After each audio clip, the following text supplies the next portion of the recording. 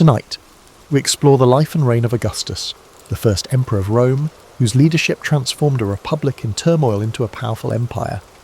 From political genius to lasting reforms, Augustus's legacy is etched into the foundations of Western civilization and the enduring story of Rome. So before you get comfortable, take a moment to like the video and subscribe to the channel if you aren't already a part of the family. Also, let us know where you're watching from and what time it is for you. We're kicking it back with some Roman Empire stories. So dim the lights down low as always, turn on a fan for noise, and let's begin. The man history would call Augustus was born Gaius Octavius on September the 23rd, 63 BCE, in a modest neighbourhood on the Palatine Hill. Though his lineage traced to a once influential equestrian family, few guessed he'd one day transform Rome from a republic steeped in centuries of tradition into something new. By heritage, he was Julius Caesar's grandnephew, but the link hardly guaranteed a grand destiny. As a child, Gaius Octavius was overshadowed by civil strife that had already scarred the republic. Politicians feuded in the Senate, while distant generals, Sulla, Pompey, and eventually Caesar, vied for supremacy. Young Octavius lost his father early, leaving him under the care of a determined mother, Attia, and a circle of influential relatives. She recognised her son's potential, but also grasped the swirl of political tension that might devour him if he didn't manoeuvre cleverly. By adolescence, Octavius had gleaned that survival in Rome demanded alliances, strategic marriages, and unwavering loyalty, at least publicly. In private, one had to maintain a flexible mindset. He read oratory, studied Roman law, and learned to interpret the subtle power plays among senators. Observers described him as quiet, watchful, and possessed of a composure beyond his years. The biggest shift in his fortunes came in 46 BCE, when Julius Caesar, fresh from triumphs in Gaul and a decisive civil war victory, adopted Octavius as his posthumous son and designated heir. Caesar brought the teenager to Spain for a minor campaign, giving him a taste of military life. The young man's seriousness impressed Caesar's aides, though few predicted that this untested youth could ever fill Caesar's sandals. Indeed, Caesar himself was at the apex of power, proclaiming reforms and holding lavish triumphs. He restructured the Senate and extended citizenship to many. To some, he teetered close to monarchy. Rumours whispered he might declare himself king. Then came the Ides of March, 44 BCE. Caesar fell under 23 knife thrusts in the Senate, a betrayal orchestrated by supposed friends like Brutus and Cassius. While studying in a Greek city, Octavius received news of Caesar's assassination. At first, he reeled. The consequence was not only the loss of a powerful figure in his life, but also a potential threat to his security. He learned, however, that Caesar's will named him heir. It was an astonishing leap for someone barely out of adolescence. Many Roman elites dismissed him as a mere pawn. Mark Antony, Caesar's longtime ally, seemed the natural inheritor of Caesar's legacy, overshadowing the youth. But Octavius was no pawn. He returned to Italy with measured caution, adopting the name Gaius Julius Caesar Octavianus, commonly shortened to Octavian, flaunting that he was Caesar's son in every sense but blood. His presence ignited Roman politics. Antony, charismatic and bold, tried dismissing him as the boy, while the Senate, still reeling from Caesar's dictatorship, sought to exploit friction between Antony and Octavian. The entire city braced for another civil war. Octavian played a subtle game, forming alliances with Caesar's veterans, distributing funds from Caesar's estate, and projecting an image of filial piety. In the meantime, Octavian experimented with the Senate, suggesting that he might back them in their opposition to Antony's aspirations. A pivotal moment occurred when Cicero, the renowned orator who harboured animosity towards Antony, realised that Octavian could potentially serve as a useful instrument. Cicero's scathing speeches, known as the Philippics, lambasted Antony as a new tyrant. He portrayed Octavian as a necessary bulwark to restore the Republic. Perhaps Cicero believed he could guide this youth like a puppet. Yet Octavian's mild demeanour masked a decisive streak. Using the Senate's endorsement, he raised legions to confront Antony, culminating in skirmishes near Mutina Ostia in northern Italy. Though Antony survived, the scuffles burnished Octavian's reputation. He was no figurehead. but the alliance of convenience between Octavian and the Senate didn't last. The cunning youth recognized the Senate's hypocrisy. They wanted to destroy Antony, but had little interest in truly elevating him. So Octavian pivoted, forging the Second Triumvirate with Antony and Lepidus in 43 BCE. This formal pact was sealed with the legal authority to reshape the state. Through proscription lists, they purged enemies, including Cicero. The triumvirs divided the Roman world among themselves. Lepidus got Africa, Antony the East, and Octavian the West. The teenage upstart had ascended to the pinnacle of power in just over a year since Caesar's murder. Rome reeled, uncertain if this triumvirate would restore order or simply replicate the horrors of past civil conflicts. As Octavian settled into his portion of the empire, he realized the West, Italy, Gaul and Spain would test his capacity for governance. He faced rebellious legions, distrust from veterans, and a public exhausted by war. Meanwhile, Antony pursued campaigns in the east, forging ties with Cleopatra of Egypt. Lepidus drifted into irrelevance. The seeds for fresh rivalry were sown. Thus began a pivotal chapter in which Octavian would refine his political acumen, balancing brutality with promises of stability. From there, the path to becoming Augustus, the revered first citizen of Rome, would be paved by cunning, alliances, and a strategic mind that never blinked at compromise or confrontation. Having seized power in the Second Triumvirate, Octavian found himself juggling alliances with two older, more seasoned strongmen, Antony and Lepidus. Lepidus, though nominally part of their ruling coalition, soon revealed himself incompetent in handling the African provinces.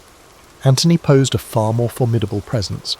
He commanded legions loyal to Caesar's memory, yearned for glory in the east, and, more crucially, was forging a personal and political bond with Cleopatra VII, the charismatic queen of Egypt. This union combined Antony's martial reputation with Cleopatra's wealth and strategic position, an alliance that might overshadow anything Octavian could muster in Italy. In Rome, Octavian projected a measured calm, claiming to restore order to the western provinces. He oversaw land distributions to veterans, an often messy process that displaced countless small farmers and generated local resentment.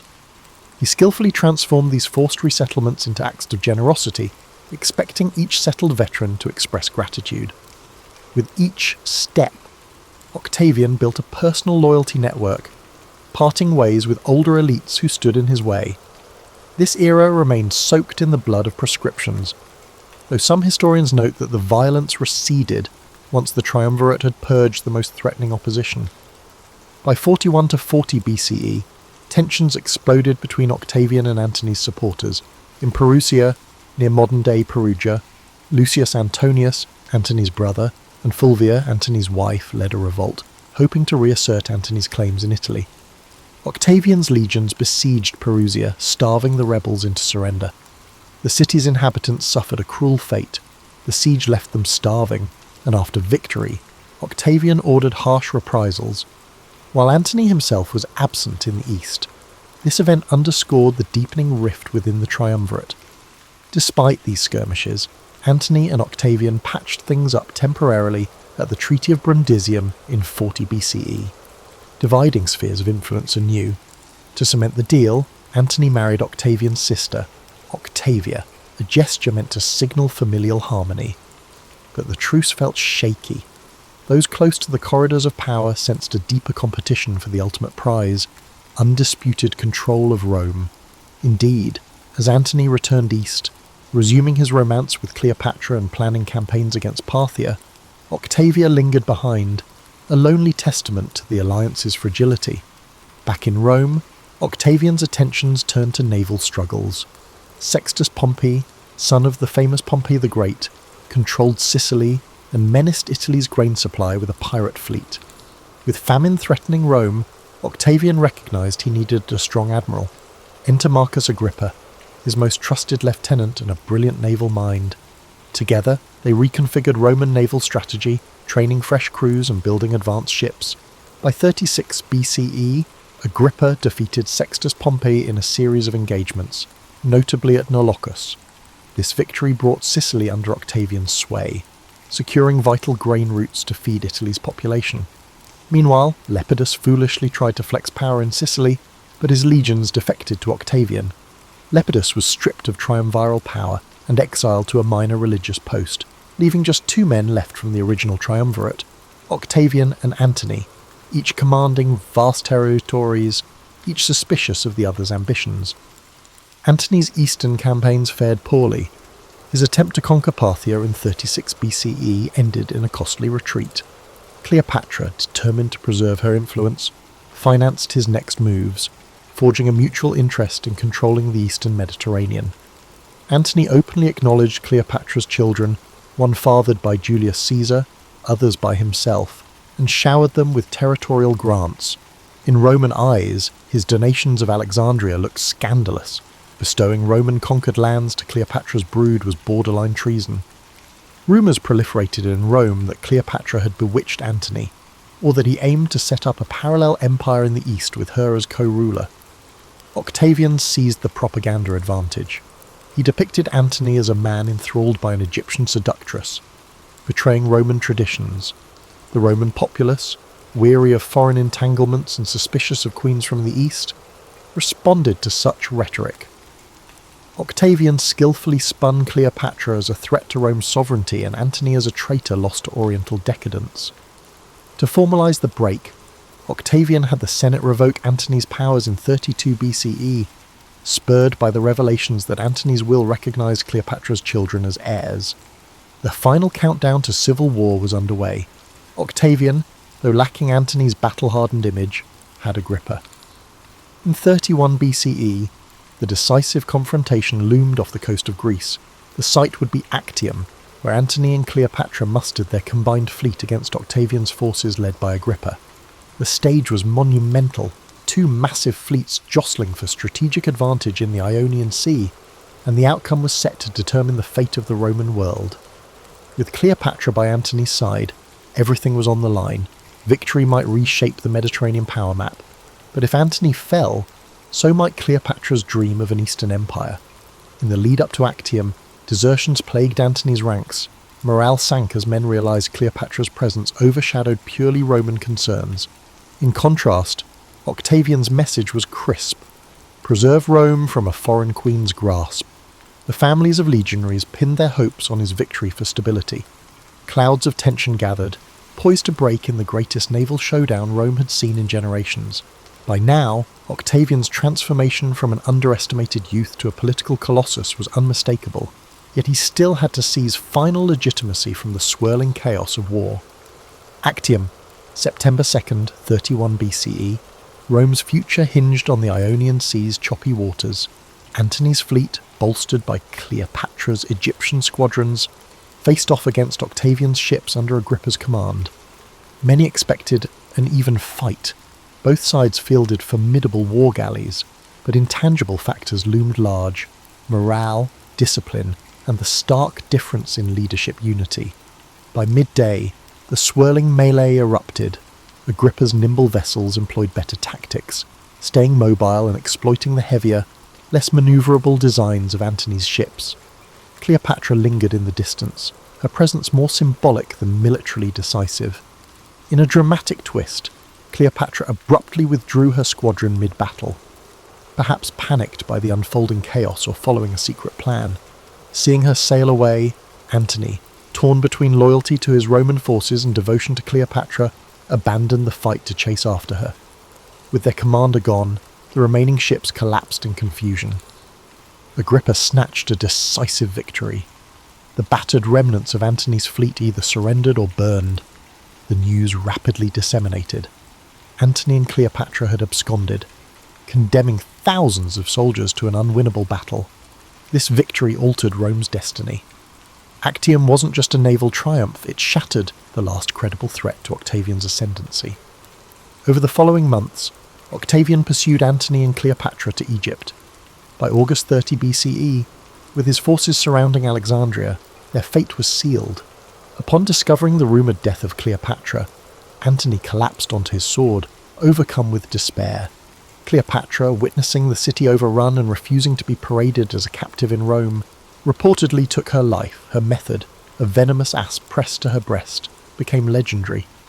With that, Ptolemaic Egypt, the last Hellenistic kingdom, ended. Falling under Roman control, having neutralised every rival, Octavian returned to Rome in 29 BCE, triumphant. The gates of Janus, symbolising war's presence, re-shut, indicating peace across the empire for the first time in ages. The Senate, exhausted by decades of civil strife, pinned their hopes on this young victor. They hailed him as Imperator, commander, and showered him with honours. But Octavian realised the critical lesson from Caesar's demise. Openly brandishing monarchical power risked stirring republican resentment. He needed a new blueprint for dominance, something that would calm old fears while granting him absolute authority. This balancing act would define his next steps. In 27 BCE, Octavian performed a grand gesture. He ceremoniously returned power to the Senate and people of Rome, an act broadcast as humility, even though the real levers of control remained in his hands. The Senate, keen to maintain stability, bestowed upon him the name Augustus, meaning revered or venerable. This moment signalled the official birth of the Principate, a veneer of republican tradition cloaking a de facto monarchy. Augustus accepted titles carefully: Princeps, first citizen; Imperator, commander-in-chief; Pontifex Maximus, chief priest, and others. Combined, these roles gave him unassailable control over the army, religion, and state. A wave of reforms followed. Augustus reorganised the legions, stationed them in provinces under long-term command, ensuring their loyalty was to him personally. He restructured provincial governance, reducing corruption by rotating officials more often. The Senate oversaw peaceful provinces, while the emperor kept direct rule over trouble spots. Professional civil service emerged, staffed by freedmen and equestrians, loyal to the emperor's system. This team quietly undercut the old aristocratic networks that once jockeyed for magistracies, diminishing potential rebellion from senatorial upstarts. Culturally, Augustus recognised the power of propaganda. He sponsored monumental building projects, proclaiming he found Rome a city of brick and left it a city of marble. Temples were restored, public baths constructed, and aqueducts extended, visible tokens of a new golden age. Poets like Virgil, Horace, and Ovid flourished under imperial patronage, weaving narratives of Rome's glorious heritage and the necessity of a singular leader. The Aeneid recast Trojan myth to bolster the idea of a divine destiny culminating in Augustan rule. Yet not all were content. Some whispered that this restored republic was merely subjugation under a cunning autocrat. Traditionalists bemoaned the end of the truly free consuls and tribunes. Others, recalling the terror of endless civil wars, found solace in the Pax Romana that Augustus offered. Occasional conspiracies flared, typically from disillusioned nobles or neglected generals. Augustus handled them discreetly, exiling troublemakers or co-opting them with honours. Rarely did open rebellion form, a testament to how thoroughly he'd integrated power. In everyday life, a sense of renewal pervaded. Farmers returned to fields, trade routes revived, and legionaries redeployed to secure frontiers from Germany to Syria. The border wars never ceased entirely, but within the heart of the empire, travellers found roads safer and commerce steadier. The younger generation, lacking first-hand memories of the Republic, simply accepted that Rome's fortune lay in a stable principate. Indeed, many became ardent supporters, naming children Gaius or Lucius after Augustus's chosen heirs. By the close of the 20s BCE, Augustus was effectively king in all but name. The Senate still convened, magistrates still took office, but real decisions were funneled to him. Some historians label the period the dawn of the Roman Empire, though Augustus himself stuck to republican slogans. He had forged a new political order that would endure for centuries, bridging the fierce independence of old Rome with the pragmatic necessity of a single guiding hand. The cost? The cost lay in the fleeting illusions of republican liberty. But after generations of civil conflict, many Romans gladly paid that price. As Augustus consolidated authority, he turned to ensuring the stability of his succession, no small feat in a state once steeped in the tradition of elected magistracies. With no biological son from his marriages, Augustus tried weaving a family dynasty through strategic adoptions and marriages. His only child, Julia, became a political pawn, married off to potential heirs to cement alliances. First came Martellus, Augustus's nephew, then Agrippa, his trusted general and companion, and later Tiberius, his stern, capable stepson. The empire watched these unions with fascination, hoping that a suitable successor might emerge to prolong the Pax Romana. Meanwhile, Augustus took a hands-on approach to moral and social reforms. He championed legislation encouraging marriage and childbirth among Rome's elite, penalising adultery and childlessness. Publicly, these laws aimed to revive traditional Roman virtues, populating the empire with upright citizens. Privately, they served as a moral anchor for the new regime, contrasting with the preceding decades of bloody infighting and public decadence. Critics grumbled that Augustus meddled too far into personal lives, yet many recognised the sense of direction and unity he sought to impose. On the frontiers, the empire's expansion seesawed between triumph and tragedy. Along the Rhine, Augustus installed garrisons to keep the Germanic tribes at bay. In the east, stable alliances with client kings prevented major upheavals, yet not all expansions succeeded. The infamous Varian disaster in 9 CE saw 3 Roman legions annihilated in the Teutoburg forest by Germanic warriors under Arminius. Rome reeled at the blow, losing about 15,000 men. Augustus, shattered by the news, was said to roam his palace, crying, "Quintilius Varus, give me back my legions." The defeat forced him to abandon major conquests in Germania, shifting the boundary to the Rhine. This trauma proved the empire had limits. Augustus recognised that consolidating existing provinces might matter more than indefinite conquest. Politically, the Principate's outward face promoted consensus.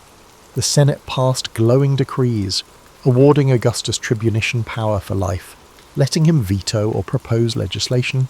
He used these powers sparingly, at least in the public eye. Freed of immediate threats, Augustus's reign embraced pageantry, grand triumphal arches, elaborate religious festivals, and coinage bearing his image with the title Father of the Fatherland.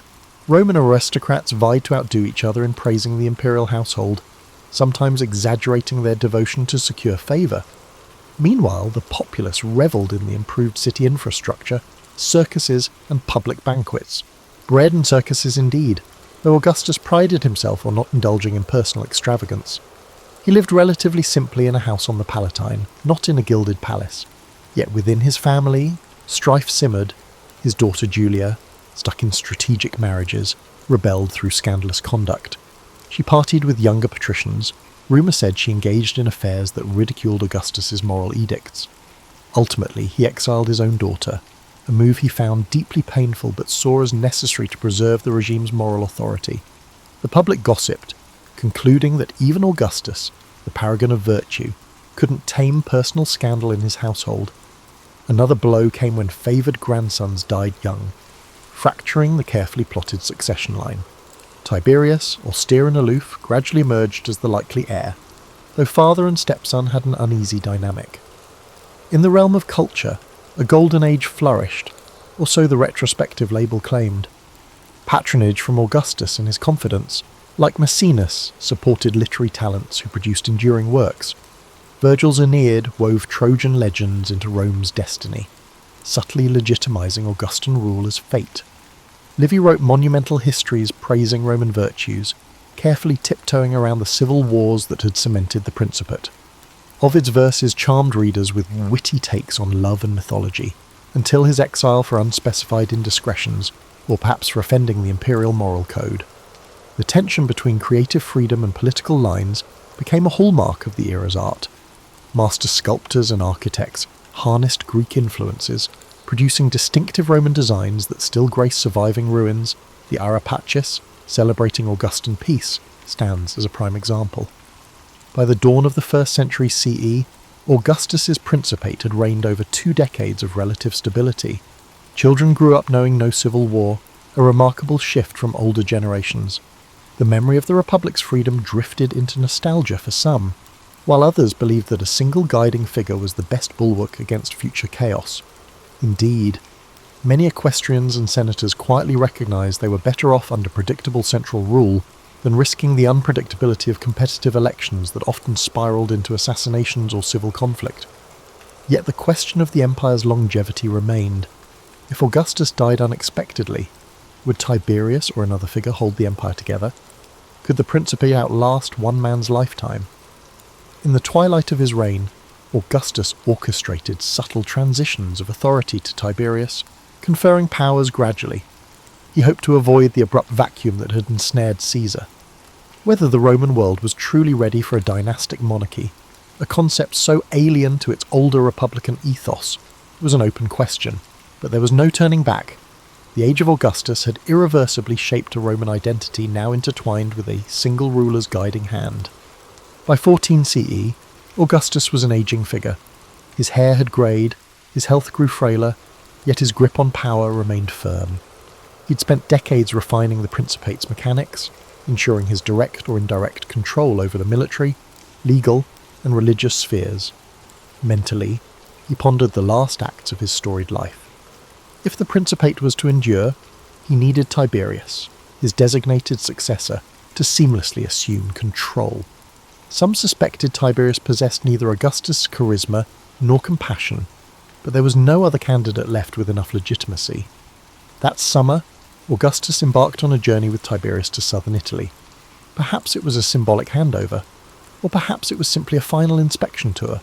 Along the way, his health deteriorated quickly. Near Nola, the place of his father's death decades prior, he lingered in bed, occasionally conversing with Tiberius and others from his retinue. According to tradition, his last words carried a hint of the theatrical flourish, comparing life to a play and imploring them to applaud if he had performed well. On August 19th, 14 CE, Augustus passed away. He was 75, having ruled the empire effectively for over 4 decades, longer than anyone had predicted. News of his death spread swiftly. In Rome, a tide of mourning ensued. The Senate declared him a god, Divus Augustus, continuing a trend that had begun with Caesar's deification. The city's populace, which had never experienced an adult life without him as a guiding presence, faced uncertain times. Rituals, eulogies, and processions offered the veneer of continuity. Tiberius stepped into the role of princeps, observing the formalities that Augustus had established. Among the masses, grief mingled with apprehension. No single figure had done more to shape the new era of Pax Romana. In the subsequent months, the city of Rome processed Augustus's memory in different ways. Loyal senators commissioned arches and statues. Families recounted how their grandparents had lived through civil wars until Augustus restored order. Freedmen who had worked in his administration wept or exploited the transition to jockey for new positions. Across the provinces, local elites who had thrived under Augustan patronage worried whether Tiberius would maintain the same approach. Despite the news unsettling the legions, they remained loyal to the new emperor. Some among the legions expected bonuses or reforms, leading to brief mutinies in the Rhine and Pannonia, but Tiberius and his capable nephew, Germanicus, resolved them. As time passed, historians began weaving Augustus's reign into grand narratives. Some, like Livy, had already praised him in near mythic terms. Others were more subdued, acknowledging that while Augustus ended civil strife, he had also strangled the old republican liberties. A new generation born under Pax Romana, however, only understood the Republic through ancestral stories. They took for granted that a single figure guided state policy, minted coins with their face, and overshadowed the Senate. The heritage of civil wars receded into second-hand accounts, leaving Augustus as an almost fatherly figure in the Roman psyche, the man who brought peace. The deeper subtleties of his rule, his cunning manipulations, the purges that built the Principate, the clandestine power plays, were overshadowed by the public facade of piety, tradition, and moderation. Indeed, the final version of his life story, shaped by his supporters, cultivated an image of a reluctant ruler who accepted power only for the public good. Detractors existed, but they rarely had a platform to challenge the official line. Over centuries, subsequent emperors embraced or distanced themselves from Augustan ideals. Some attempted to emulate his delicate balance, while others failed, allowing cruelty or extravagance to overshadow statesmanship.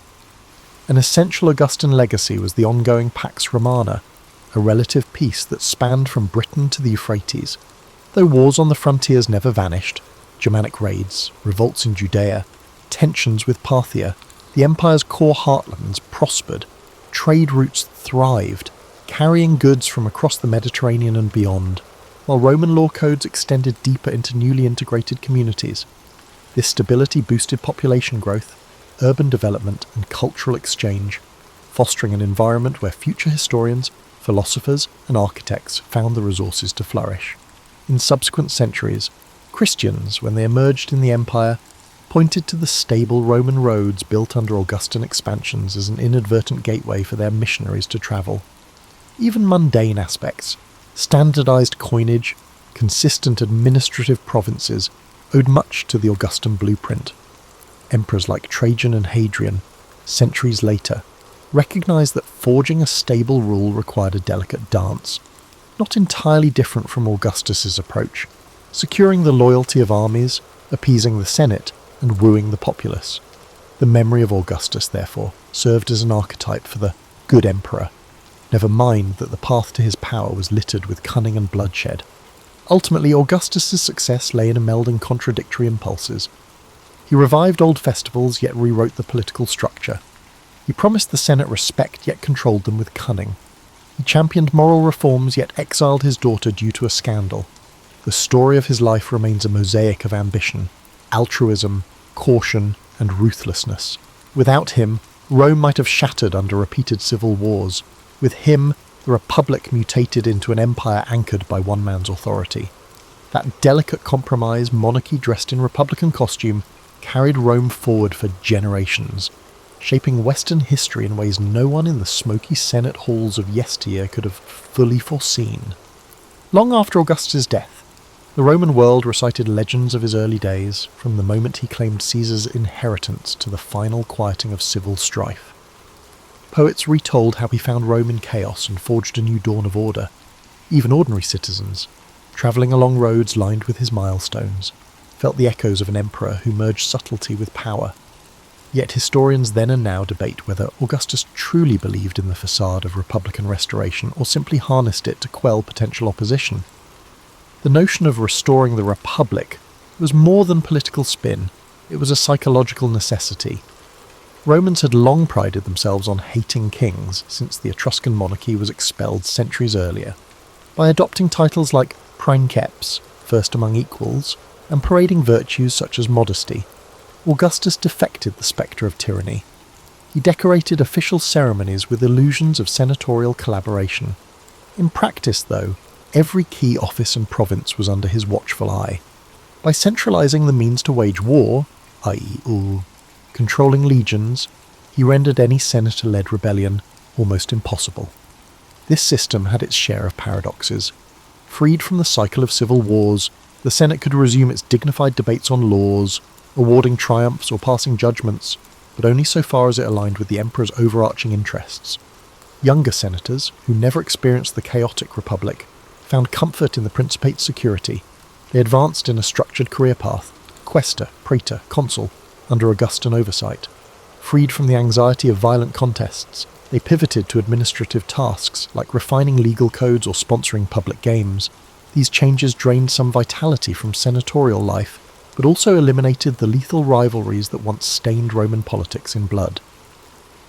Religious transformations also underscored his reign. The imperial cult, venerating the emperor's family, took root in the provinces. Temples to Divus Julius, the deified Julius Caesar, dotted Asia Minor and Gaul, bridging local traditions with Roman identity. Augustus carefully navigated the line between piety and blasphemy. He never outright demanded worship of himself in Italy, but in distant provinces, cult centres proclaiming his divine status arose. This practice fostered unity, as local elites built shrines to Augustus to curry favour, blending indigenous gods with Roman imperial reverence. On a personal level, Augustus's household dramas had shaped his paternalistic posture toward the empire. The heartbreak with Julia, the succession fiascos, and the manipulative marriages taught him that absolute power came at the cost of familial strain.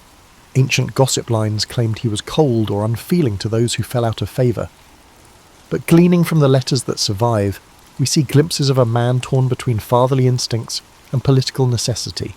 He exiled those he loved to maintain the moral facade he'd cultivated for the public. Real or staged, that posture anchored the moral authority behind his social reforms. Nor were the provincial expansions always peaceful. In the Spanish interior, Augustan generals waged campaigns to quell tribes that refused Roman oversight. The Alpine passes were brought under direct Roman control to secure transalpine trade routes.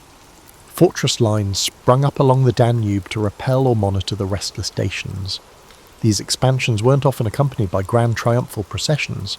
Augustus himself rarely took personal credit, preferring to let generals hold subdued ceremonies. He recognised that the empire needed no flamboyant displays reminiscent of earlier warlords. Instead, stable frontiers, a robust commerce network, and the Pax Romana's sense of normalcy proved enough to maintain public favour. When Tiberius finally stepped into the imperial role, most people expected continuity. The new emperor inherited not just the institutions, but also the attitudes Augustus had sown. Tiberius adhered to many Augustan precedents, though his personal style was more reclusive and severe. The senatorial class realised that Augustus's blueprint, an emperor overshadowing the facade of a free republic, would continue. No major push to resurrect a purely republican system emerged.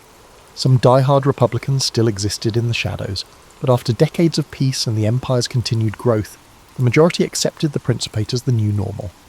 Across centuries, Augustus's memory soared to near mythic. Emperors from Nero to Constantine either invoked or reshaped Augustan tropes. On coinage, they displayed genealogical ties or spelled out slogans reminiscent of Augustan virtues. Augustus itself became more than a name. It was an honorific for all subsequent emperors, signifying the same revered status. Writers compiled accounts of his reign, both praising his modesty and hinting at cunning. The next generations faced their crises, Caligula's mania, the Jewish revolts, or the Year of the Four Emperors, yet Augustus's era stood out as a time of relative harmony, even if precariously balanced. Looking back from a vantage point centuries later, historians see Augustus as the pivot from a fractious republic to a stable, if autocratic, empire. Freed from crippling civil wars, the Mediterranean world blossomed in trade and culture. The seeds of an architectural revolution took root in Rome's new monuments, bridging Greek artistry with Roman engineering. And though the Principate eventually shifted toward more overt emperors like Caligula or Domitian, the Augustan model never vanished. The notion of a first citizen, quietly sustaining the illusions of senatorial dignity, underpinned the empire's structure until the West crumbled centuries later. Augustus's example, subtle, multifaceted, and deeply embedded in Roman tradition, remains a testament to how a single individual can reshape the trajectory of an entire civilization. Now, with millennia gone since Augustus's death, we possess a panoramic view of his life and legacy, a vantage point that reveals both the glimmering heights and the murky corners. His youthful cunning, harnessed after Caesar's assassination, established a pattern of strategic alliances and relentless ambition. That fierce drive paved his ascent from an underestimated heir to the architect of Rome's first imperial system. But behind the luminescent facade of the Pax Romana, one notices the ashes of republican liberties, countless casualties of proscriptions, and a well-managed propaganda machine smoothing over the sharp edges of absolute power. Modern scholars often debate whether he was a benevolent autocrat, or a sly manipulator who exploited war weariness to install a monarchy in all but name. The truth likely straddles a delicate boundary. Augustus's reforms, streamlining taxation, professionalizing the army, and encouraging moral and cultural revival, point to a genuine desire for a robust, enduring order. However, he did not hesitate to use lethal measures when they strengthened his position. For every temple he built, there was a political rival he sidelined or a province subjugated under Roman authority. In rhetorical terms, Augustus was no flamboyant orator, but his mastery lay in setting the narrative. He let others speak extravagantly on his behalf, poets, loyal senators, provincial allies, and rarely contradicted the glowing accounts that cast him as Rome's saviour. Over time, this cultivated persona sank deep into Rome's collective psyche. Even the Senate, once proud and fractious, resigned to his overarching presence, content to pass decrees endorsing him as father of the fatherland. The city's plebeians, exhausted by previous turmoil, embraced the peace and spectacle, grand gladiatorial games, public feasts, and the distribution of grain. With daily life less precarious, who dared demand the intangible freedoms of an older era?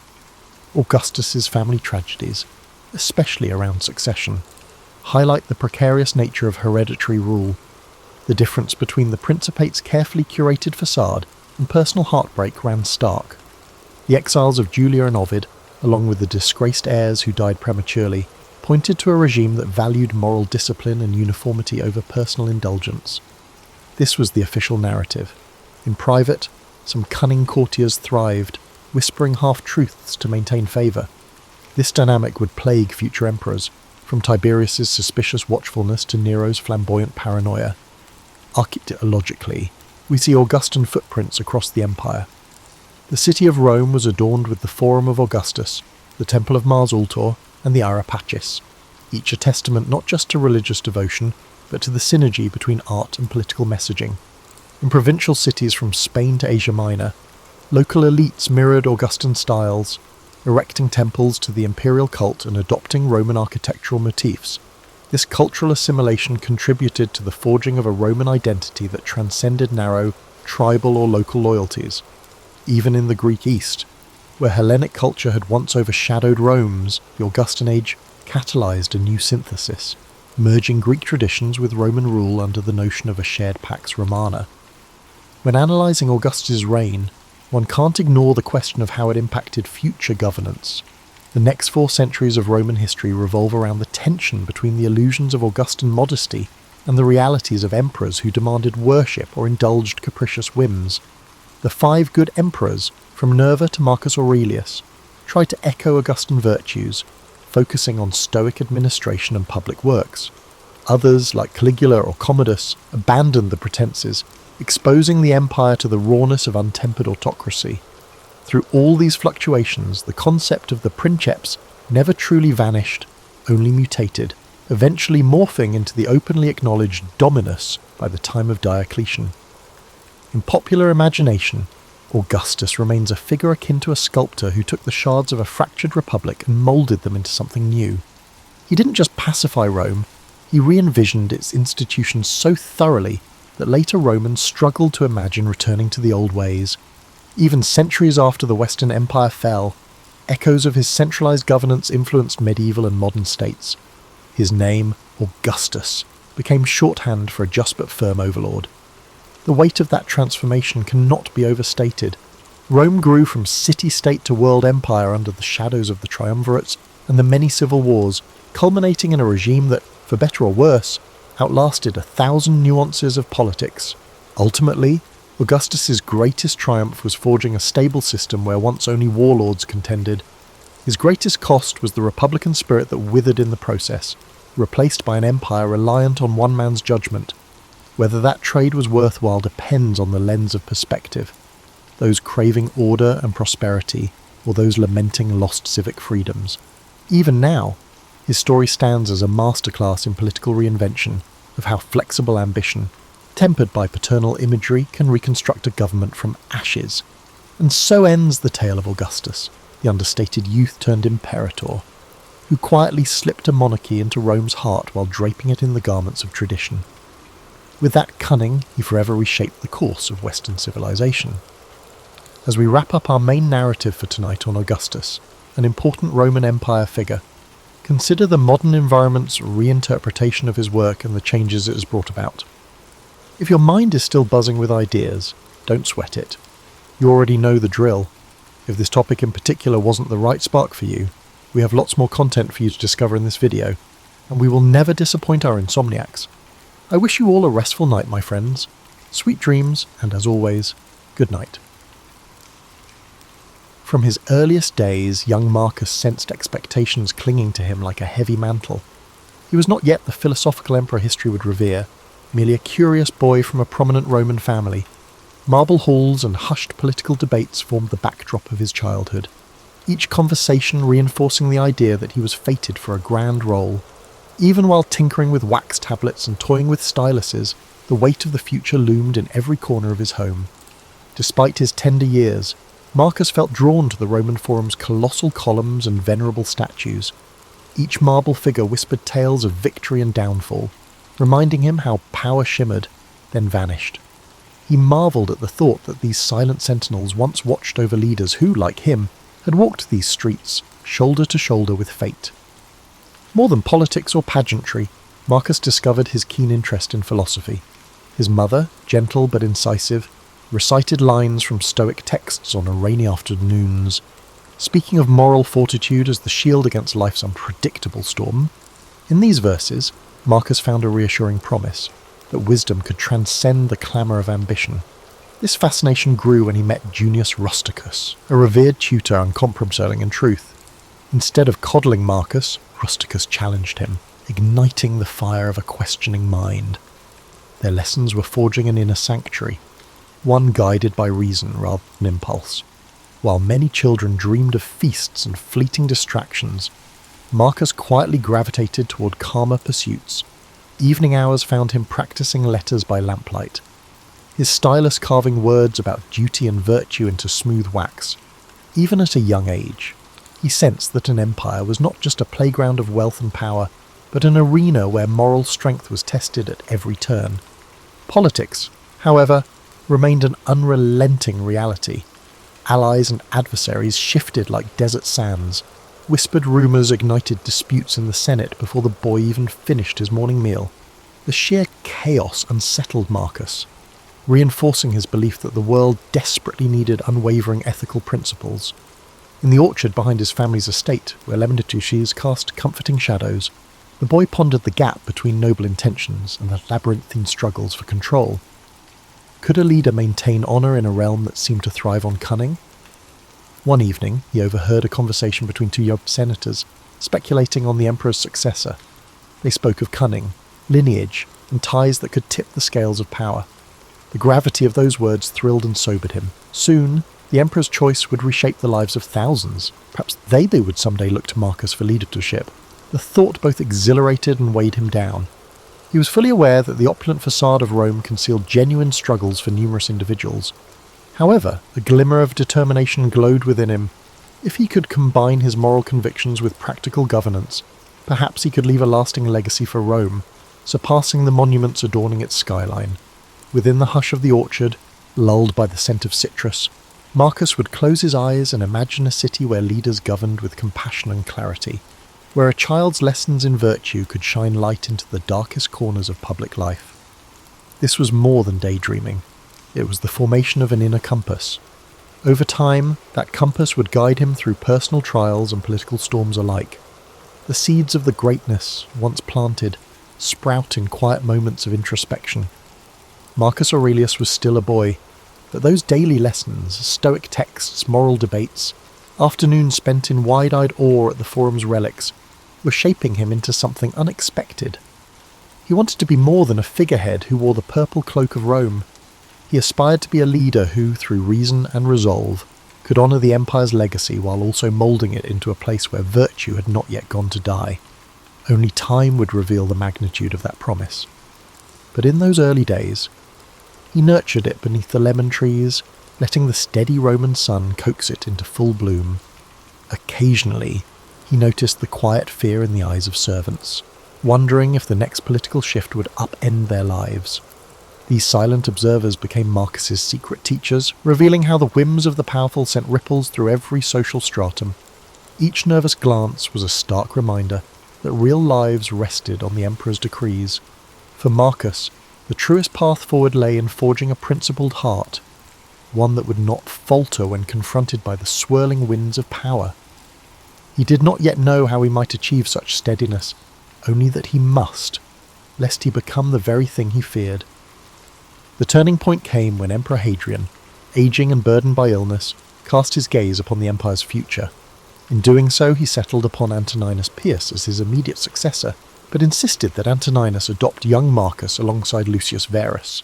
For Marcus, this was no mere ceremonial shift.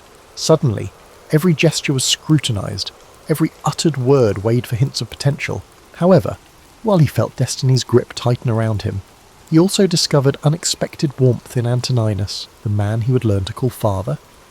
Antoninus Pius was neither a flamboyant conqueror nor a voracious politician. His nature leaned toward the steady and the dutiful. He managed affairs of state with consistent practicality, doing so in a manner that contrasted sharply with the tempestuous reigns Rome had witnessed before.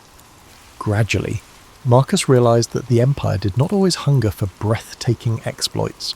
It sometimes needed the comforting hand of stability. And from Antoninus, he absorbed a set of quiet lessons, among them the value of patience, the virtue of measured decision-making, and the simple power of reliability. But not everyone supported this new arrangement. Some in the Senate murmured that Marcus was too young, too reflective, too predisposed toward philosophy to handle imperial responsibilities. They questioned whether the boy who spent hours with Stoic scrolls and moral treatises could ever become the commanding presence they believed Rome required. In response, Marcus met these doubts not with anger, but with a focused determination. If he was untested in governance, then he would devote himself even more deeply to studying its intricacies. He devoured treatises on law, pored over military histories, and conversed late into the night with advisors who had navigated the labyrinth of Roman politics. The more he learned, the more he recognized that governance was not a place for rash tempers or inflexible dogmas. Indeed, it demanded both compassion and detachment, an ability to stand firm for justice, while also understanding the fragility of human ambition. His bond with Lucius Verus added a twist to this evolving chapter. Lucius was his co-heir, a young man prone to revelry and spectacle, far less studious than Marcus but undeniably charismatic. The two could not have been more different. Yet they were tied together by destiny's decree. Even so, Marcus found that their differences enriched his perspective. Through Lucius, he glimpsed the appeal of festivity and lived experience, worlds that felt distant to his contemplative soul. He did not begrudge Lucius his extravagances, but he pledged to maintain a certain balance, steering clear of the pitfalls of mindless indulgence. Under Antoninus's watchful guidance, Marcus began attending meetings where Roman officials debated issues of provincial taxes and infrastructure. At first, he was a silent observer. He listened intently, noting how rhetorical skill could sway opinions, how alliances formed and dissolved. Gradually, Antoninus entrusted him with minor tasks, drafting letters to distant governors, reviewing small legal disputes, or overseeing the maintenance of an aqueduct. Despite the seemingly mundane details, each assignment revealed the hidden threads that held Rome together. An enlightening moment arrived when an official from a far-flung province complained about an unpaid legion. Though it seemed a trivial matter, an administrative oversight, it threatened the morale of hundreds of soldiers, men tasked with safeguarding Roman borders. Marcus tackled the crisis with empathy, ensuring funds were dispatched promptly and carefully, offering a few thoughtful words of gratitude for the troops' service. The gesture, though modest, resonated widely. Rumours spread of the young heir who was genuinely concerned for the well-being of people he had never met. For the first time, Marcus sensed that his inclination toward moral philosophy might, in fact, hold a practical value in the arena of power. Life under Antoninus's roof was both nurturing and demanding. The emperor expected discipline, but also allowed Marcus to cultivate intellectual pursuits. Debates with learned scholars and philosophers became as common as talk of grain shipments from Egypt. In these discussions, Marcus refined his belief that leadership was not about personal glory, it was about serving a greater whole. He saw in Antoninus a man who laboured daily for the good of Rome, not because it was glorious, but because it was right. Still, there were moments of doubt. The ghosts of the previous emperors, men such as Domitian and Nero, cast long shadows. Marcus knew well that absolute authority could corrupt a weak soul. Late at night, when Roman lamps flickered, he wrestled with questions that few dared to ask aloud. How could one wield power without compromising virtue? Was it possible to harmonize the Stoic ideals he revered with the demands of realpolitik? The path ahead was a precarious one, lined with expectations both from the Senate and the people. Yet each day, in small but significant ways, Marcus was learning that an emperor's duty was not just to conquer, but to care, not simply to command, but to comprehend. By internalizing these truths, he began shaping the course of his future reign. More importantly, he was becoming the steward of an empire that, under his guiding hand, might just find the soul it had long been missing. Years passed quietly, each sunrise an opportunity for Marcus to refine his understanding of both philosophy and government. Antoninus Pius, hale and cautious, presided over Rome without the military spectacles or outlandish feasts. that had characterized some of his predecessors. In this environment, Marcus matured into a man who merged introspection with practical discipline.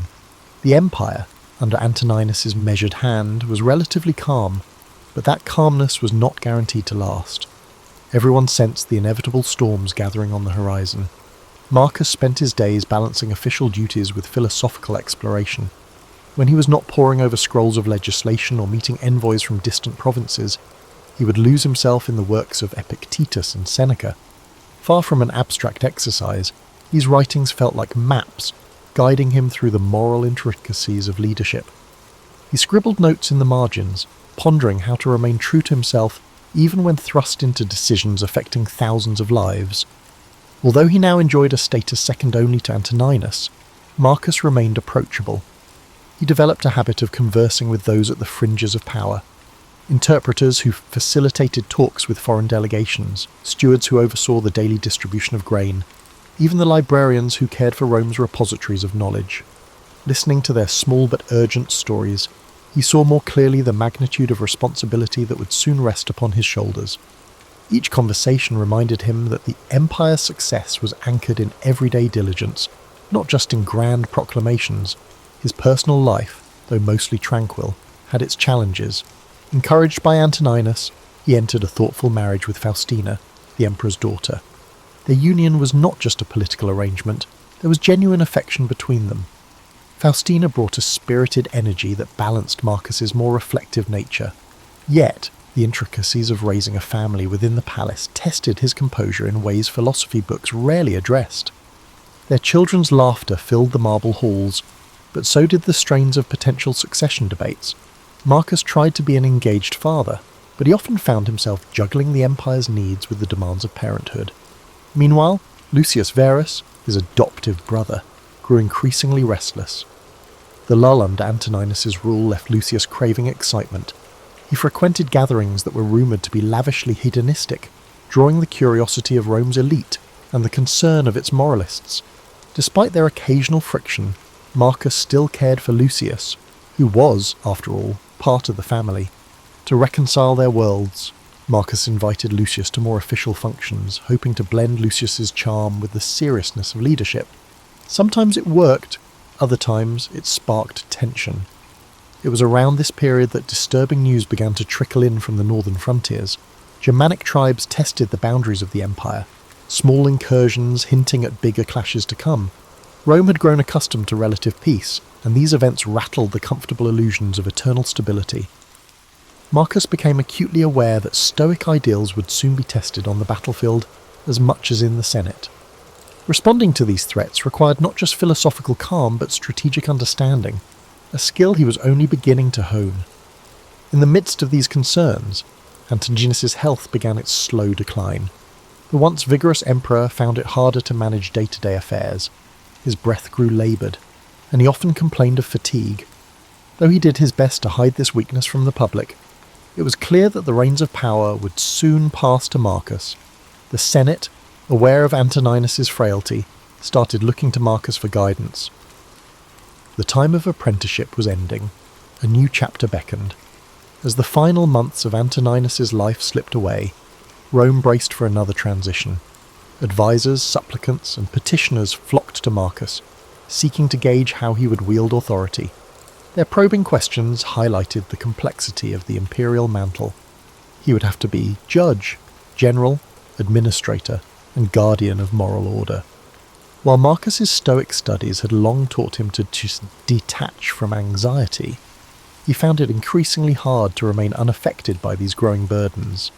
In private moments, he confided in Faustina, admitting fears about war, about the intrigues lurking beneath Rome's placid surface, and about the simple possibility of failing those who depended on him. She, in turn, reminded him of his capacity for empathy and reason. Though the role of emperor seemed impossibly grand, Marcus had spent his entire life preparing, in subtle ways, for the very challenges that now loomed ahead. Finally, Antoninus Pius passed, gently and without drama, surrounded by those he loved. The city let out a measured sigh of sorrow, acknowledging the passing of an era defined by stability. However, Beneath that grief lay a cautious optimism that Marcus Aurelius, thoughtful, unassuming, and thoroughly steeped in the empire's workings, might guide Rome with both virtue and pragmatism. Many whispered that a new golden age could be on the horizon. Others, recalling the cycles of history, reserved judgment until the events proved the substance of Marcus's character. With the emperor's seat now vacant, all eyes turned to Marcus. The hush that settled over the city was brief but profound. A quiet vow formed in his mind. He would carry forth the Stoic torch, letting reason define his reign and compassion temper his decisions. Unknown trials awaited him, from barbarian incursions to political betrayals, but he would meet them as a man dedicated to something greater than personal gain. Rome was poised to discover if a philosopher king could truly exist, a leader who could blend moral wisdom with the realities of ruling an empire that, though splendid, was also vulnerable and flawed. In the wake of Antoninus's passing, Marcus Aurelius ascended to the throne with a mixture of solemnity and resolve. By tradition, he shared authority with Lucius Verus, fulfilling the adoption arrangements that Hadrian had set in motion years before. It was a decision that simultaneously solidified Rome's governance and tested Marcus's patience. Despite their differing temperaments, one philosophical and measured, the other spirited and convivial, they now united in leadership. Their first challenge appeared swiftly. The Parthian Empire seized upon the perceived vulnerability of a transitioning Rome, threatening key eastern provinces. Roman legions prepared for battle, and Lucius Verus rushed to oversee military operations. Marcus stayed behind in the capital to manage the rest of the empire. Letters from the front revealed victories peppered with Lucius's flamboyant account of triumphs. Yet Marcus also sensed the strain on the troops. In addition to the clashing of swords, war also presented logistical challenges such as supply lines, desert conditions, and the imminent threat of disease. As if on cue, a devastating plague emerged, travelling with the legions back from the eastern campaigns. Called the Antonine Plague by future historians, it spread like wildfire, leaving panic in its wake. Citizens fled the densely populated quarters while rumours circulated that the gods were punishing Rome for its arrogance. In the midst of this horror, Marcus clung to his Stoic roots, advocating calm, reason, and measured steps to contain the devastation. Hospitals were organised, rations allocated. Despite scepticism from some corners, the emperor led by example, supporting sanitation measures and funding the medical efforts of Galen, the famed physician of the time. Yet the costs were severe. Cities grew somnant from the high death toll, farmland lay untended, and the empire's morale dipped to a new low. The plague's merciless reach sharpened Marcus's sense of empathy. He realised that no matter one's station in life, suffering belonged to all. He worked tirelessly with local leaders to provide relief, draining personal funds to feed and heal those most affected. While some criticised these expenses as unsustainable, Marcus saw them as a moral imperative. An emperor, he believed, was beholden to the welfare of his subjects, not the other way around. Over time, the plague receded, though the scars it left on Rome, both physical and psychological, would linger for years. The war front also stabilised under Lucius's oversight, enabling the generals to secure treaties. Eventually, Lucius returned to the capital, bringing with him ornate spoils of victory. Yet Marcus noticed a new gravity in his brother's demeanour. The conflict and subsequent plague seemed to have tempered Lucius's thirst for diversions, at least for a while. For the time being, they presented a cohesive front, but the empire had little time for respite. Almost as soon as the eastern threat subsided, word arrived of renewed aggressions along the Danube. Germanic tribes, emboldened by Rome's vulnerabilities, pushed southward. This new confrontation demanded a robust military response. Rome prepared legions to defend its territory, and Marcus himself resolved to lead them.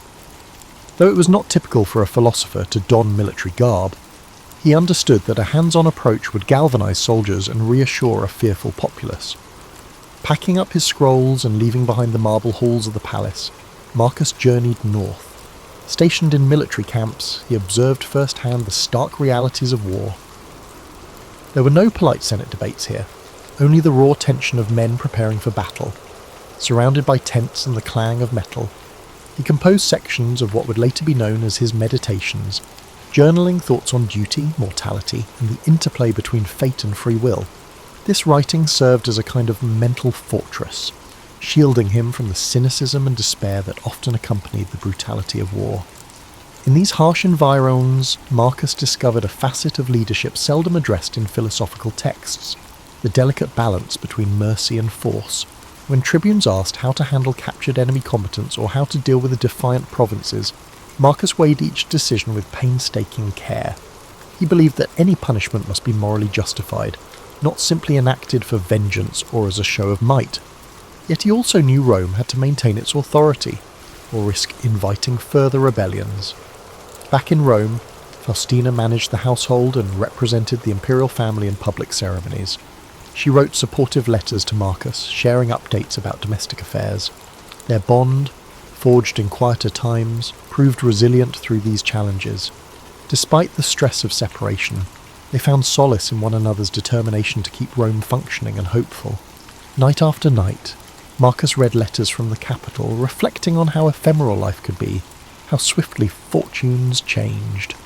He reminded himself that an emperor's responsibility was to act as a steward, not a despot, and that each decision would reverberate through the empire long after he was gone.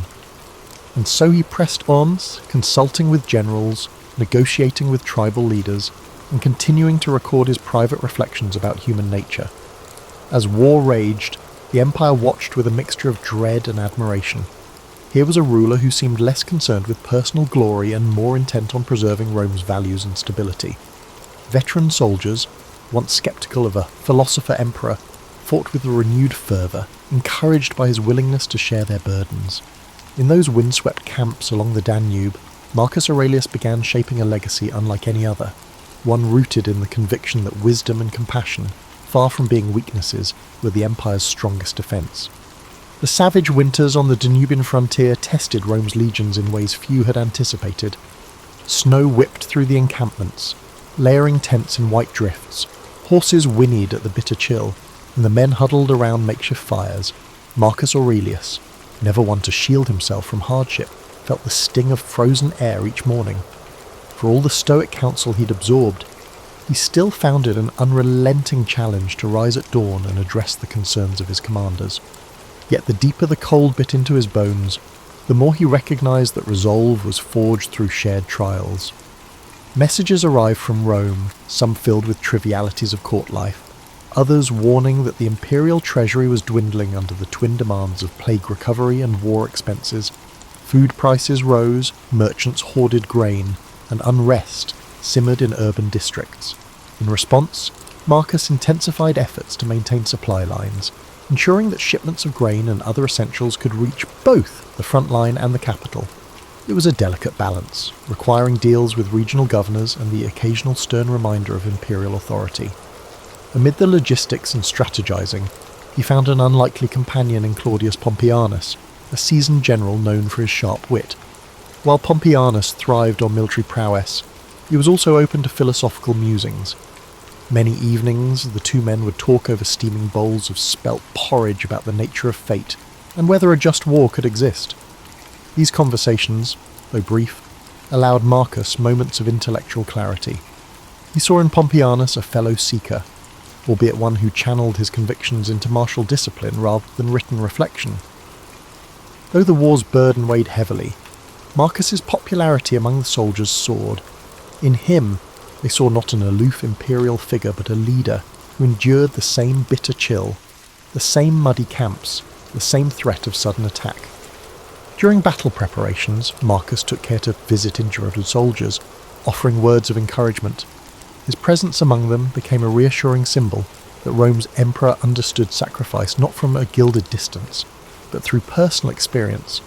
Yet the frontier's dangers were manifold. Rumours circulated of potential betrayal among allied tribes, and infiltration by spies working for the Germanic chieftains. Skirmishes erupted unexpectedly. Sometimes a wave of arrows would descend at night, leaving the camp reeling. Through it all, Marcus refused to let paranoia corrode his judgment. He tightened security, yes, but also dispatched diplomats to negotiate terms. If a measure of peace could be attained through reason rather than bloodshed, he was determined to find it. Back in Rome, Faustina managed the empire's public face as best she could. She visited temples, performed ritual offerings, and listened to the appeals of citizens who sought the emperor's ear. Though many admired her resilience, whispers of court intrigue continued to swirl. Some criticised Faustina for her independent demeanour, while others, eager for influence, tried to align themselves with her. She navigated these politics deftly, sending regular dispatches to Marcus so he was never uninformed. Letters also arrived from Lucius Verus, who split his time between the capital and lesser conflicts simmering in other territories. His initial flamboyance had softened, replaced by a pragmatic acceptance of imperial duty. Together, albeit from a distance, Marcus and Lucius worked to present a united front. They knew Rome's foes would seize upon any sign of discord. As the war stretched on, Marcus felt the strain in every facet of his life. He was the philosopher emperor, yet he frequently ordered troop movements that ended in bloodshed. At night, when the cold wind rattled the tent flaps, he wrestled with guilt. He reminded himself that stoicism was not about denying emotion, but understanding it. Power, he realised, did not give him the luxury of clean hands. Leaders often had to act in ways that chafed against their deeper ideals. Still, there were small mercies, brief truces brokered, a day of sunshine to melt the ice, a messenger bringing news that a troubled province had stabilised. In these fleeting moments, Marcus remembered why he had taken up this struggle in the first place, to safeguard a realm that, for all its imperfections, still held the potential for virtue. If Rome could remain strong yet morally grounded, the seeds of a more enlightened society might one day take root. Victory was not guaranteed, nor was an end to the constant trials. The barbarian tribes fought with desperation, determined to carve out territories in the empire's weakening landscape. But Marcus pressed on, forging alliances and marshalling legionary forces, always mindful that true victory would involve reconciliation as much as military success. His body bore the signs of fatigue, and a creeping illness sometimes left him feverish, but he maintained the outward composure expected of an emperor. As the harshest winter months receded, there glimmered the faint promise of progress. More tribes showed willingness to negotiate, to accept treaties that allowed them limited settlement in exchange for peace. Though some Roman senators were outraged by the concessions, Marcus stood firm. He believed that clinging to old illusions of absolute dominion would only compound the cycle of violence. Compassion, guided by children's reason, was his guiding star even in the theatre of war. After countless skirmishes and negotiations, the tide slowly began to turn in Rome's favour. Marcus Aurelius, weathered and weary, found himself overseeing a series of settlements that cautiously stabilised the Danubian frontier.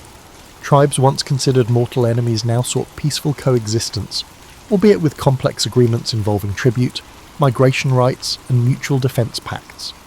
Some senators bemoaned the dilution of Roman purity, but Marcus saw a different future, a broader, more interconnected empire that could adapt and thrive. His determination to incorporate foreign peoples instead of vanquishing them outraged traditionalists. However, the emperor deemed it imprudent to presume that the empire's initial borders were unchangeable. Like a living organism, Rome had to evolve or wither. He recalled his Stoic maxims, all things change, and one must move in harmony with the nature's flow. For Marcus, that included welcoming new voices into the Roman fold, even if it defied entrenched notions of superiority. Physically, the years of hardship had taken a toll. The relentless cold of the frontier, the stress of command, and the sporadic fevers that plagued him during extended campaigns left Marcus frailer than before. Long days spent riding between outposts led to frequent aches, and a persistent cough hinted at something more serious. Nonetheless, he pushed forward, guided by a sense of duty that burned hotter than any physical ailment. The war itself was winding down, yet a fresh tragedy shook him. Word reached the emperor of Lucius Verus's sudden death from illness while returning to Rome. Marcus grieved deeply for his adoptive brother. Though they had often been at odds, Lucius's presence had been a stabilizing factor, a reminder that rulership could have more than one face. In the aftermath, Marcus bore the weight of the empire alone. Sleepless nights ensued, haunted by questions about legacy, mortality, and the shape of Rome's future. Returning to the capital, he found a society wounded, but not broken. The plague's scars remained visible in empty shops and thinner crowds, but daily life had regained some vibrancy. Senators who once criticised him with veiled scorn now offered subdued respect. Many recognised that he had led Rome through one of its darkest chapters, whether or not they agreed with every decision. Outside the Senate, artisans and farmers alike spoke of the emperor's empathy, a trait seldom celebrated in men of power. However, no sooner did Marcus settle back into Roman affairs than fresh rumours emerged. Whispers accused Faustina of conspiring against him, suggesting she had grown too close to certain members of the court. Marcus, pained by this gossip, tried to separate baseless slander from legitimate concern. He had learned from his years of governance that rumours often sprang from envy or manipulation. Still, the seeds of doubt were difficult to eradicate entirely. Faustina dismissed the accusations, and Marcus, trusting her loyalty, did not pursue them further. In these uneasy times, he also grappled with fatherly worries.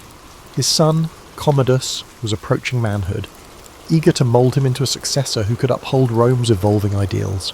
Marcus introduced him to generals, legal experts, and philosophers. Yet Commodus seemed indifferent to the stoic virtues that had guided his father. He exhibited flashes of arrogance, a taste for spectacle, and a hunger for the luxuries of court life. Marcus prayed that exposure to genuine responsibility would temper those impulses, but he could not silence the disquiet that churned within him. Amid political intrigues and paternal anxieties, Marcus returned to his writings, adding new pages to the philosophical journal he kept close at hand. These reflections, composed in the hush of dawn or by lamplight late at night, served as a compass when external chaos threatened to overwhelm him. Quietly, he reaffirmed that temperance, justice, courage, and wisdom remained the pillars upon which a life of purpose was built. If he could not enforce these virtues on an empire, let alone on his child, he could at least embody them. Determined to leave Rome stronger than he found it, Marcus embarked on a series of legal and social reforms. He wanted to streamline bureaucratic processes, ensure that provincial governors were held accountable, and provide stable infrastructure for a population still reeling from war and disease. Funding was scarce, but he allocated what resources he could to the projects he deemed essential. Aqueducts were repaired, roads improved, and schools granted modest stipends to educate the next generation. Critics warned that such benevolence bordered on naivete, yet Marcus viewed these steps as vital investments in a more resilient Rome. Even in the hush of progress, he was not blind to the undercurrent of discontent. Powerful families plotted behind closed doors, believing that an emperor preoccupied with moral philosophy could be outmaneuvered. Soldiers, once loyal, grew restless in peacetime. The empire's old ghosts never fully vanished. Marcus braced himself for the next upheaval, aware that stability was always an interlude, never a permanent state. And so he carried on, leaning on the very principles he had studied as a child, navigating betrayal and forging alliances, contending with the willful nature of his offspring. He tried to remain steadfast. Each day brought a new puzzle, a shortage of funds, a border skirmish, a senator's duplicity. Yet through it all, Marcus Aurelius refused to relinquish his core belief that reason and compassion might still illuminate the darkest corridors of power. Time was a patient sculptor, etching its lines deeper into Marcus's features. Though he still attended to official duties with unwavering diligence, his health faltered. That persistent cough worsened, and his nights grew more restless. The physicians advised rest, but an emperor's life rarely granted such luxuries. Fears lingered too, the sense that the empire was but one rumour, one betrayal, or one uprising away from fragmentation. Marcus stood at the centre, exerting every effort to maintain unity through the combined power of rational governance and moral conviction. In the final campaigns against resurgent Germanic tribes, Marcus once again took to the field. Age had not diminished his resolve. From camp to camp, he travelled with a small retinue, offering encouragement to battle-weary troops. Yet this time the war-worn emperor appeared more ghostly than regal. The men spoke of his stoic endurance, how his eyes shimmered with fever even as he spoke of duty and fortitude. For all he had done to keep Rome intact, the ravages of illness would not yield to rhetorical skill. Commodus, summoned to his father's side, witnessed firsthand the empire's fringes, a harsh land shaped by conflict. Marcus hoped the sight would steel his son's character, prompting a sense of responsibility. But Commodus wore impatience like a second toga. He complained about the cold, about the humble rations, about the lack of pomp he believed befitted an imperial heir. Marcus inwardly grieved, knowing the path ahead might splinter beneath Commodus's restless feet. Yet he also recognised that no father could impose virtue on a reluctant child. In quieter moments, Marcus confided in Claudius Pompeianus, who had remained a steadfast advisor. The emperor spoke of the contradictions inherent in rulership, how an aspiring philosopher must enforce harsh discipline to maintain the empire's cohesion. Pompeianus offered practical wisdom, while Marcus responded with meditative reflections. Their conversations formed a final tapestry of friendship, weaving threads of pragmatism and introspection together in the twilight of Marcus's reign. Eventually, the news spread that the emperor had taken gravely ill. Camp physicians tried every remedy they knew, from herbal concoctions to prayers at makeshift altars, but the decline accelerated. Marcus retreated to his tent, his body weakening, yet his mind still alert, summoning Commodus for a last conference. He emphasized a single theme: the virtues that guide a leader must not be mere ornament. In the hush between father and son, he uttered words about compassion for subjects, fairness in judgment, and the necessity to curb excess. Commodus, shifting uneasily, nodded but offered little reassurance. As the hours slipped by, the emperor returned to his meditations. There, in the fading glow of a lantern, he penned a few final lines in a journal that had been his companion through wars, plagues, and political strife. He wrote not of victories or conquests, but of how fleeting each moment is, and how each individual's duty is to act in accordance with the good of the whole. Rumour would have it that these last notes carried more serenity than sorrow, as though Marcus were already stepping into the realm beyond mortal worries. When his eyes closed for the final time, the camp fell into a sombre hush. Soldiers who had long admired his calm presence gathered around the tent, quietly paying their respects. Courtiers murmured that the empire had lost its quell. Even those who once criticised Marcus found themselves longing for his steady hand. The commander of the guard ordered a gentle watch throughout the night, unwilling to break the solemn peace that followed his final breath. Yet life in the empire continued. The next day, Commodus assumed leadership, and Rome braced for another shift. Few doubted that change was inevitable. Marcus had known it himself, but he had also believed that his efforts, his stoic counsel and moral reforms, had planted seeds for a gentler, more reasoned empire. The question of whether those seeds would sprout or wither under Commodus's rule filled hearts with both anticipation and dread. In the days following his death, the body of Marcus Aurelius was prepared for a reverent return to Rome. Crowds lined the streets to catch a glimpse of the funeral procession. Rome did not always cherish its philosophers, but it seemed determined to honour this one, who had guided the empire through despair. Women wept openly, remembering how he had once funded relief in their neighbourhoods. Veterans stood in stoic salute, each recalling the winter nights he spent among them. Scholars carried small scraps of parchment filled with the emperor's wisdom, uncertain if the new era would appreciate such lessons. In the coming years, Rome's course would deviate sharply from the principles Marcus had championed. Commodus's reign brought spectacle over substance, extravagance over empathy. Yet long after the empire's fortunes rose and fell, the writings of Marcus Aurelius endured, quietly offering guidance to those who, like him, sought a life anchored by virtue and reason. He left behind no sweeping arcs of conquest, no grand self-aggrandizing monuments. His legacy was etched in the hearts and minds of those who witnessed how an emperor could sit by a soldier's bedside or grant clemency to a defeated foe. The marble might crumble, the gold might tarnish, but the ideals Marcus championed, integrity, humility, wisdom, would stand resilient.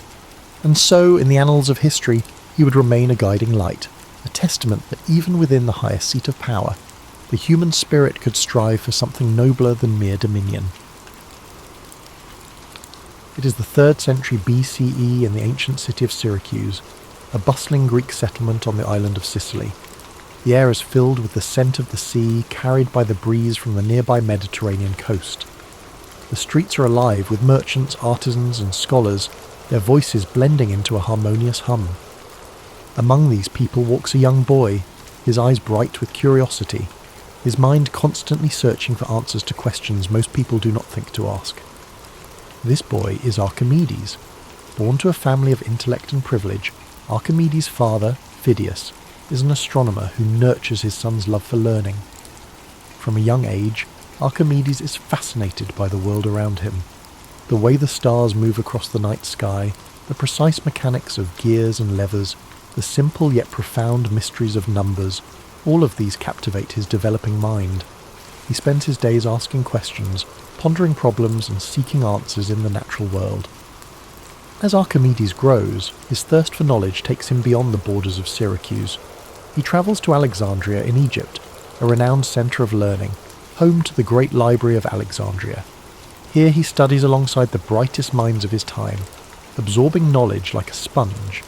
He dives deep into the works of great thinkers, geometry, physics, astronomy. Each new concept fuels his passion for discovery, and his mind sharpens with each lesson learned. Upon returning to Syracuse, Archimedes dedicates himself to a life of study and invention. He spends his days in quiet contemplation, often retreating to his study or wandering the shores of the sea. His mind dances with ideas, equations, and theories. He is not concerned with wealth or fame, but with understanding the fundamental principles that govern the universe. One of his most famous discoveries begins in a moment of quiet observation.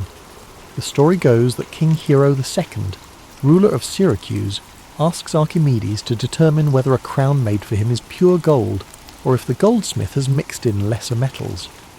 Pondering this problem, Archimedes relaxes into a warm bath, the water rippling around him. As he lowers his body into the tub, he notices how the water rises, displaced by his form. In that instant, a revelation strikes him, the principle of buoyancy.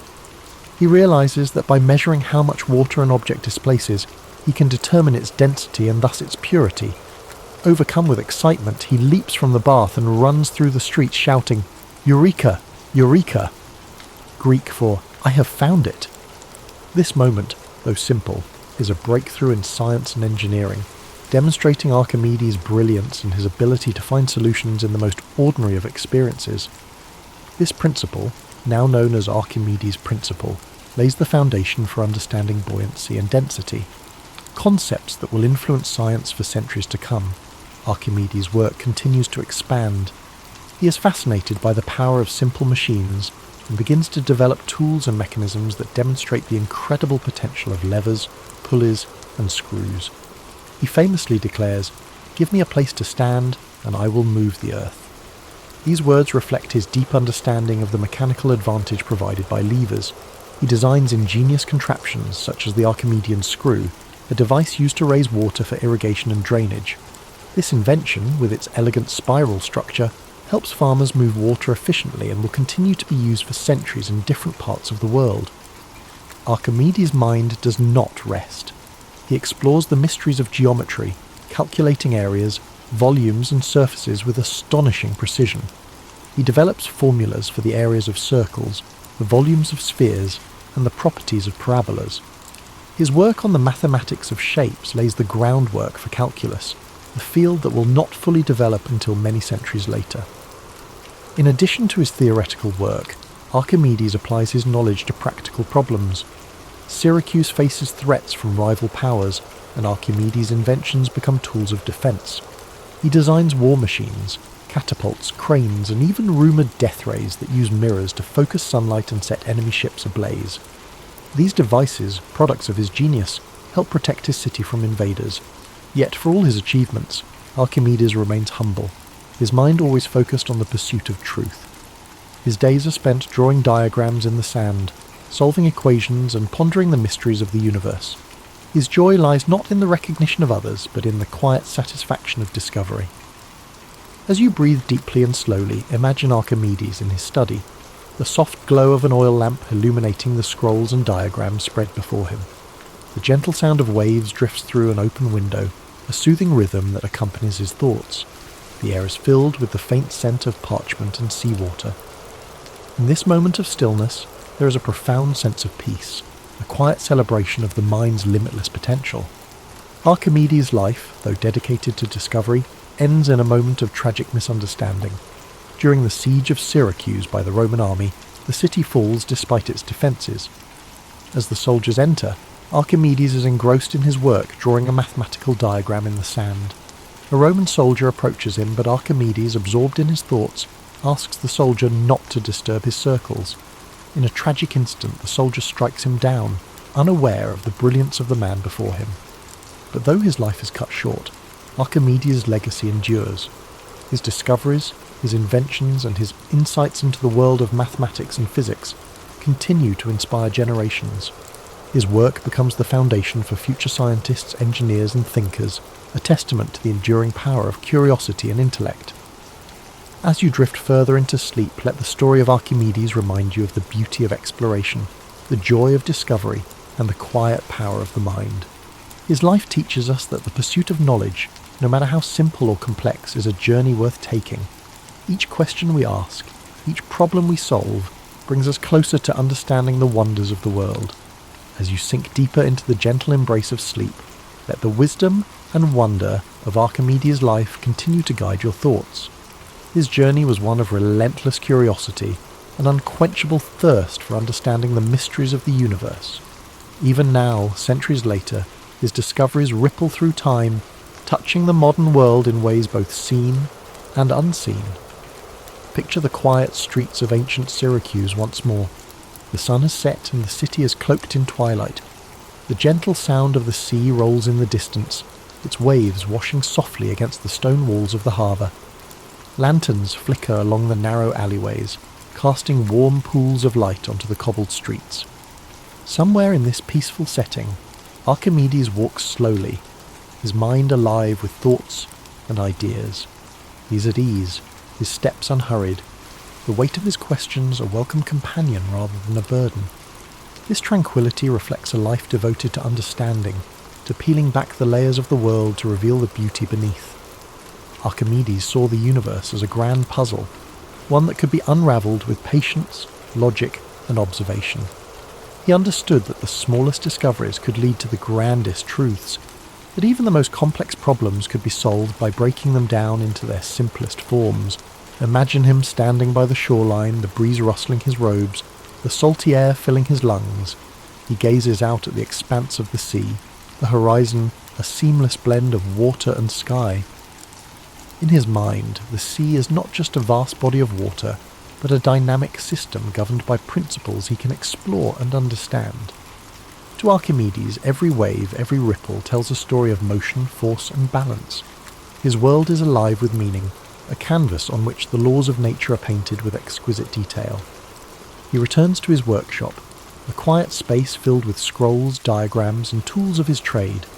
The air carries the scent of ink, parchment, and aged wood. The room is dimly lit by the soft glow of an oil lamp, its flame dancing gently. Archimedes leans over a table strewn with geometric figures and mechanical designs. His fingers trace the lines of a new invention, his mind focused yet serene. Each stroke of his quill, each measurement, is a step in his never-ending quest to understand the world more deeply. His life reminds us that knowledge is not just power, it is also peace. The act of learning, of discovering, brings with it a calm certainty, a quiet joy.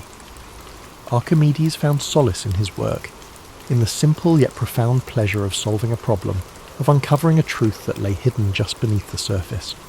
His discoveries were not just for his time, but for all time, a gift to future generations who would build upon his legacy. Allow your mind to rest in this world of gentle discovery, where questions are welcomed and answers are earned through patience and insight. Let the image of Archimedes' quiet contemplation bring you comfort. His life shows us that there is beauty in thought and exploration in the pursuit of knowledge. No problem is too large, no challenge too daunting when faced with a calm and determined mind. As you breathe slowly and deeply, feel a sense of calm curiosity settle over you. The worries of the day drift away, replaced by the stillness of this moment. The gentle rhythm of your breath becomes the heartbeat of your own quiet discoveries. Like Archimedes, you're free to explore the depths of your thoughts, to wonder, to question, and to dream. The soft lapping of waves on the shore echoes in the distance, a soothing sound that anchors you to a place of peace. The stars twinkle faintly above, each one a reminder of the infinite possibilities that lie before you. Archimedes understood that the universe, vast and mysterious, is a place of endless wonder. And as you drift further into sleep, You too are part of that wonder, a being of thought, curiosity, and potential. Imagine the warmth of a gentle sun rising over the horizon, casting its golden light across the quiet city of Syracuse. The world awakens slowly, the streets coming to life with the soft sounds of morning. Archimedes' study is filled with the gentle glow of dawn, his scrolls illuminated by the first rays of light. The work continues, the questions remain, and the journey of discovery goes on. In this moment, you're wrapped in a blanket of peace and possibility. The story of Archimedes whispers to you that the pursuit of knowledge is a path without end, a journey that brings fulfillment and joy. His life is a reminder that even the smallest insights can lead to the greatest understandings, that patience and curiosity are the keys to unlocking the universe's secrets. As you drift deeper into the serene embrace of sleep, let the story of Archimedes continue to weave through your thoughts like a gentle current. His life reminds us that the universe is filled with puzzles waiting to be solved, and each quiet moment of reflection brings us closer to understanding its secrets. The night is calm now, and the echoes of his discoveries linger softly in your mind. Imagine the gentle rhythm of the sea, the waves rising and falling in a soothing eternal dance. The moon casts a silvery light upon the water, its reflection shimmering and rippling with each movement. This same sea, with its endless motion, once inspired Archimedes to develop theories of fluid mechanics, his brilliant mind observing patterns and laws hidden in the simplest of things. To him, the sea was more than just water. It was a universe of knowledge, a place where physics, geometry, and nature met in perfect harmony. Allow yourself to float upon this tranquil sea, the waves cradling you with their soft, steady motion. The worries of the day dissolve, carried away by the tides. Each breath you take is like the rise and fall of the waves, a rhythm of life, of peace, of calm. You're held safely in this space of quiet discovery, where the world's complexities fade into simplicity, and every thought leads you closer to rest. Picture Archimedes seated on a sun-warmed rock by the shoreline, a piece of parchment resting on his knee. The wind tousles his hair as he sketches shapes and equations with a steady hand. His eyes are focused, yet there is a deep peace in his expression. The world is his canvas, and with every observation, every calculation, he adds a stroke to the masterpiece of human knowledge. His mind is a sanctuary, a place where curiosity flows freely, unencumbered by doubt or fear. In your own mind, you too have this sanctuary, a place where thoughts drift like clouds, where questions are welcomed, and where answers are like stars twinkling softly in the night sky. There is no need to rush, no pressure to understand everything at once. The act of wondering, of exploring, is enough. This quiet space within you is a reflection of Archimedes' own calm, thoughtful mind, a place where peace and discovery coexist. As the night deepens, the sounds of Syracuse fade into stillness. The bustling markets, the clink of hammers in workshops, the calls of merchants, all grow quieter, like the world itself is gently falling asleep. The only sounds that remain are the whispering of the sea and the soft sigh of the breeze. Archimedes continues his work, his mind at ease, immersed in the beauty of the world's mysteries. In his final moments, Archimedes was said to have been absorbed in thought, drawing figures in the sand. Even as chaos swirled around him, his focus remained unbroken, his mind lost in contemplation. This dedication, this unwavering love of knowledge, is a gentle reminder that we, too, can find peace in the simple act of thinking, of observing, of being present with our thoughts. As you breathe in deeply, imagine the sand beneath your feet, warm and soft. The gentle waves wash over your toes, each ripple a soft caress that soothes and relaxes you. The horizon stretches endlessly before you, the boundary between sea and sky blurred by a golden haze. This endless horizon is like the realm of knowledge, a place where there is always more to explore, more to understand, more to discover. Feel the weight of your body sinking into comfort, your muscles relaxing, your mind unwinding. The story of Archimedes lingers like a comforting presence, a reminder that within you is the potential for great insight, for curiosity, for peace. You are part of the same universe that Archimedes sought to understand, a universe filled with beauty, logic, and wonder. Now let go completely, surrendering to the calm embrace of sleep. The sea of your thoughts grows still, the waves gentle and soothing. The stars above shine with a quiet brilliance, each one a beacon of endless possibility. You're safe here, wrapped in the warmth of the night, guided by the gentle wisdom of Archimedes' journey. Thank you for joining us tonight on History and Sleep. May this story of discovery, resilience, and curiosity guide you into a deep, restful slumber. Let Archimedes' legacy remind you that every question, every thought, every moment of wonder is a step toward understanding the world around you. Sleep deeply, knowing that you are part of a grand, beautiful universe, and that peace and curiosity are always within your reach.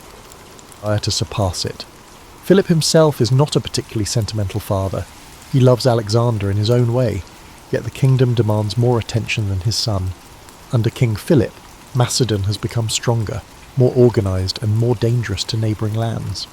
Philip sees in Alexander the potential to carry on and expand his work. He pushes the boy to study with the best tutors in all of Greece, ensuring a potent blend of martial and intellectual preparation. Aristotle is one among many teachers, but uniquely revered. He nurtures Alexander's fascination with science, philosophy, and the fringes of knowledge.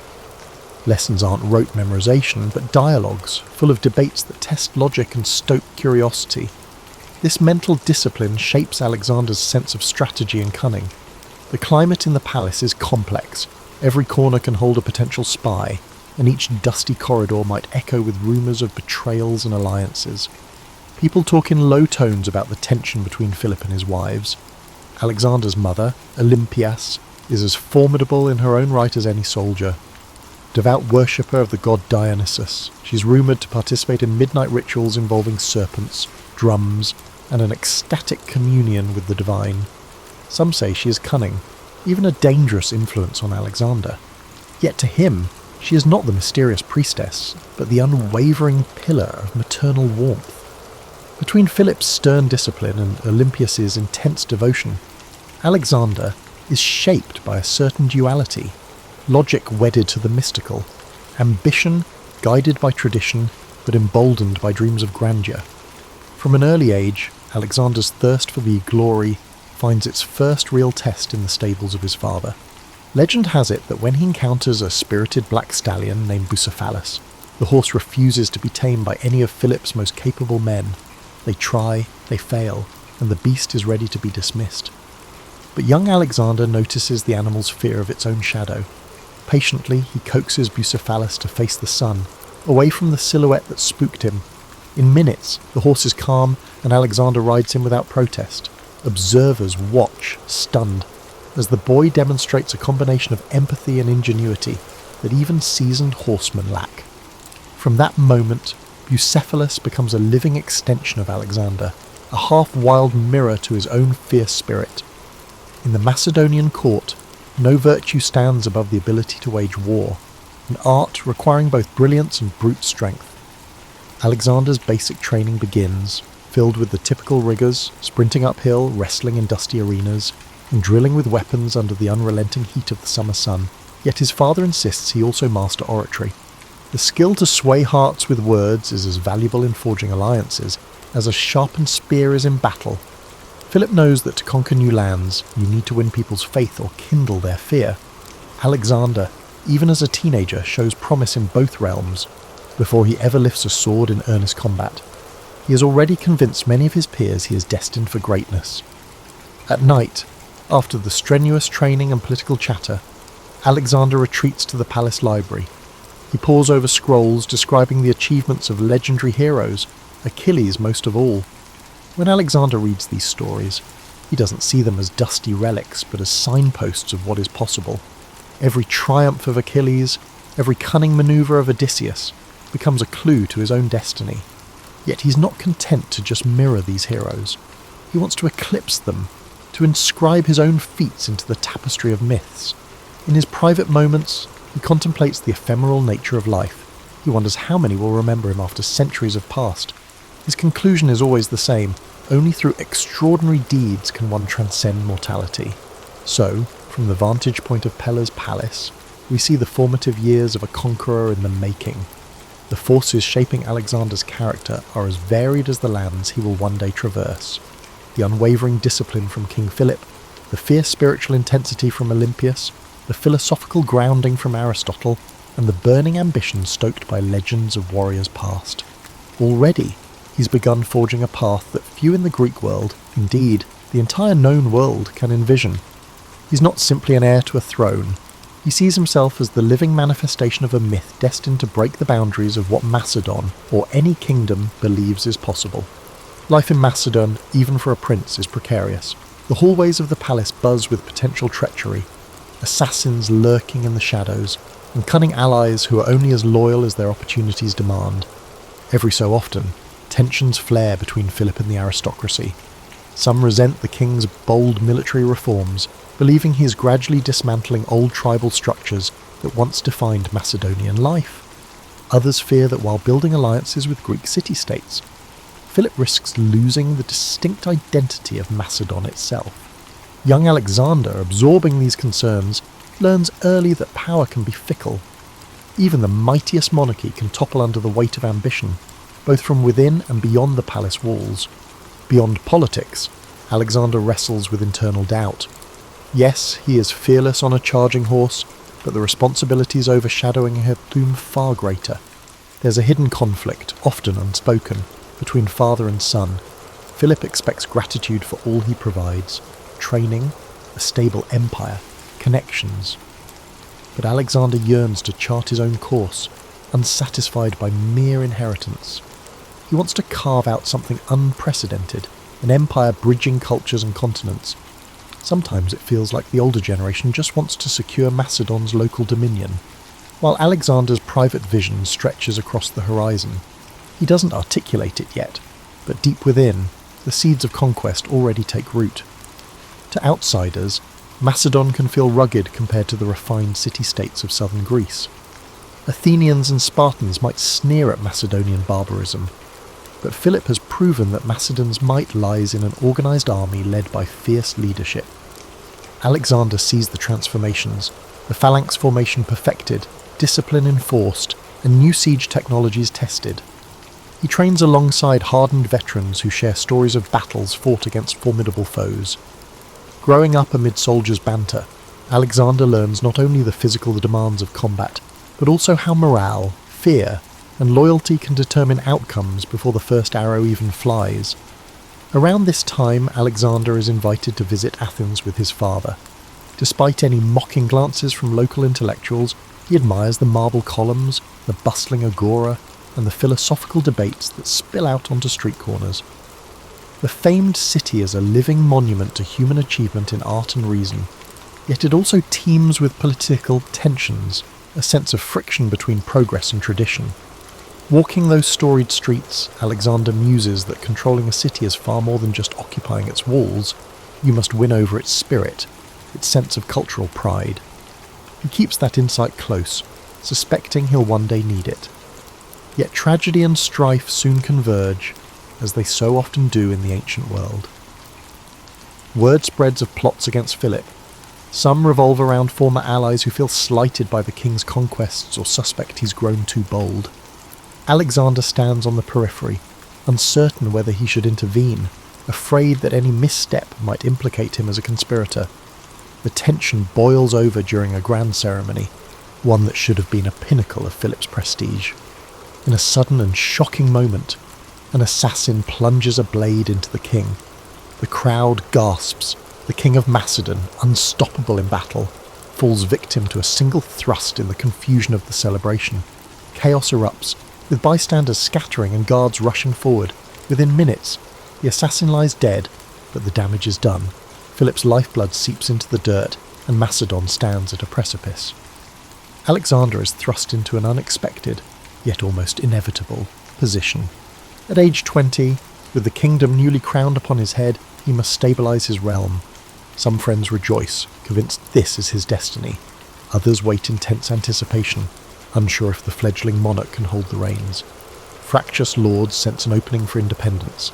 Rival city-states begin murmuring about retaking lost territory. Even within Macedon, Old grudges resurface. All eyes fix on the new king, who must assert control with the same decisiveness as his father, or face disintegration of all that has been built. One of his first orders is brutal and direct, subdue any potential revolts. In a swift campaign, Alexander and his loyal companions quell insurrections, sometimes responding with shocking severity. Towns that challenge him learn the cost of defiance as he razes structures and exacts harsh penalties. These measures, while seemingly cruel, do confirm a crucial fact: the throne is not vacant. Alexander wields power with an iron determination that matches, and at times surpasses, Philip's. Yet behind the stern facade, there's a flicker of deeper purpose. Alexander doesn't want to be the typical monarch who rules merely out of fear. He yearns to unite, to be recognised not just as a conqueror, but as a visionary leader who can guide disparate peoples towards something grander. In the midst of stamping out rebellions, Alexander turns his eyes back to the Greek city-states. Many think him too young to command their respect, until he arrives at Thebes. The city had rebelled, perhaps assuming the new king was inexperienced. In an audacious move, Alexander's troops storm Thebes quickly, unleashing severe punishment. While horrific to watch, it cements a realization across Greece. This is no malleable successor.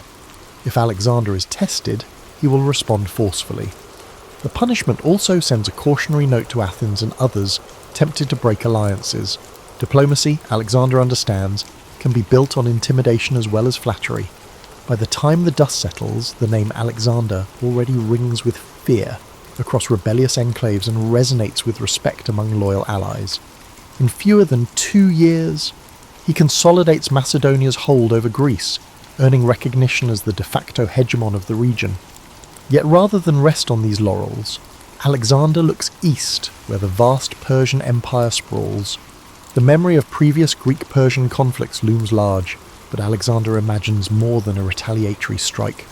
Rumours swirl that he sees an empire beyond the horizon, a chance to bring Greek culture into a new world, if he can muster the daring to seize it. And so, in the hush of late evening, he prepares to set in motion one of the most extraordinary military campaigns recorded in the annals of history. The war drums beat in the hearts of those who follow Alexander eastward. It's more than just ambition or revenge for past Persian aggression. For many, it feels like a holy cause to punish the empire that once threatened Greek freedom. But Alexander's goals surpass mere retribution. Standing at the Hellespont's edge, where Europe meets Asia, he performs symbolic rituals before crossing. Tossing a spear onto the Asian shore, he allegedly proclaims the land to be won by the spear. It's a blend of theatre and conviction, carefully calculated to unite his troops with the sense that destiny itself beckons them forward.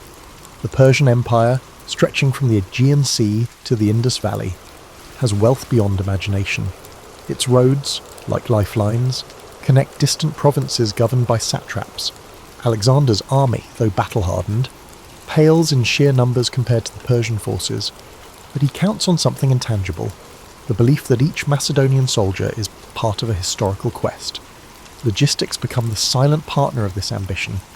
He organises supply lines, secures local alliances where possible, and ensures his men remain disciplined, rewarded, and mindful of the stakes. A loosely knit coalition of Greek allies joins him, some out of genuine admiration, others out of fear of retribution should they refuse. The first major engagement, a confrontation at the Granicus River, tests Alexander's mettle against Persian satraps. Cavalry charges, spears glinting in the sun, churn the muddy banks on the battlefield. Alexander fights at the forefront, disregarding the protective distance that many generals maintain. He trusts in his skill and the loyalty of the men around him. Though pinned down at one point, he narrowly escapes a fatal blow thanks to a timely intervention by a commander. The Macedonians push forward, turning the tide. The Persians, momentarily disorganized, retreat.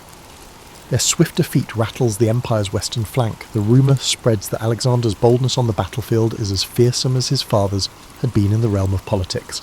Victories follow in rapid succession. Alexander's strategy is not merely about smashing through defences, but also about presenting himself as a liberator to Greek cities under Persian rule. He spares those willing to cooperate, displaying a surprising level of mercy towards some towns. This balanced approach undercuts Persian authority and encourages local populations to accept his leadership with fewer rebellions. It also cultivates a sense of moral justification among his troops. They aren't mere invaders, others. They are freeing these territories. At least that's the story told in Macedonian campfires and official proclamations. Still, there are instances of calculated cruelty. When a city defies him, he doesn't hesitate to unleash the terror of siege warfare, employing advanced siege engines learned from Philip's campaigns. Walls crumble, families flee. If the defenders still refuse to surrender, the aftermath is dire. The memory of Thebes resonates. Disobedience to Alexander carries a dire cost. Yet what emerges is a pattern of caution among local rulers, and increasingly they weigh submission as the safer path. While forging ahead, Alexander exemplifies a curious mind. Local environments, flora and fauna fascinate him. He consults with his retinue of scholars, describing new animal species in letters to Aristotle. His bond with Bucephalus remains strong, the horse galloping across unfamiliar plains, as though both man and beast are discovering their destinies together. And as the army advances, forging new roads, bridging ravines, setting up supply depots, Alexander ensures each step is methodically prepared for the next confrontation with Persian might. The turning point looms in an expansive plain near the city of Issus. Here, Darius III, the Persian king of kings, personally leads a massive force. The disparity in numbers is staggering. Alexander must rely on the disciplined Macedonian phalanx and cunning cavalry maneuvers. Before the battle, tension grips his soldiers. They face an emperor whose domain and army dwarf their own. Alexander, never missing an opportunity for theatre, walks through his camp, greeting individual soldiers, sharing a brief word of confidence. He underscores that they fight not just for Macedon, but for Greece and for a place in the annals of glory. Morale soars. It's said that a single warrior burning with faith in victory can fight like three, and Alexander aims to ensure that each soldier feels that hot flame. Once the horns signal the charge, dust clouds envelop the plain. Javelins fly, swords clash, and war cries mix with the clamour of shields. Alexander targets the heart of the Persian line, seeking to unnerve Darius himself. Rumour has it that during the most critical moments, Alexander and Darius lock eyes across the chaos. Darius, seeing the relentless approach, loses his nerve and flees the battlefield. Suddenly, the king's personal guard disperses, and the Persian ranks crumble. Victory belongs to Alexander, who captures not only the field, but also the family of Darius, his mother, wife, and children. Remarkably, he treats them with respect, a calculated move to demonstrate both magnanimity and his sense of kingship. If he is to succeed in ruling Persian lands, he must show that he can protect as well as conquer. After Issus, Alexander's star rises among his own troops, while the Persian Empire grapples with uncertainty. Cities open their gates more quickly, satraps weigh switching sides or forging secret deals, and the myth of Persian invincibility splinters. Still, Darius remains at large, and the empire endures. Like a hydra, cutting off one head doesn't necessarily kill the beast, but for Alexander, Issus is proof that no odds are too great when armed with discipline, daring, and a bit of destiny. The next chapters of his campaign will test him in deserts, on the high seas, and within the labyrinthine politics of an empire older than Macedon itself. Yet one fact emerges unmistakably. The young king from the rugged north is rewriting the map of the known world, and he has just begun. In the aftermath of the Battle of Issus, the Macedonian army marches southward, drawn toward the wealthy and strategic coastal cities of Phoenicia. The broad objective is clear: secure the eastern Mediterranean ports and deny the Persian fleet any safe harbours. City by city, Alexander negotiates or besieges, or fostering alliances with those who bow voluntarily and subduing those who resist. At the city of Tyre, perched on an island with towering walls, Alexander meets one of his most formidable sieges yet. Tyre's defenders mock the Macedonians, convinced that their fortress is impregnable, protected by the shimmering blue waters around it. Unfazed, Alexander orders the construction of a massive causeway stretching from the mainland to the island. Day by day, the land bridge inches forward, built from timber and rubble.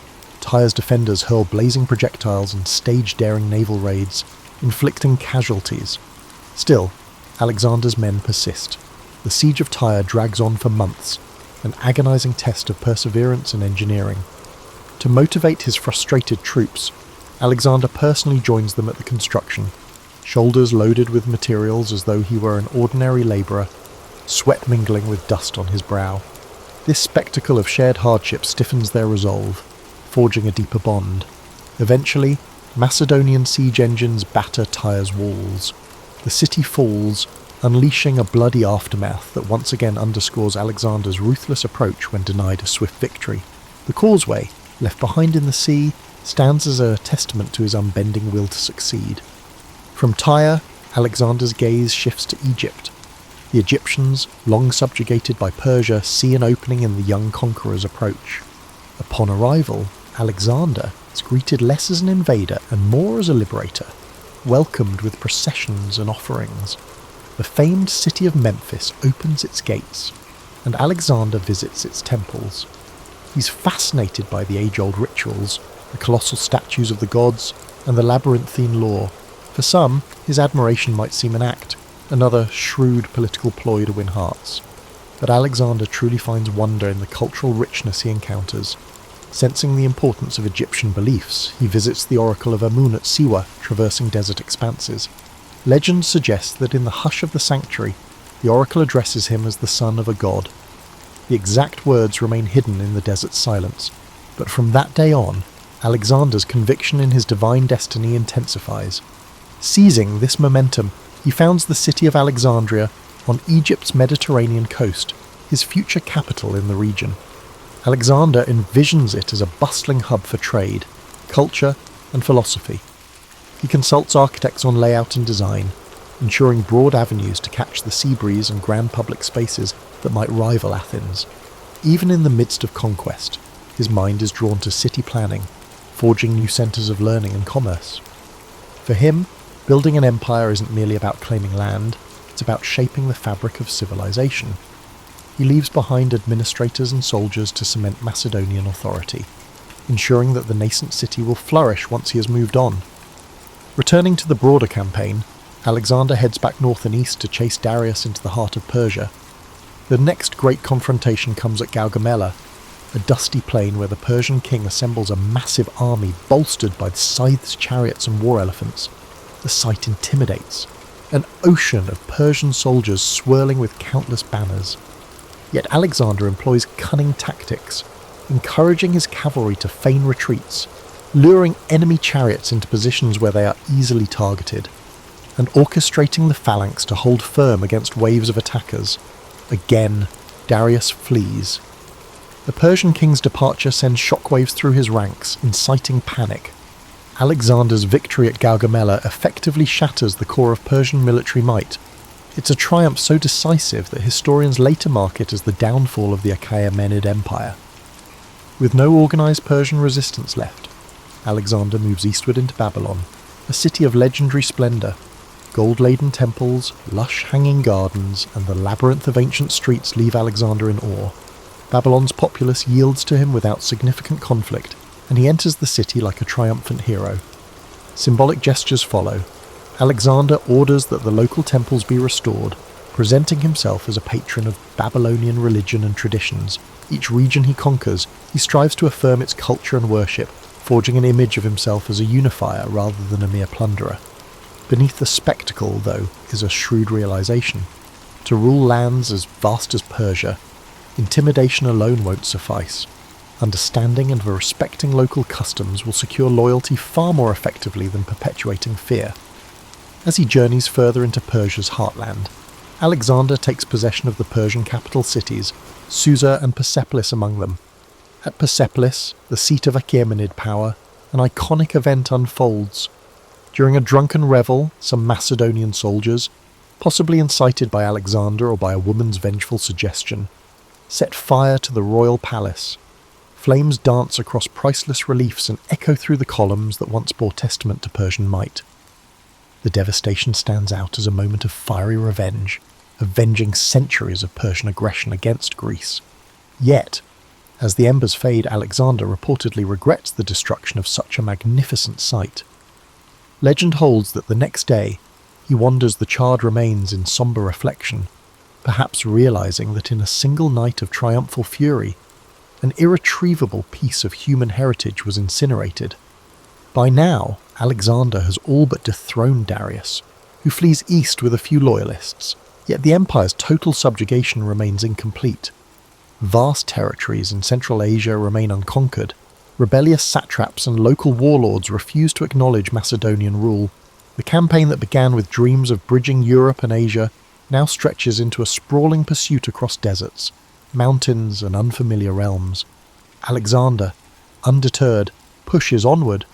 The once modest Macedonian force has evolved into a complex, multicultural army, incorporating Persians, Egyptians, and other peoples. Still, the spirit of Macedonia endures in the discipline of its core phalanx and the leadership of Alexander himself. No rumour of a hostile warlord or a rebellious city can quell his determination. The promised land lies yet further east, beckoning him to push the boundaries of the known world.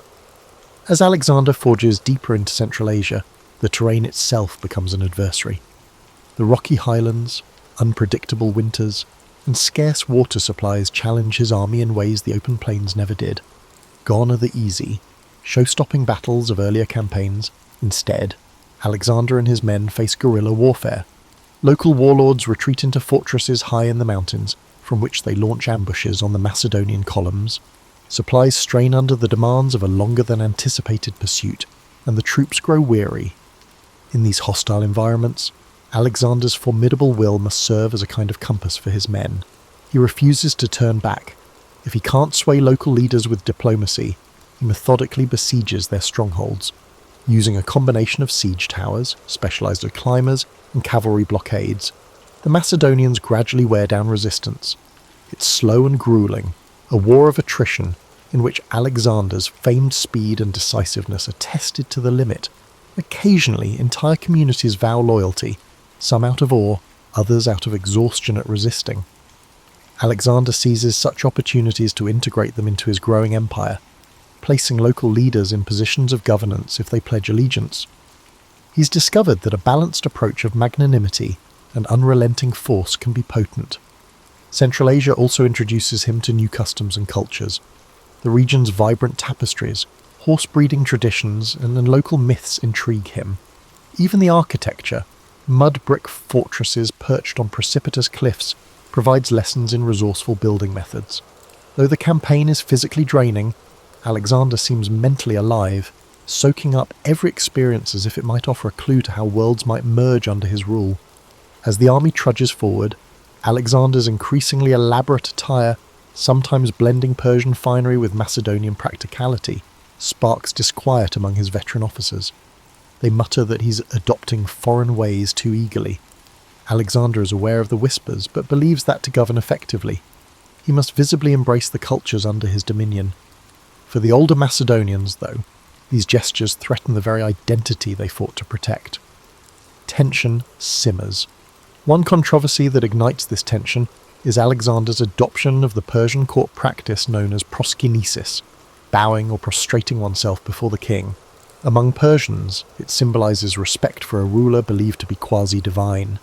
However, for Macedonians and Greeks, bowing to another mortal man seems like servile flattery, even blasphemy.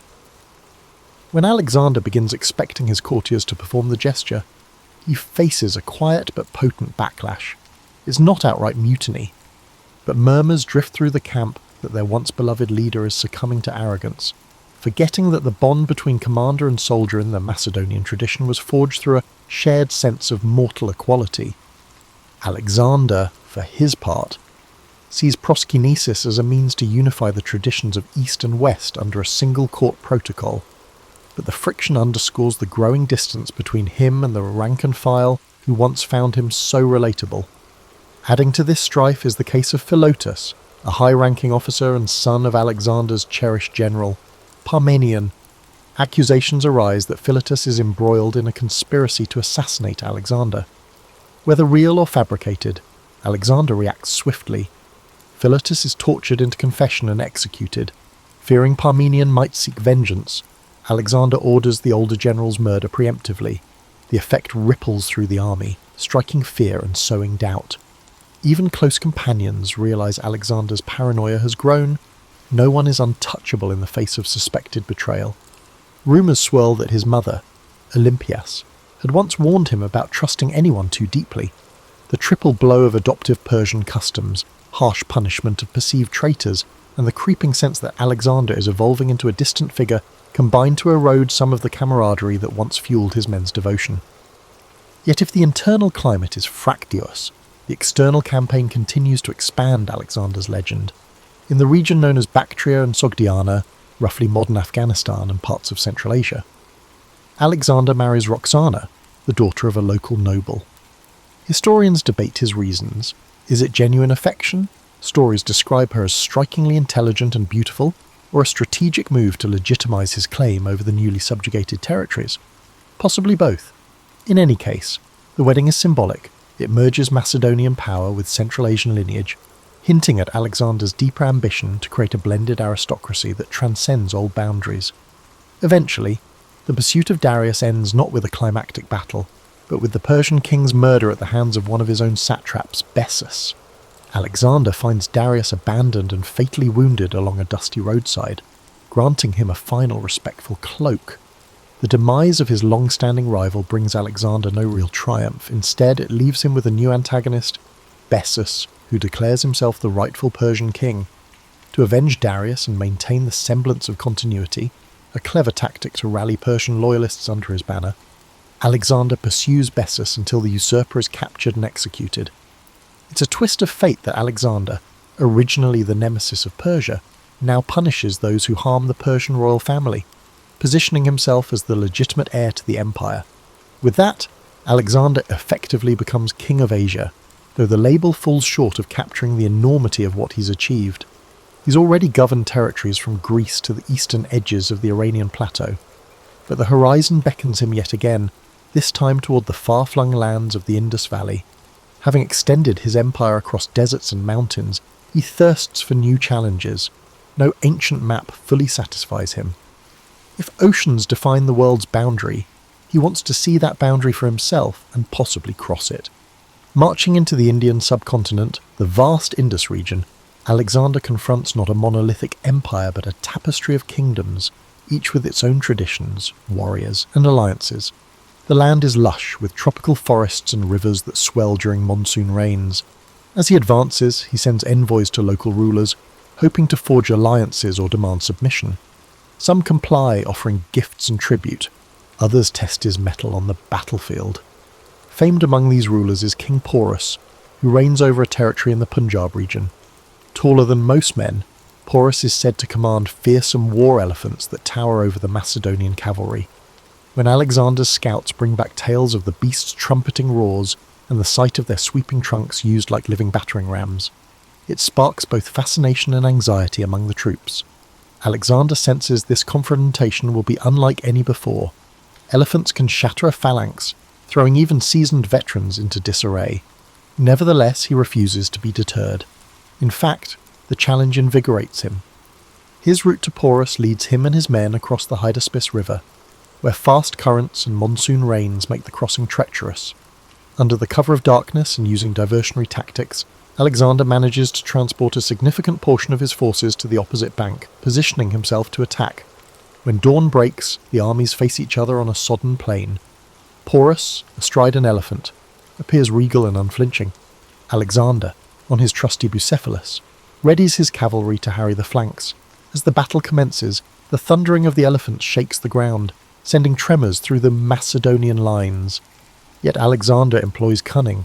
He directs archers to focus on the elephant mahouts, drivers, creating confusion among the beasts, and positions horsemen to strike from multiple angles. The Macedonian infantry displays its trademark discipline, forming tight formations that can pivot to lure elephants into lethal cul-de-sacs. The chaos is intense, mud and blood mingle underfoot, and the roar of maddened elephants resonates across the battlefield. Eventually, Porus's forces buckle under the unrelenting pressure. Even the mighty war elephants, wounded and panicked, turn against their own side in some cases. In the end, the Macedonians triumph. Rather than subjecting Porus to humiliation or execution, Alexander does something unexpected. Impressed by Porus's bravery, he restores him to his throne as a subordinate ruler, extending a policy of pragmatic statesmanship. This act leaves an enduring legacy in the region, capturing the idea that Alexander valued noble opponents and recognised the utility of local rulers who would maintain order in his name. A sense of admiration grows on both sides. Some of Alexander's men remark they've never seen him so openly respectful to a defeated foe. And in return, Porus becomes a loyal ally, at least for a time. Despite the victory, the Macedonians are battered by the tropical climate, monsoon rains, unfamiliar diseases, and the strain of campaigning so far from home. Some murmurs become open pleas to turn back. Many have marched for years, seldom seeing their families. Tales spread of monstrous rivers further east, of endless armies waiting, or of new elephant corps that dwarf Porus's. The men, once intoxicated by a continuous string of conquests, begin to waver. The bond between Alexander and his army is tested. He rallies them with talk of forging an empire that circles the entire known world. Yet even as he speaks, the weariness in their eyes is palpable. At the Hephaestus River, they finally balk, refusing to go any further. Alexander is outraged. This is the first time his men openly defy him en masse. He tries all his powers of persuasion, calling upon their shared glory, reminding them of the unswerving loyalty they once showed under the scorching sun of Persian deserts. But the tired, homesick soldiers refuse to yield. The standoff is deeply emotional. At last, Alexander relents, perhaps realizing that an empire without an army to maintain it would collapse anyway. He constructs large altars at the boundary, symbolically marking the furthest point of his march and dedicating them to the gods. It's a gesture that provides him a sense of closure, even as frustration roils in his heart. The retreat begins. Though it's hardly a straightforward journey home, Alexander splits his forces, sending part by river while he leads the remainder through the harsh Gedrosian desert, modern-day southern Pakistan and Iran. This route is fraught with scorching heat, water scarcity, and sandstorms that obscure the sun. Many men succumb to thirst, exhaustion, and disease, leaving their bleached bones on the barren dunes. The retreat, in a way, becomes more of a trial than any of the battles waged. Alexander shares in the hardships. He famously pours out a helmet of offered water onto the sand rather than drinking it himself when his men have none. Such acts rekindle a measure of respect, though no one can forget the scale of the suffering they endure. At length, the battered army reunites near the Persian heartland. In place of triumphal parades, there is subdued relief. They have conquered more territory than any Greek or Macedonian ever dreamed possible. Yet the human toll is devastating. Alexander now stands at the apex of his power, in theory the ruler of everything from the Ionian Sea to the fringes of India. He has tested the boundaries of the world as known to him, but he can't escape an inevitable question. What does one do after conquering so much? There's an unease in the air, a sense that the unstoppable force of Alexander's ambition might have reached its outer limit. In the final years, Alexander's empire is vast yet fragile. He understands that simply conquering land doesn't guarantee permanence. Cracks appear among his generals, each harbouring personal ambitions.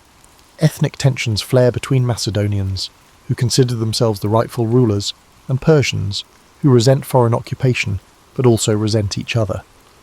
Alexander attempts a radical solution. He pushes for a fusion of the races, encouraging mass marriages between Macedonian officers and Persian women, even presiding over a grand ceremony in Susa. Thousands of couples wed under lavish canopies, the event choreographed to signal unity. While it's a breathtaking spectacle, it doesn't fully ease the undercurrents of distrust. Many marriages end as soon as the official feasts conclude. The shift in Alexander's personal demeanour also causes unease. He drinks more heavily, at times losing the composure that once set him apart. Gone is the simplicity that marked his early campaigns. Now he's surrounded by an entourage of courtiers, many eager to flatter or manipulate. Some suspect that guilt over the killing of old friends haunts him, that the war-weary ghosts of campaigns past weigh on his conscience. Anger flares unpredictably. In one infamous episode, during a heated argument, he fatally stabs Clytus the Black, the same officer who once saved Alexander's life at the Battle of the Granicus. Immediately remorseful, Alexander is inconsolable for days, shutting himself away in anguish. But the damage is done. The old Macedonian veterans now see their king as a dangerous blend of paranoia, and absolute power. Despite these tensions, Alexander doesn't abandon governance. He plans administrative reforms, carving the empire into provinces run by both Macedonian and local officials. He invests in roads, trade routes, and the expansion of cities.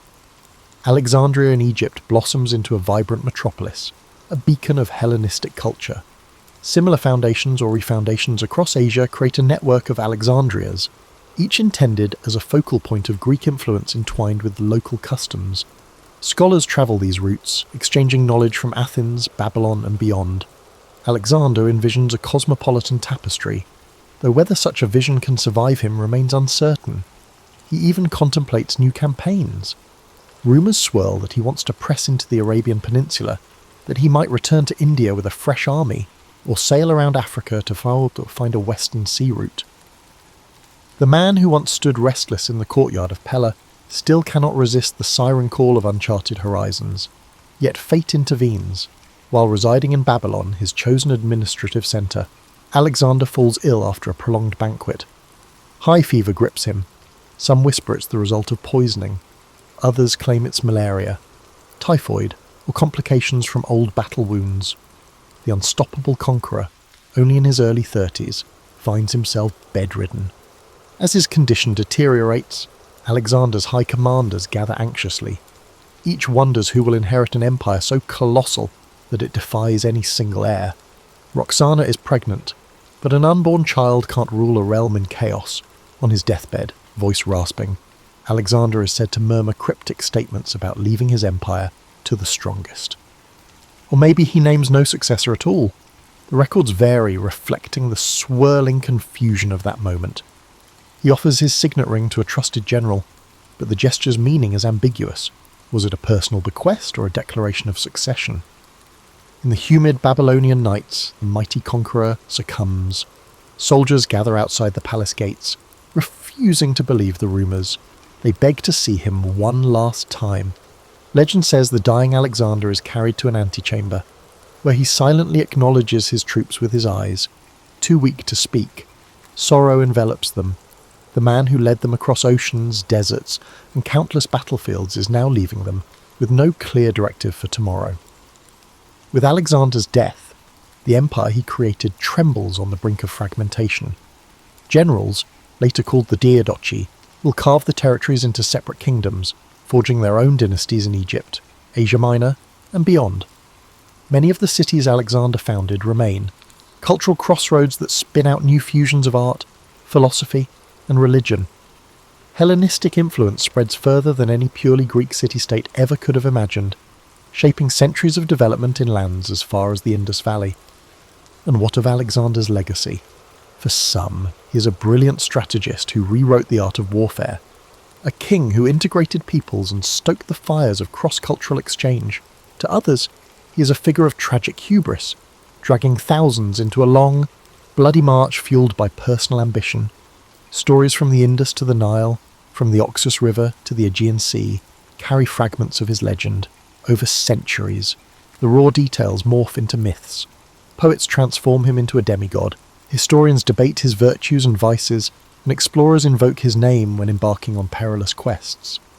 But above all, Alexander remains the restless soul of antiquity, a leader who, from his first steps on Macedonian soil, dreamed not of limiting horizons but of breaking them. His life stands as a testament to the sheer, and sometimes terrifying, force of will, forever leaving questions about how one man's drive can alter the course of nations for good or ill. Thus concludes our tapestry of Alexander the Great, a story woven from dusty paths, rivers of conflict, lavish banquets, and fleeting triumphs. He was shaped by powerful parents, guided by philosophers, tested on countless battlefields, and enthralled by the promise of immortality through conquest. Whether or not he had achieved that immortality remains for us to judge. As long as human curiosity thrives, his name echoes. Alexander, the man who sought to see, to rule, and to understand the edge of the known world, only to find that the world is always larger than we dare imagine. Aristotle's story begins over 2,000 years ago, in 384 BCE, in the ancient city of Stagira, located in northern Greece. Born to a physician named Nicomachus and his wife Phaestis, Aristotle came into the world surrounded by a mix of science, medicine, and tradition. His father's role as the physician to the royal court of Macedon meant that Aristotle grew up in an environment deeply rooted in observation, inquiry, and the natural sciences. Even as a child, he showed a curious and inquisitive nature, traits that would come to define his life and work. However, Aristotle's early life was not without hardship. His parents passed away when he was still a boy, leaving him orphaned at a young age. Despite this loss, he was taken in by a guardian and received an education that emphasized both discipline and exploration. His early exposure to the workings of the natural world, combined with the structured environment of his upbringing, set the stage for his intellectual journey. At the age of 17, Aristotle travelled to Athens, the intellectual and cultural centre of the ancient world. There, he enrolled in Plato's Academy, a prestigious school founded by the renowned philosopher Plato. Aristotle quickly distinguished himself as a brilliant student, one whose mind seemed boundless in its capacity for inquiry. For 20 years he studied under Plato, immersing himself in philosophy, mathematics, and the natural sciences. Though Aristotle greatly admired Plato, he did not always agree with his teacher's ideas. While Plato focused on the realm of ideal forms, Aristotle's mind was drawn to the tangible, the observable, and the concrete. He believed that understanding the world required examining it directly, through observation and experience. This difference in approach would later define Aristotle's own philosophy, setting it apart from that of his mentor. After Plato's death, Aristotle left Athens and began a period of travel and teaching. He journeyed across the Greek world, sharing his knowledge and expanding his understanding of different cultures and environments. During this time, he also married a woman named Pythias, with whom he would have a daughter. His travels brought him to the court of King Philip II of Macedon, where he was tasked with an extraordinary responsibility, tutoring the young prince, Alexander, who would later become known as Alexander the Great. Aristotle's influence on Alexander was profound. While the prince was destined for military conquest and political leadership, Aristotle introduced him to the worlds of philosophy, science, and ethics. He encouraged Alexander to think critically and to approach his rule with wisdom and fairness. Though their paths would eventually diverge, the relationship between teacher and student left a lasting impact on both. In 335 BCE, Aristotle returned to Athens and established his own school, the Lyceum. The Lyceum was more than just a place of learning. It was a community of thinkers and scholars dedicated to exploring every aspect of the world. Aristotle and his students walked the grounds of the Lyceum, engaging in discussions that range from biology and physics to ethics and politics. These peripatetic discussions, as they were called, became a hallmark of Aristotle's teaching style. Aristotle's curiosity knew no bounds. He sought to understand the world in its entirety, cataloguing plants and animals, studying the stars, and analysing human behaviour. His work was both broad and detailed, reflecting his belief that knowledge was interconnected. To Aristotle, understanding one aspect of the world helped illuminate the others. His contributions to philosophy were groundbreaking. Aristotle developed a system of logic that laid the foundation for scientific inquiry. He believed that knowledge could be built through observation, reasoning, and experimentation. This approach contrasted with the purely theoretical methods of his predecessors, and it marked the beginning of a more empirical way of thinking that would influence science for centuries to come. Aristotle's writings covered nearly every subject imaginable. He explored metaphysics, examining the nature of existence and reality. He wrote extensively on ethics, proposing that the goal of life was to achieve eudaimonia, or flourishing through the cultivation of virtue. In politics, he analysed the structures of government and society, emphasising the importance of balance and justice. Yet, Aristotle was not infallible. Like all thinkers of his time, his work was shaped by the cultural and historical context in which he lived. Some of his ideas, particularly those on natural hierarchy and gender roles, reflected the limitations of his era. Even so, his methods of inquiry and his commitment to understanding the world continue to resonate. As Aristotle's influence grew, so too did the challenges he faced. In his later years, political tensions in Athens made his position increasingly precarious. Following the death of Alexander the Great, anti-Macedonian sentiment in the city put Aristotle, with his ties to the Macedonian court, under scrutiny. Accused of impiety, he chose to leave Athens, reportedly saying that he would not allow the city to sin twice against philosophy, a reference to the execution of Socrates decades earlier. Aristotle spent his final years in the city of Chalcis, where he continued to write and reflect. He passed away in 322 BCE at the age of 62, leaving behind a legacy that would endure for millennia. His works, preserved and studied over the centuries, became a cornerstone of Western thought, influencing fields as diverse as science, ethics, politics, and art. As you reflect on Aristotle's life, let the calm rhythm of his story guide you into a peaceful state of relaxation. His journey reminds us of the power of curiosity, the value of inquiry, and the interconnectedness of all knowledge. Aristotle's life was not just about answers, it was about asking the right questions and seeking understanding in all things. Feel the quiet wisdom of his teachings as they settle in your mind, a gentle reminder that the pursuit of knowledge is a journey, not a destination. Let the story of Aristotle inspire you to embrace curiosity and to find wonder in the world around you. Now, as you drift off to sleep, imagine the serene halls of the Lyceum, the soft murmurs of philosophical discussions, and the gentle rustling of leaves as Aristotle and his students walk under the shade of ancient trees. Let these images carry you into restful dreams, where the wisdom of the past illuminates the infinite possibilities of tomorrow. As you continue to relax, let the profound legacy of Aristotle's life unfold in your mind. His dedication to understanding the world wasn't just about acquiring knowledge. It was about seeking harmony, balance, and truth in everything around him. Aristotle believed that knowledge was interconnected, and through his teachings, he encouraged others to see the unity between the natural world, human behaviour, and the cosmos itself. Imagine Aristotle walking through the Lyceum, the warm sun filtering through the trees as he engaged in thoughtful discussions with his students. His words carried a sense of purpose, guiding those who followed him to think critically and observe the world with care. These walks, known as peripatetic lectures, were not just a means of sharing knowledge, they were a journey of discovery, where every step brought new insights and understanding. Aristotle's influence reached far beyond his own lifetime. His writings were preserved and studied by scholars throughout history, shaping the foundations of many disciplines. In the Middle Ages, his works became central to both Islamic and European philosophy, earning him the title of the philosopher among medieval scholars. His contributions to logic, ethics, and the natural sciences provided a framework for future thinkers, from Thomas Aquinas to Galileo Galilei. In the realm of ethics, Aristotle's concept of virtue remains timeless. He believed that the key to a fulfilling life was finding the balance between extremes, a concept he called the golden mean. For Aristotle, courage lay between recklessness and cowardice, generosity between stinginess and extravagance. This philosophy of moderation offers a calming and thoughtful perspective, reminding us that harmony often lies in balance. As you reflect on these teachings, let their wisdom bring a sense of calm and clarity. The idea that life's challenges can be approached with balance and thoughtfulness is a comforting reminder that, even in times of uncertainty, there is a path forward that brings peace and understanding.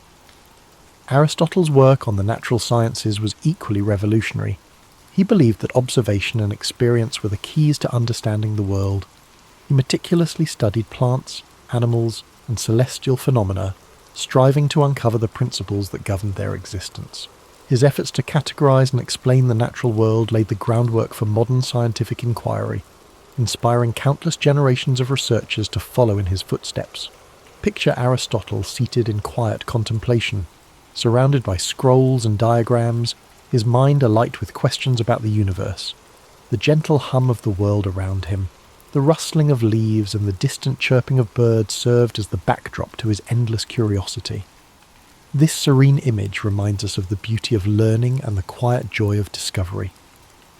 In his exploration of politics, Aristotle emphasized the importance of community and the role of government in promoting the common good.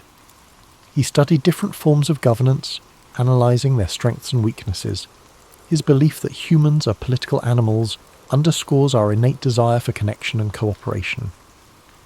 Aristotle's insights into the nature of society encourage us to think deeply about the ways we interact with one another and the systems we create to support our collective well-being. As the rain falls gently outside your window, imagine the ancient world Aristotle inhabited, a world filled with wonder, where the mysteries of existence invited exploration and understanding.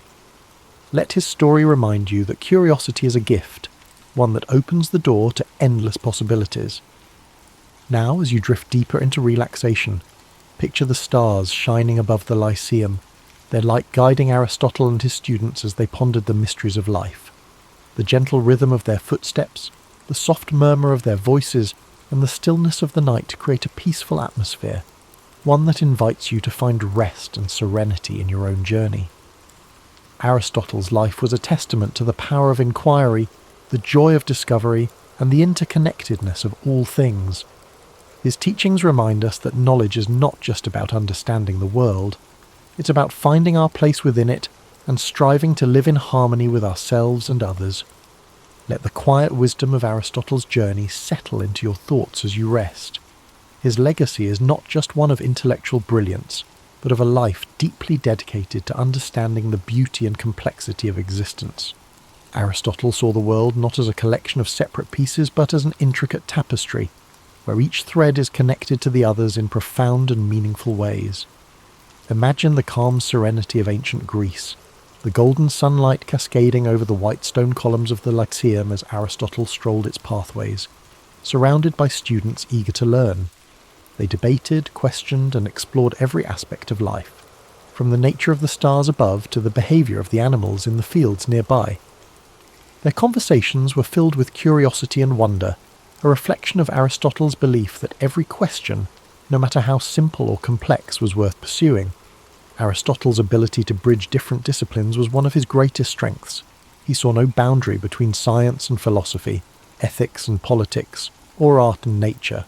To him, everything was interconnected, part of a greater whole that deserved to be studied and understood. This holistic view of the world is a reminder of the beauty that lies in seeing the bigger picture, in understanding that each small piece contributes to something far greater than itself. As you drift further into relaxation, let the harmony of Aristotle's teachings bring you peace. His philosophy of balance and moderation encourages us to find calm in the chaos, to seek the middle ground where we can flourish. The idea of the golden mean is not just a guide for making choices, it is an invitation to live with grace and intention, to approach life with a steady and thoughtful heart. Picture Aristotle at his desk, surrounded by scrolls and notes, the flickering light of a lantern illuminating his work. The quiet hum of the night provides the perfect backdrop for his thoughts, as he meticulously records his observations and ideas. Each stroke of his pen represents a step forward in humanity's understanding of the world. This image is a reminder that even the grandest achievements begin with quiet moments of reflection and dedication. Aristotle's life was also a testament to resilience. Despite the challenges he faced, from personal loss to political exile, he never stopped asking questions, never stopped seeking to understand. His commitment to learning and teaching, even in the face of adversity, is a powerful reminder that knowledge and curiosity are forces that can overcome even the greatest obstacles. Now, as you relax and prepare to drift into sleep, imagine the gentle sound of waves lapping against the shores of ancient Greece, the rhythmic flow of the sea echoing the timeless nature of Aristotle's wisdom. His story reminds us that the search for knowledge is an endless journey, one that brings us closer not only to the world around us, but also to ourselves. Let your breathing slow as you picture the peaceful gardens of the Lyceum, where Aristotle's students gathered to learn and grow. The rustling of leaves in the wind and the soft murmur of philosophical discussions create a tranquil atmosphere, one that invites you to rest and reflect. As the calm of the night surrounds you, let the echoes of Aristotle's wisdom carry you further into a restful state. His life's journey reminds us of the power of patience and persistence, the idea that true understanding unfolds slowly, like the petals of a flower opening to the morning sun. Each step he took, each question he asked, was a step toward unravelling the mysteries of life. Imagine the gentle rhythm of Aristotle's daily routines at the Lyceum, the sun casting soft shadows over the gardens, where he and his students would walk and talk. The air would have been filled with the scent of blooming flowers and the distant sound of birds singing, creating a serene environment for thought and reflection. It was in these simple, unhurried moments that some of the most profound ideas in human history were born. Aristotle's approach to life and learning reminds us that it's okay to take our time, to explore the world with curiosity and wonder. He understood that knowledge is not something to be rushed. It is a lifelong journey, one that unfolds gradually and beautifully. This philosophy of patience and exploration is one we can carry with us, a gentle reminder to approach our own lives with care and intention. Aristotle often turned his gaze upward, marvelling at the vastness of the universe and pondering the mysteries it held. To him, the stars were not just distant points of light. They were part of a grand, interconnected cosmos, a reminder of our place within something far greater than ourselves. Let this thought bring you a sense of peace and wonder as you rest. Aristotle's teachings also emphasized the importance of community and connection. He believed that humans are social beings, meant to live and work together in harmony. His ideas about politics and ethics were grounded in this belief, highlighting the value of cooperation, fairness, and mutual respect. These principles continue to resonate, reminding us of the importance of building strong, supportive relationships with those around us. As you relax further, imagine the soft murmurs of conversation in the Lyceum, the voices of students and scholars blending together in a gentle symphony of learning. The warmth of their shared curiosity and the strength of their connections created an environment where ideas could flourish. Let this image remind you of the power of community, the way it supports and uplifts us, even in our quietest moments. Aristotle's dedication to understanding the natural world was unparalleled. He believed that by observing and studying the world around us, we could uncover the principles that govern life itself. From the smallest insect to the vast expanse of the heavens, Aristotle approached every subject with the same level of curiosity and care. His work laid the foundation for countless discoveries, inspiring generations of thinkers to explore and question. Now, as you drift closer to sleep, picture Aristotle walking along a quiet beach at sunrise, the waves gently lapping at the shore. The golden light of dawn illuminates his path, a symbol of the new ideas and possibilities that each day brings. This peaceful scene reflects the quiet strength of his mind and the endless potential for discovery that lies within us all. Let your breathing slow as you embrace the calm and tranquility of this moment. The story of Aristotle's life is one of resilience, curiosity, and an unyielding desire to understand. His teachings remind us that no matter how complex the world may seem, there is always beauty to be found in the search for knowledge. As you fall into a deep, restful sleep, let the timeless wisdom of Aristotle's journey inspire your dreams. Imagine the serenity of the Lyceum, the warmth of shared ideas, and the quiet joy of exploring the mysteries of life. Thank you for spending this time with us at History and Sleep. May your dreams be peaceful and filled with wonder. Sweet dreams, and we look forward to seeing you again soon.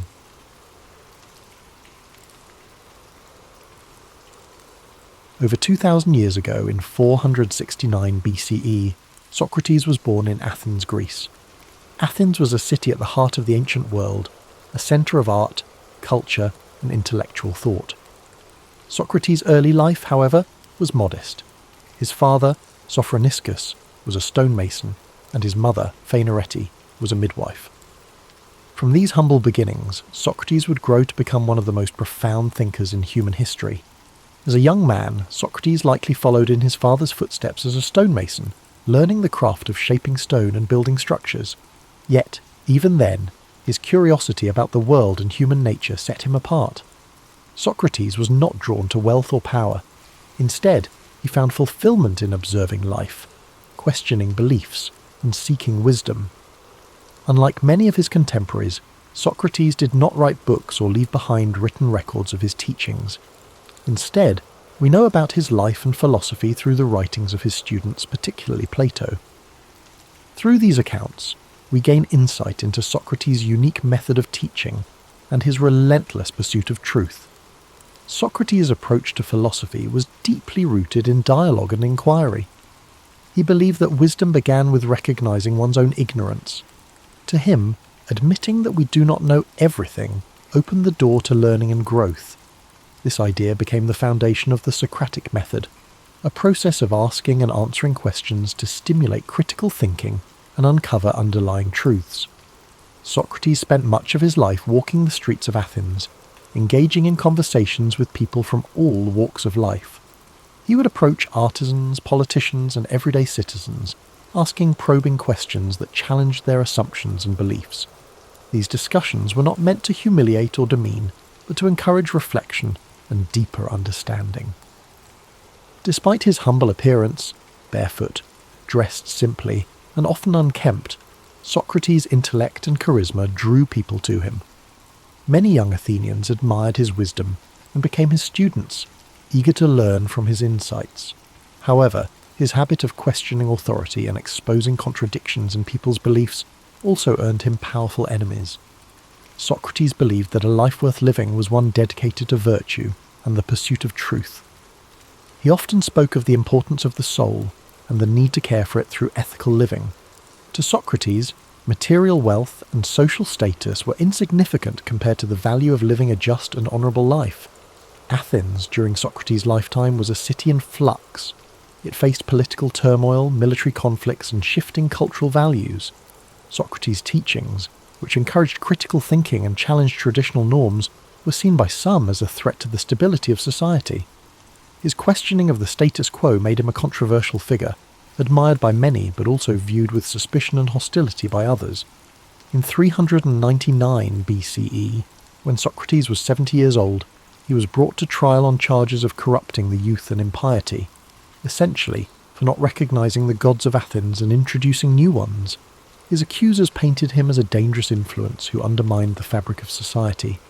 During his trial, Socrates stood firm in his beliefs. Rather than plead for his life or renounce his teachings, he used the opportunity to defend the principles he held dear. He argued that his questioning and discussions were a service to Athens, pushing its citizens to think critically and live virtuously. The trial was both a demonstration of Socrates' unwavering commitment to truth and a reflection of the political tensions in Athens. Despite his eloquence and integrity, the jury found him guilty. He was sentenced to death by drinking a cup of hemlock, a poison that would end his life. In the days leading up to his execution, Socrates remained calm and composed. Surrounded by his closest friends and students, he continued to discuss philosophy and the nature of life and death. He viewed death not as something to fear, but as a transition to another state of existence, where the soul might find true knowledge. On the day of his execution, Socrates drank the hemlock with dignity and courage, accepting his fate without bitterness or resentment. His final moments were spent in conversation, a testament to his belief that the pursuit of wisdom and truth transcended even the boundaries of life itself. Socrates' death marked the end of his physical presence in Athens, but his ideas lived on through his students and their writings. Plato in particular dedicated much of his work to preserving and expanding upon Socrates' teachings, ensuring that his philosophy would endure for generations to come. Today, Socrates is remembered as the father of Western philosophy, a thinker whose commitment to truth and virtue continues to inspire. His life teaches us the importance of questioning, of seeking knowledge, and of living with integrity. As you reflect on Socrates' journey, let his story guide you into a state of relaxation and peace. His dedication to wisdom reminds us that the pursuit of understanding is a lifelong journey, one that brings meaning and purpose to our lives. Imagine the streets of ancient Athens, the soft light of the setting sun casting long shadows on the stone buildings. Hear the murmur of conversations as Socrates walks among the people, his questions sparking thought and introspection. Let this image fill your mind with a sense of calm and wonder. As you drift into sleep, let the wisdom of Socrates' life inspire your dreams. His legacy reminds us that even in the face of adversity, the pursuit of truth and the care of the soul are endeavours worth striving for. Let the story of Socrates settle gently in your mind as you relax deeper into rest. His life, though lived so many centuries ago, carries timeless lessons that resonate in every moment of reflection and inquiry. Socrates reminds us that the simplest question can lead to the most profound discoveries, and that truth, even when difficult, is worth pursuing. Picture Socrates standing in the agora, the bustling marketplace of Athens. The air hums with activity, merchants calling out their wares, philosophers debating ideas, and citizens discussing the affairs of the city. Amid this lively scene, Socrates stands calmly, engaging those around him with his thoughtful questions. His unassuming presence and sharp intellect captivate those who stop to listen, drawing them into conversations that challenge their deepest beliefs. As the sun sets over Athens, the city quiets, and Socrates continues his discussions under the glow of oil lamps. The stars above twinkle faintly, a reminder of the vast universe beyond, as his voice carries the gentle rhythm of inquiry and understanding. Socrates believed that philosophy was not just an intellectual pursuit, but a way of life, a commitment to questioning, learning, and living with integrity. Imagine his students gathered around him, their faces illuminated by the soft light as they listen intently. Among them are young minds who would carry his teachings forward, shaping the future of philosophy and ensuring that his legacy would endure. The scene is serene, filled with the quiet joy of shared knowledge and the timeless beauty of human connection. Socrates' belief in the power of dialogue teaches us the importance of listening as well as questioning. In a world often filled with noise and haste, his approach encourages us to slow down, to reflect, and to seek clarity in our thoughts and interactions. His humility, his willingness to admit his own ignorance, and his tireless pursuit of understanding are qualities that inspire us to approach life with openness and curiosity. Now, as you drift closer to sleep, picture Socrates walking along the quiet shores of ancient Greece, the waves gently lapping at the sand. The moon casts a silver light over the sea, and the cool breeze carries the scent of salt and earth. Socrates walks slowly, his thoughts as calm and steady as the rhythm of the waves. In this peaceful moment, his dedication to truth and wisdom feels as vast and eternal as the ocean itself. Feel the serenity of this image envelop you as you rest. Socrates' life reminds us that even in moments of uncertainty, the search for meaning and understanding brings us closer to the essence of who we are. His courage to stand by his principles, even in the face of great adversity, is a gentle reminder to live with integrity and purpose. As you relax further, imagine the soft sound of sandals on stone as Socrates ascends the steps of a temple, the sky painted with the warm hues of dawn. The first rays of sunlight illuminate the ancient city, a symbol of renewal and the endless possibilities that come with each new day. Let this image fill you with a sense of hope and calm, a quiet reassurance that the pursuit of truth is always worth the effort. As you drift into a deep and restful sleep, carry with you the wisdom and spirit of Socrates. His life teaches us that even the simplest questions can open the door to profound insights, and that the search for understanding is a journey without end. As the gentle rhythm of Socrates' life story echoes in your mind, allow yourself to relax even further.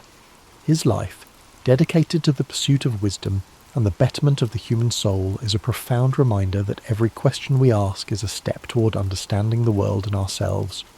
Socrates believed that knowledge was not about having answers, but about the courage to ask and to seek.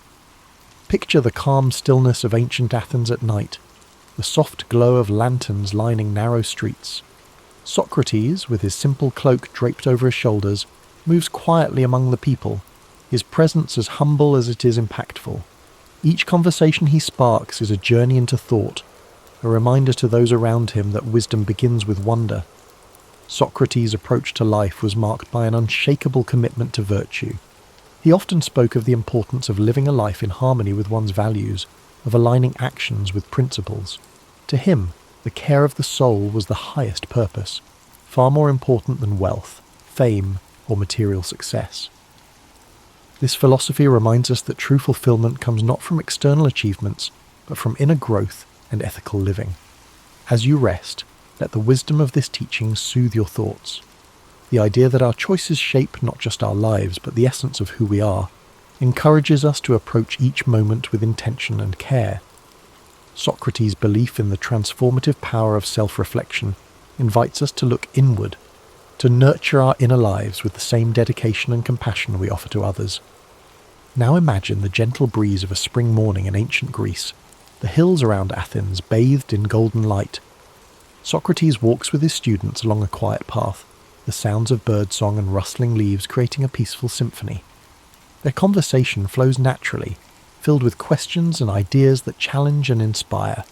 This idyllic scene captures the essence of Socrates' philosophy, a life lived in connection with nature, community, and the endless pursuit of knowledge. As you drift deeper into relaxation, think of Socrates' courage in facing the end of his life, his calm acceptance of his fate, his willingness to stand by his beliefs, even in the face of death, is a testament to the strength of his character. He taught his students not to fear death, but to view it as a natural part of existence. A transition that, like life itself, holds the potential for learning and growth. Feel the serenity of Socrates' perspective as it envelops you like a warm blanket. His unwavering faith in the value of a life well lived reminds us that even in moments of uncertainty, we can find peace by staying true to our values and seeking the truth within ourselves. His life, though marked by challenges, was ultimately one of profound purpose and enduring legacy. As the night deepens, imagine Socrates standing on a hill overlooking Athens, the city lights twinkling below like stars fallen to earth. The wind carries with it the faint sounds of laughter and conversation, the echoes of a city alive with thought and creativity.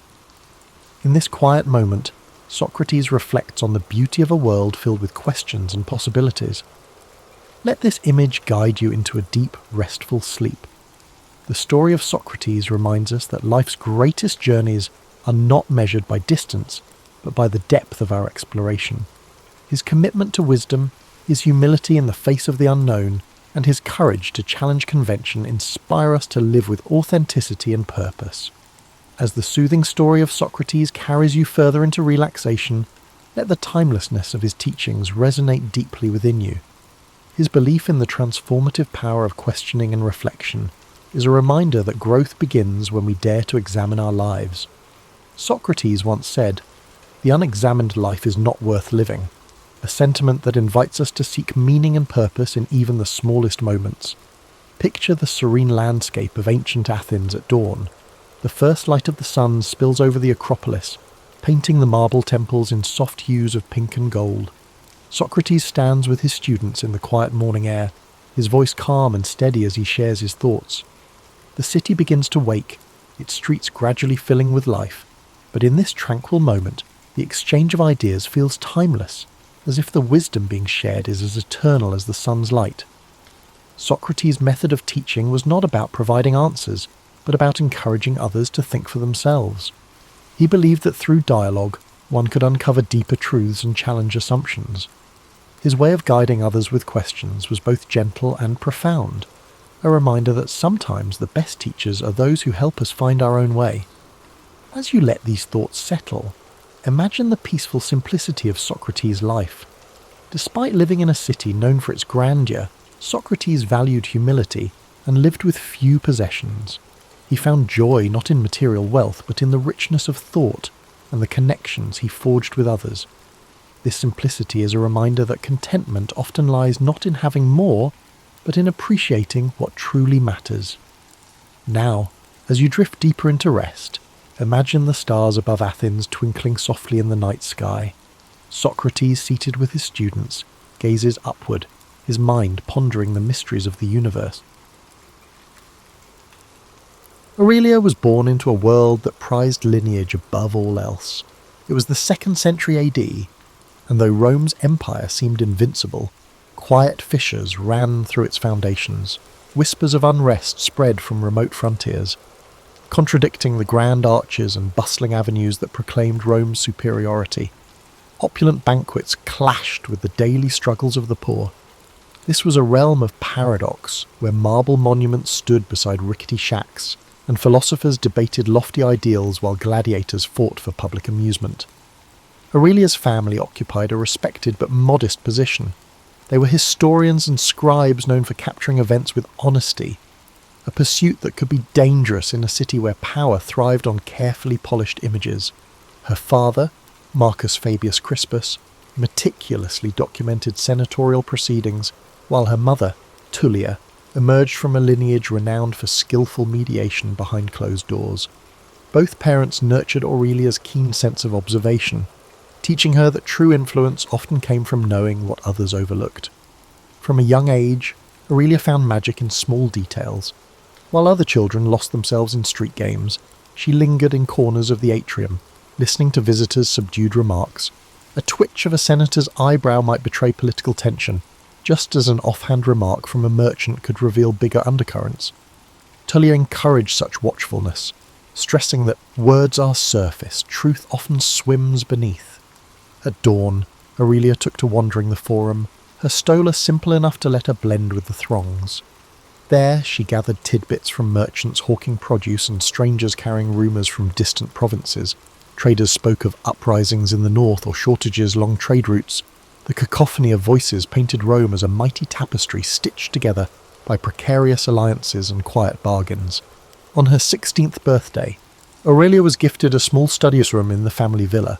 Stacks of scrolls, wax tablets, and half-finished transcripts filled the cramped space. She revelled in sifting through tax records, legionary petitions, and memoranda from minor officials. Each scroll hinted at how carefully Rome balanced its grandeur. Soldiers complained of late pay, border governors requested reinforcements, and farmland disputes dragged on for years. Aurelia's father commended her diligence, but warned that too much curiosity can cast unwelcome light on things meant to stay in shadow. It wasn't long before she noticed the difference between the city's official image and its underlying truths. Public buildings boasted inscriptions praising the emperor's benevolence. But in the margins of her father's notes, Aurelia saw hints of legionary discontent and senators pushing private agendas. She learned that Rome, for all its majesty, sustained itself through 1,000 unacknowledged compromises. Tullia, meanwhile, introduced her daughter to the subtleties of social dance.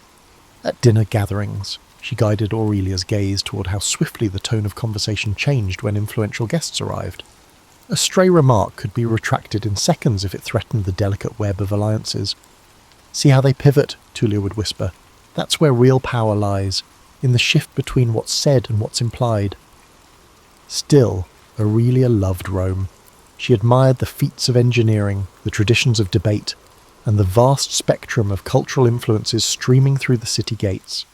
She believed that beneath the politics and strict hierarchies there was genuine excellence, a civilization yearning for wisdom, if only its protectors were not so quick to silence inconvenient voices.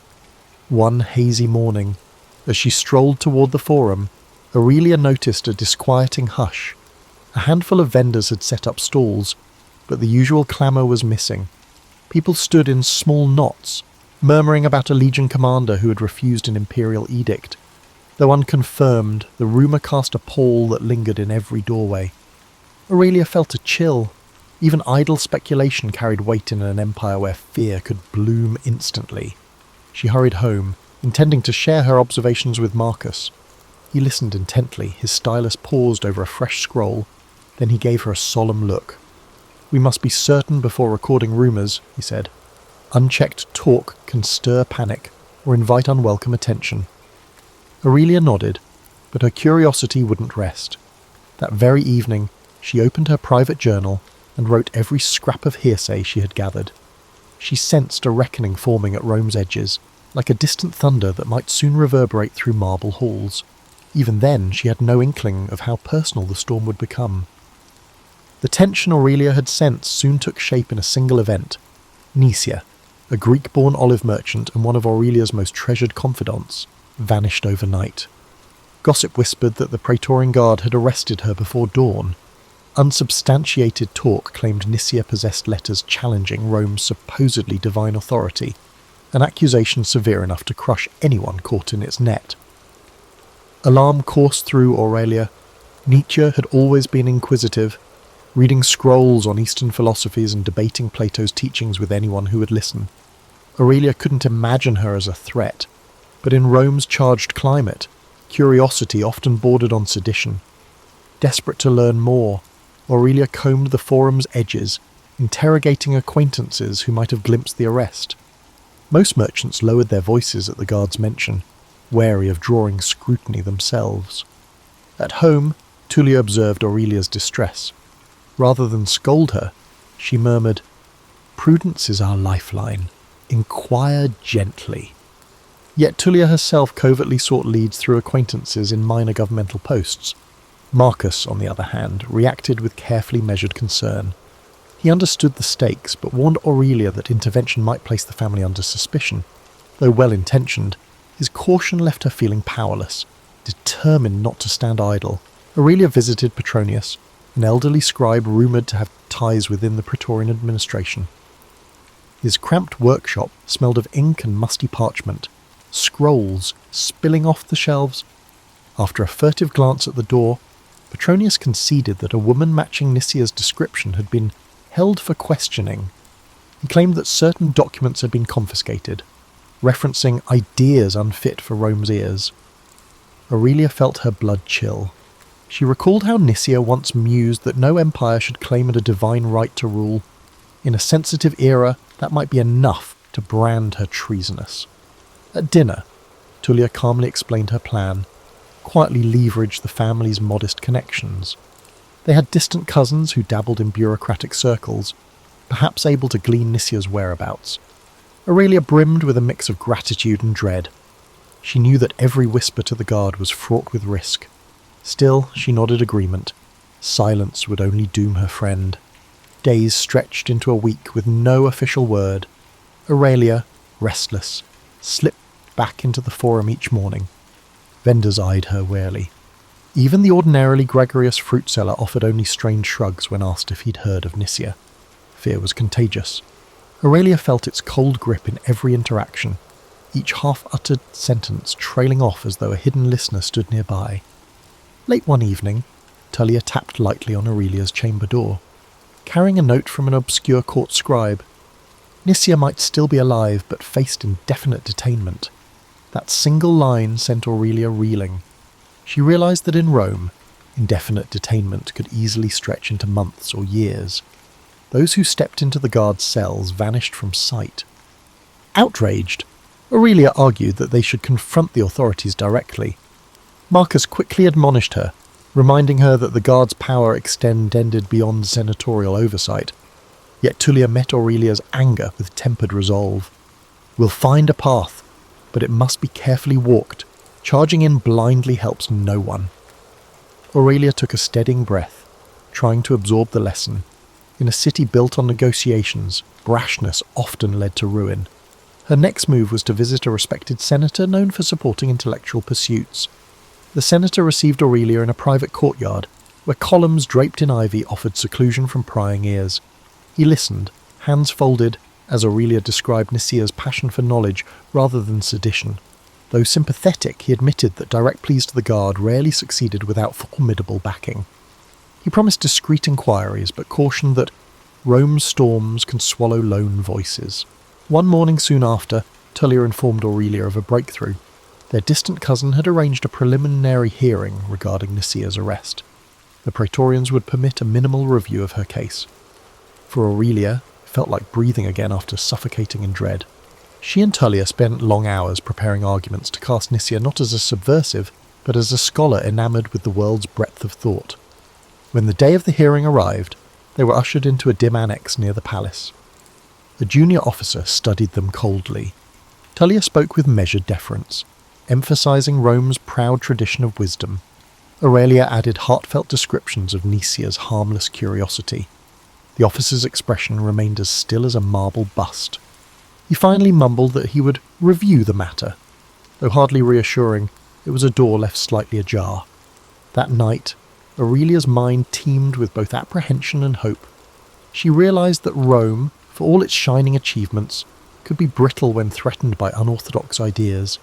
Determined not to lose her friend to that brittle machinery, Aurelia clung to the faint promise of another day, another chance to pry open the iron walls of secrecy.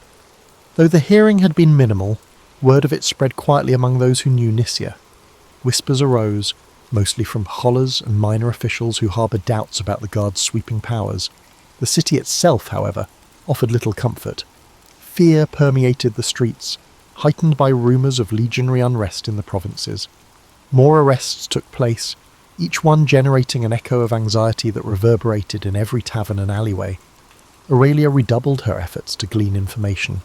She spoke in hushed tones with a tavern keeper near the Circus Maximus, who said that soldiers returning from campaigns complained of harsh discipline and uncertain pay.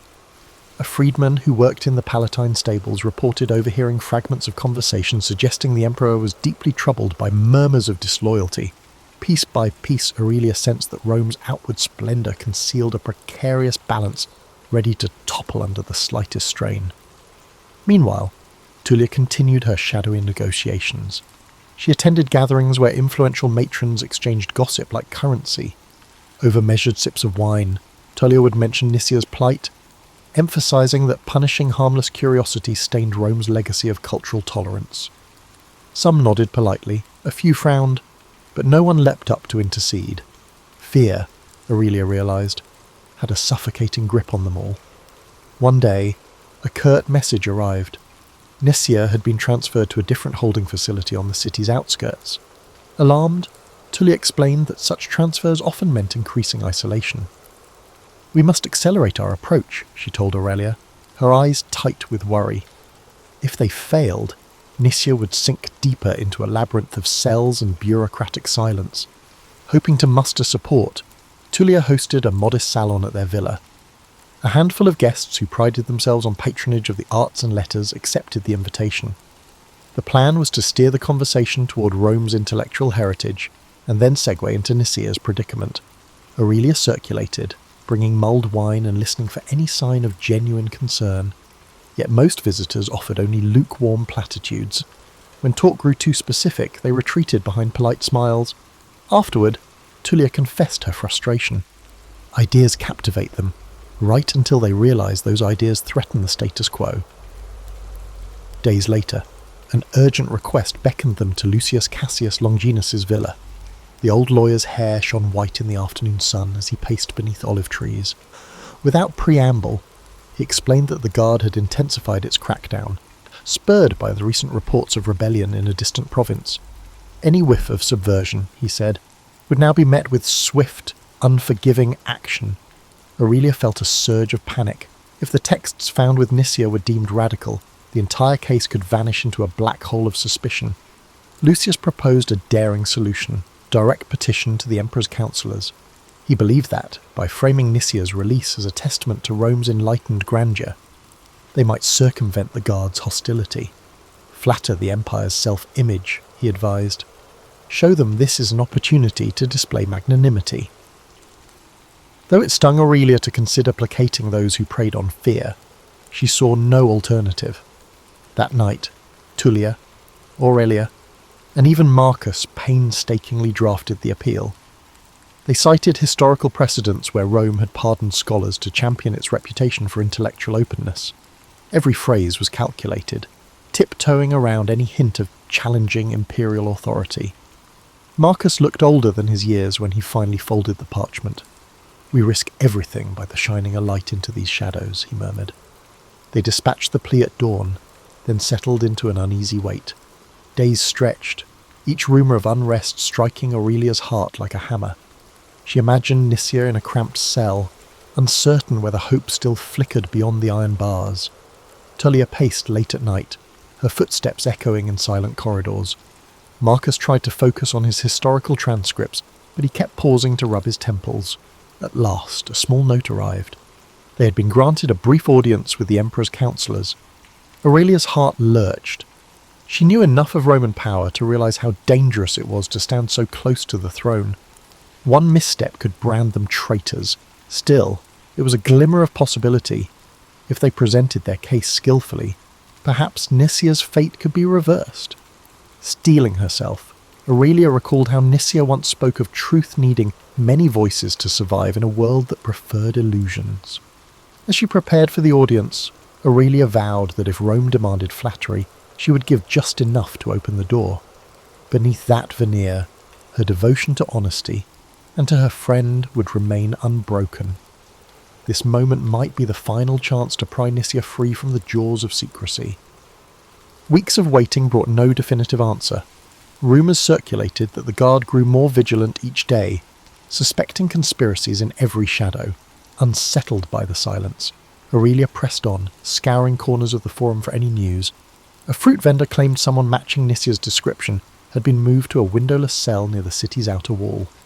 Another insisted he'd seen her on a prison cart heading north. Conflicting tales only amplified Aurelia's anguish. Tullia, determined to avoid stasis, scheduled another round of discreet visits. She met with a senatorial wife whose husband dabbled in legal reforms. She reconvened with an elderly diplomat known for bridging factions during prior unrest. At each meeting, Tullia deployed her signature tact, reminding people of Rome's vaunted tradition of wisdom.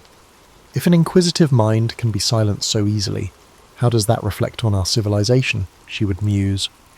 A few listeners showed sympathy, yet none had the clout or courage to confront the guard directly.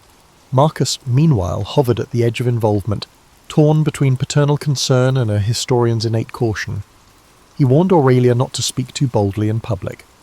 "The city crackles with tension," he said, tapping his stylus on a half-filled scroll. "One misplaced phrase could label you an agitator." Aurelia seethed at the constraints but forced herself to comply. She recognized that their window of opportunity to save Nisia was shrinking. A breakthrough arrived via a faded letter from Lucius Cassius Longinus. He advised that the emperor's councillors had at least acknowledged the family's petition. Though they offered no commitment, they requested more details about Nisia's background. Lucius suggested that Aurelia herself compile a short dossier, an account of who Nisia was, her upbringing, and her intellectual pursuits. "Speak to her virtues," he wrote, and emphasize how her interests align with Rome's cultural mosaic. Over the next 2 days, Aurelia toiled in her study. She recalled how Nisia discovered her first Greek manuscripts as a child, reading them by lamplight in her uncle's cramped attic. She wrote of Nisia's fascination with comparing Stoic ideas to Eastern thought, never out of malice toward Rome, but rather an eagerness to understand the human condition. Tullia reviewed each sentence, gently rephrasing any hint that could be misconstrued as undermining imperial authority. On the third morning, a courier arrived to deliver the dossier to the councillors. Aurelia felt a pang of helplessness as she watched the parchment vanish in his satchel. They had done their best to paint Nisia as a curious mind, not a threat, but would it suffice for those who saw shadows of Russellian everywhere? That afternoon, Tullia hosted a subdued gathering for a handful of respected scholars, hoping to quietly muster more support. A stooped rhetorician, famed for his speeches on civic virtue, listened attentively. After a moment of reflection, he admitted that he admired their stand but dared not provoke powerful figures. Aurelia bit back frustration, reminding herself that fear was a rational response in a city where dissenters could vanish overnight. Surprisingly, it was a younger philosopher who approached Aurelia after the gathering. His brow furrowed with concern, he confided that he'd heard about foreign troops on the move, possibly quelling uprisings in northern territories. "Each rumour of insurrection tightens the guard's grip at home," he said, voice trembling. "I fear your friend's case might be lost in the shuffle of bigger events." Aurelia thanked him, heart pounding at the possibility that Nisia's fate might be overshadowed by empire-wide anxieties. Late that evening, mother and daughter sat beneath a flickering oil lamp, rereading every letter, every note, every snippet of progress. Tullia rubbed her temples, exhaustion evident. "We've tried appealing to reason and honour," she said softly. "Yet reason often surrenders when paranoia sets in." Aurelia offered quiet reassurance. Even though her own hope dimmed, she refused to betray defeat. A new summons arrived the next day. One of the emperor's councillors, a figure named Albius Saturninus, requested a meeting. The messenger's words carried no warmth, only that further clarification was required. Aurelia's heartbeat quickened. This could be the pivotal moment. If Saturninus found their arguments lacking, Nisia could disappear from all records. If he chose leniency, perhaps a door would open. Guided by Tullia's calm resolve, Aurelia steadied herself. They dressed in subdued finery, mindful of appearances. Outside, Rome's ever-shifting tapestry of rumour and spectacle buzzed with energy.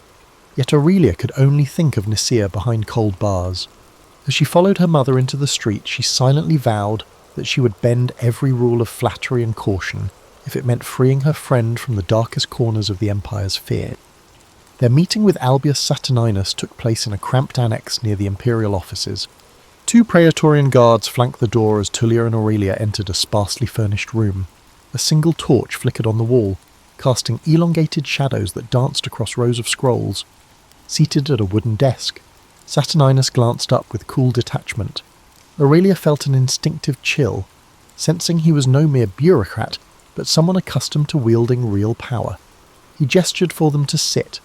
Tullia opened by thanking him for agreeing to hear their case.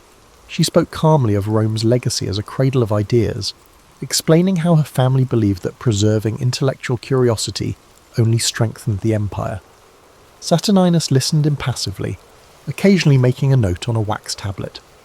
When Tullia finished, Aurelia offered a brief testimony about Nicia's passion for scholarship. She sees knowledge not as rebellion, but as a way to celebrate Rome's greatness, Aurelia said, each word carefully chosen to flatter the regime. Saturninus tapped the tip of his stylus on the desk. "You paint a virtuous picture," he said. "However, the texts found with this Nicia were not standard fare. They question the notion of divine right. Do they not?" Aurelia's heart pounded. She admitted Nicia once read scrolls that contemplated whether any ruler should claim sacred authority. Saturninus frowned. Dangerous territory, especially with rumours of dissent roiling our frontiers. Tullia calmly pivoted.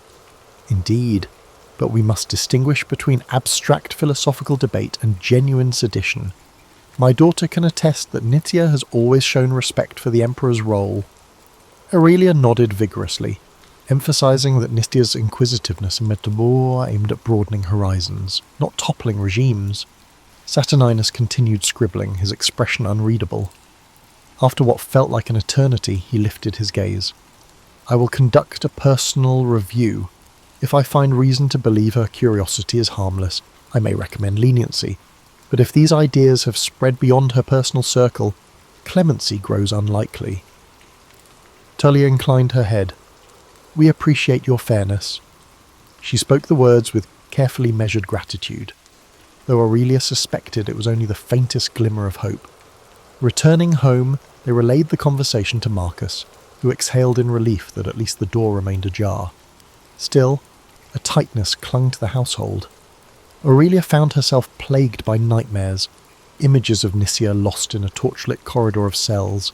She spent her days editing each draft they'd written, searching for any detail that might strengthen Saturninus's inclination toward mercy. One afternoon, an unexpected visitor arrived, the young philosopher who had once warned Aurelia about the rising clampdown. He carried a slim scroll, eyes alight with urgency. "I managed to speak with a contact in the Praetorian Guard," he whispered. "They say Saturninus is truly deliberating, but pressures from above are mounting. Another wave of arrests could come at any moment." Aurelia thanked him, heart heavy with the knowledge that Nicia's life hung by a thread. The days that followed were filled with confusion. Tullia arranged small gatherings, subtly reminding attendees of Rome's alleged commitment to enlightenment. She recounted the city's storied history of absorbing foreign traditions. If we punish those who explore new perspectives, do we not undermine centuries of proud heritage? She would ask, voice wavering just enough to stir emotion. Some listeners offered sympathetic murmurs, others averted their eyes, unwilling to align themselves against the growing tide of suspicion. Aurelia found solace in revisiting old notes from Nicia, who had scribbled translations of Greek verses about the pursuit of truth. Reading those lines by the lamp light, Aurelia vowed she would not abandon her friend to the machinery of fear. Even so, the unstoppable churn of Roman politics loomed over them. Each morning arrived with fresh rumours: a new rebellion in Gaul, a senator rumoured to be conspiring against imperial authority, or the guard arresting someone for uttering heretical claims. The city's mood felt like a drawn bowstring, ready to snap. Finally, on a cloudy afternoon, a pale-faced courier arrived with a sealed message. Trembling, Aurelia broke the wax seal. Saturninus summoned them for a final verdict. Marcus's hand gripped Aurelia's shoulder as she read the words aloud. Tullia said nothing, but her eyes were dark with both fear and resolve. The next morning, they dressed carefully in subdued garments. Stepping into the street, Aurelia noticed how the city seemed caught in a hush, as though bracing for some unseen impact. The approach to the imperial annex felt endless. As they neared the guarded doors, Aurelia prayed that every subtle argument, every measured phrase, every small gesture of respect they'd offered would count for something. And above all, she prayed that Nicia might yet walk free, rather than dissolve into the silence that swallowed so many fragile voices in Rome. Saturninus received them in the same stark chamber, with 2 new guards posted at the entrance. His expression remained inscrutable as he motioned them forward. Tullia bowed politely, "Yesui," while Aurelia tried to steady her breathing. Aurelia caught a glimpse of a neat stack of documents on the desk, wondering if those silent pages summarized Nicia's life. Without preamble, Saturninus spoke. "I've reviewed the materials and considered your arguments. By all accounts, this Nicia is intellectually curious, not openly seditious." Aurelia clutched the edge of her cloak, struggling to remain composed. "However," Saturninus continued, "the presence of anti-imperial rhetoric in her possession cannot be dismissed. The empire stands on uncertain ground. Any perceived challenge to its divine authority risks igniting greater discord." A tense silence followed. Tullia inclined her head. "We understand the peril, yet we maintain that curiosity is not conspiracy." Saturninus tapped a finger on the scroll before him. "I'm inclined to believe your friend poses no immediate threat. Under ordinary circumstances, I might recommend her release with a warning." He sighed, sounding uncharacteristically weary. "And these are not ordinary times. The provinces grumble, the legions grow restless, and paranoia seeps from the highest ranks." Aurelia felt her hopes waver. "Is there truly no room for clemency?" she asked, voice trembling. Saturninus studied her, then spoke slowly. "I can arrange for Nicia's transfer into a supervised residence, house arrest, essentially, under two conditions. First, she must renounce any texts that question Rome's sanctity. Second, someone must vouch for her continued good conduct." Tullia glanced at Aurelia, relief mixing with apprehension. "We will gladly vouch for her," Tullia said. Saturninus leaned forward, voice dropping low. "Be aware. If anything else incriminating surfaces, your family's name will be forfeit alongside hers." He let the warning hang in the stale air. Aurelia's chest tightened, but she would not abandon Nicia now. Tullia spoke with forced calm. "We accept the responsibility." He gave a curt nod and scribbled instructions on a small tablet. "I'll expedite the transfer. Expect to be notified when she arrives under guard." With that, he dismissed them. Aurelia managed to murmur thanks, though her pulse hammered in her ears. Once outside, Tullia squeezed her hand. "We did it," she whispered. Aurelia took a deep breath in relief. They hadn't truly won, but at least Nicia was spared a grim fate in hidden cells. Days passed, each one stretching with agonizing slowness. Aurelia and Tullia prepared a modest guest chamber, anticipating Nicia's arrival in guarded custody. Marcus wrestled with anxieties, pacing across the atrium at odd hours. "We've taken a risk. If the climate worsens, we could face the guards' wrath." Aurelia recognized the danger but clung to the thought of reuniting with her friend.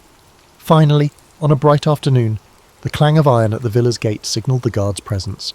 Aurelia rushed to the entry, finding two stern soldiers flanking a figure whose wrists were bound by a simple leather strap. Nicia looked thinner, her eyes shadowed with fatigue. Yet when she recognized Aurelia, a flicker of relief lit her features. The lead guard stated that Nicia was now under house arrest, pending further review. "Any attempt to escape or spread subversive materials will void the arrangement," he warned. Once the soldiers left, Aurelia guided Nicia inside. Tullia hurried forward with water and fruit, her voice gentle. Tears shone in Nicia's eyes, though she tried to maintain composure. "Thank you," she rasped. I wasn't sure I'd ever leave that place." Aurelia fought back her own tears, certain that the moment demanded steadiness. "You're safe here, as safe as any of us can be," she replied. Over the next hours, Nicia recounted her ordeal in halting tones. She had been interrogated repeatedly, pressed to name others who shared her dangerous viewpoints. She insisted she had none to name. Aurelia felt a swell of admiration. Nicia's loyalty to the truth had outweighed her fear, yet the cost was evident in every exhausted breath she took. As dusk settled, Tullia insisted that Nicia rest. Aurelia remained by her bedside, grappling with an odd blend of elation and worry. Though freed from the dungeon, Nicia now lived under perpetual threat. The looming presence of the guard was real. One misstep could hurl them all into ruin. "We must be careful," Aurelia said, her voice trembling. "House arrest is a precarious mercy." Nicia nodded, wincing at some unseen bruise. "I won't give them a reason to lock me away again, but I can't lie, I still believe what I believe." Aurelia reached for her friend's hand, heart pounding with the realization that this fragile respite might be the closest thing to victory they would find. For now, at least, they had wrested Nicia from the Empire's deepest shadows. Tomorrow would bring fresh challenges. Nicia's presence in the villa introduced both hope and new peril. Day by day, she regained strength, although she remained pale and silent at times. Aurelia noticed how Nicia jumped at minor sounds, as though expecting the guard to burst in at any moment. House arrest meant the Empire still held her on a leash, ready to yank tight if any hint of forbidden inquiry resurfaced. Tullia took pains to comply with the guard's stipulations. She dismissed most servants to avoid rumours, limiting outsiders' knowledge of Nicia's whereabouts. Family acquaintances who came calling were informed that the household required privacy due to an illness. Marcus withdrew further into his study, wary of inadvertently drawing attention. Meanwhile, Aurelia felt herself teetering between relief and anxiety. Free as she was to wander, she knew that one slip of the tongue could bring disaster crashing down. As Nicia recovered, they spoke in hushed tones about her prison ordeal. Guards had demanded names, twisting every conversation into a potential confession. "They wanted me to admit a conspiracy," Nicia said, voice strained, "but I had none to give." Aurelia bit her lip, recalling how dangerously close Rome's paranoia had come to extinguishing her friend's life. That same paranoia still loomed, ready to stifle any criticisms of imperial might. One afternoon, Tullia informed Aurelia that Lucius Cassius Longinus had invited them to a private supper. He wished to discuss a path to concluding Nicia's case permanently, ideally by persuading the authorities to close the file. "He believes that with the right approach we might seal this matter," Tullia explained. "No more indefinite limbo." Aurelia's heart lifted, though she feared illusions of finality. She had learned that in Rome, solutions were often temporary, compromised by hidden agendas. They left Nicia in Marcus's care and travelled to Lucius's villa under cover of dusk. Soft lamplight glowed in the colonnade where he waited, a discreet spread of bread, olives, and watered wine laid out. After greeting them, Lucius dove straight into the matter. "Saturninus's arrangement is conditional. We must convince the imperial councillors that your friend is no longer a subject of concern." He paused, choosing his words. A formal statement disavowing any anti-imperial notions might suffice. Aurelia tensed. She knew Nicia's stance on the Empire's claimed divinity wouldn't change. Yet Tullia, ever pragmatic, asked if the statement could be phrased to avoid direct falsehood. Lucius nodded. "We can craft something that emphasises loyalty to Rome's stability without forcing her to recant every idea she's ever held." Still, Aurelia sensed the moral quandary. Nicia would essentially have to tiptoe around her beliefs to survive. They agreed that Tullia and Aurelia would draft a declaration, referencing how house arrest had clarified Nicia's respect for Roman law. The next day, Aurelia presented the idea to Nicia, bracing for conflict. To her relief, Nicia gave a weary nod. "I won't lie about my convictions, but if there's a form of words that satisfies them without trampling the truth, let's try. I can't return to that cell." Within 2 days, they produced a carefully honed statement. Aurelia wrote it by hand, ensuring each clause underscored compliance with Rome's order while refraining from claims that the emperor was divine. Tullia smoothed out phrases, injecting enough deference to placate suspicious officials. Nicia approved, though Aurelia noticed her fingers trembling as she scrawled her name at the bottom. "Let's hope the city's thirst for scapegoats is momentarily quenched," she murmured. A courier delivered the statement to Saturninus, and a fraught silence followed. Meanwhile, chatter in the forum hinted that Rome's political storms continued unabated. A rebellious governor in the east caused unrest. A string of questionable executions rattled the populace. Against that backdrop, Nicia's predicament could easily vanish, overshadowed by larger crises. Aurelia felt a guilty relief that perhaps anonymity might shield them. One late afternoon, the fateful reply arrived. A letter sealed with the imprint of Saturninus declared that, upon due consideration and demonstration of loyalty, the matter is resolved. Nicia was released from official custody, provided she remained within city bounds and avoided any subversive gatherings.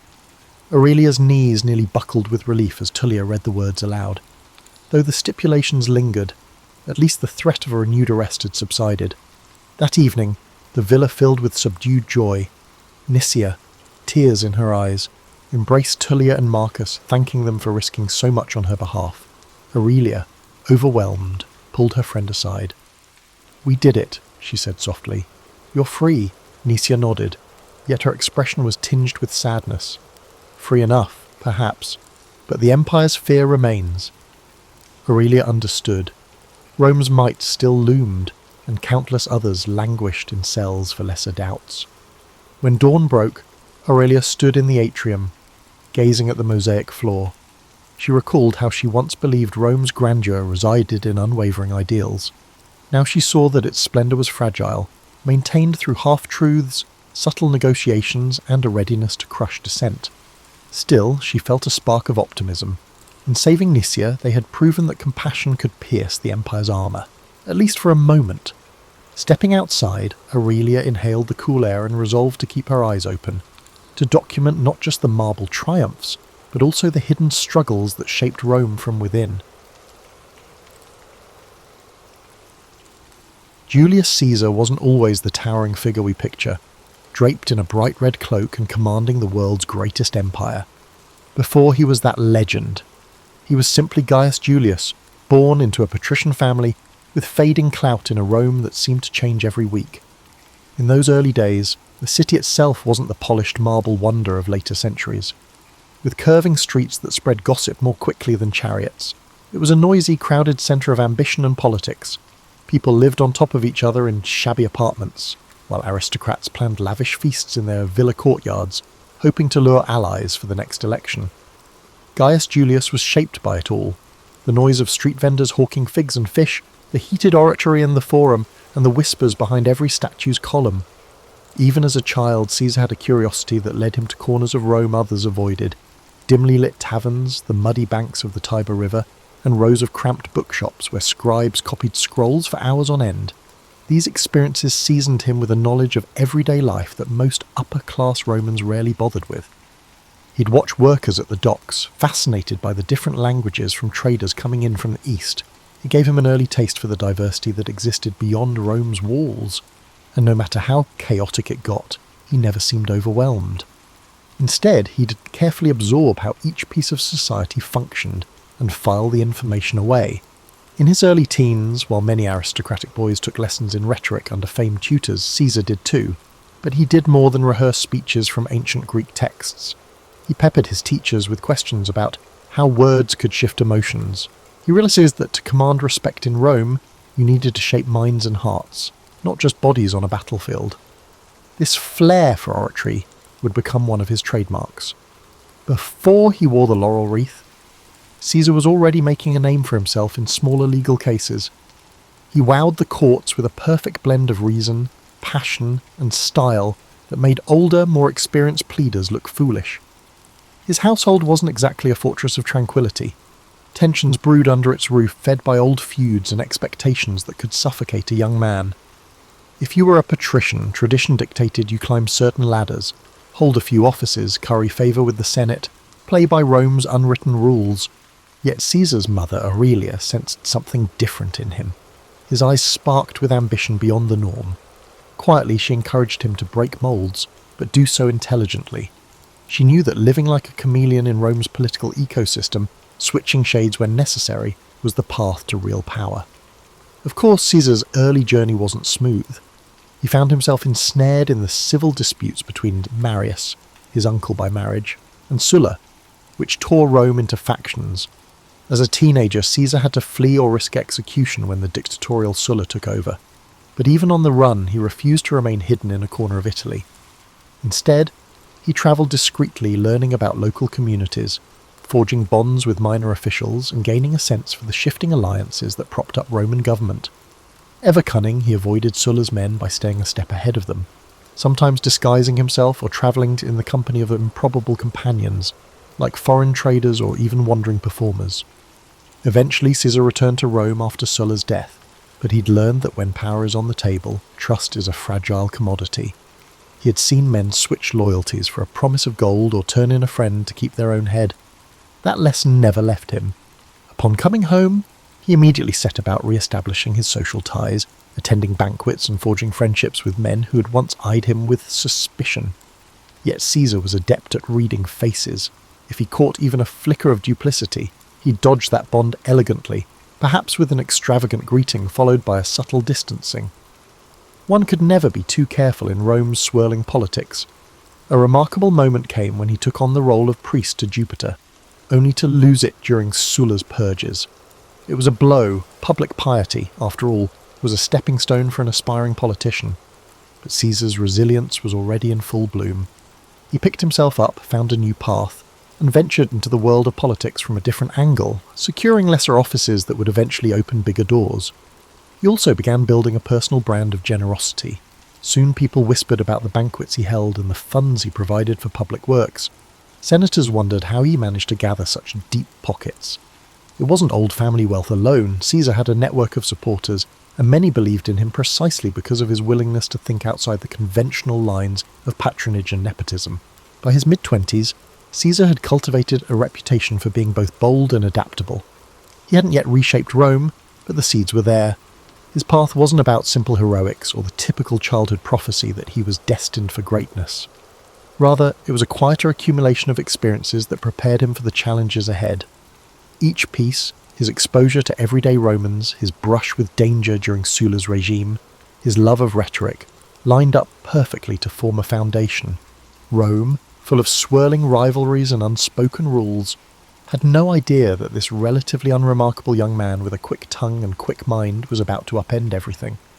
Before he was a seasoned commander or the Colossus striding across the Rubicon, Caesar had an escapade that shaped his perspective on the power more than any lecture in the Senate ever could: his abduction by Cilician pirates in the Aegean Sea. It's a tale rarely told in the mainstream, but it offers a raw glimpse into his character. Caesar was travelling to strengthen his oratory skills under a renowned teacher on the island of Rhodes, something aristocrats often did. But the seas teemed with pirates who thrived on ransom, and it wasn't long before his ship was seized. The pirates who captured him expected a frightened Roman aristocrat. Instead, they encountered a man whose boldness made them question who'd truly been captured. When they demanded a ransom of 20 talents of silver, Caesar reportedly scoffed that they were underselling him. He insisted they ask for 50. The pirates, bemused yet intrigued, took his suggestion. For several weeks, Caesar lived among them, waiting for friends to gather the sum. During that time, he treated them as if he were the one in charge, ordering them to keep quiet when he slept, even reciting poems and speeches and telling them to appreciate the artistry, or else, to the pirates' credit, they indulged him, perhaps wondering if they had accidentally kidnapped a lunatic. He wasn't simply being arrogant, he was displaying confidence and unpredictability. In a precarious situation, fear can be an exploitable weakness. By acting as if he were the authority figure, Caesar forced the pirates to respect him, or at least treat him carefully. When the ransom finally arrived and Caesar was freed, he quickly organised a naval force, hunted those same pirates down, and had them crucified. It was an act of lethal retribution, laced with the cunning that would characterise his later campaigns.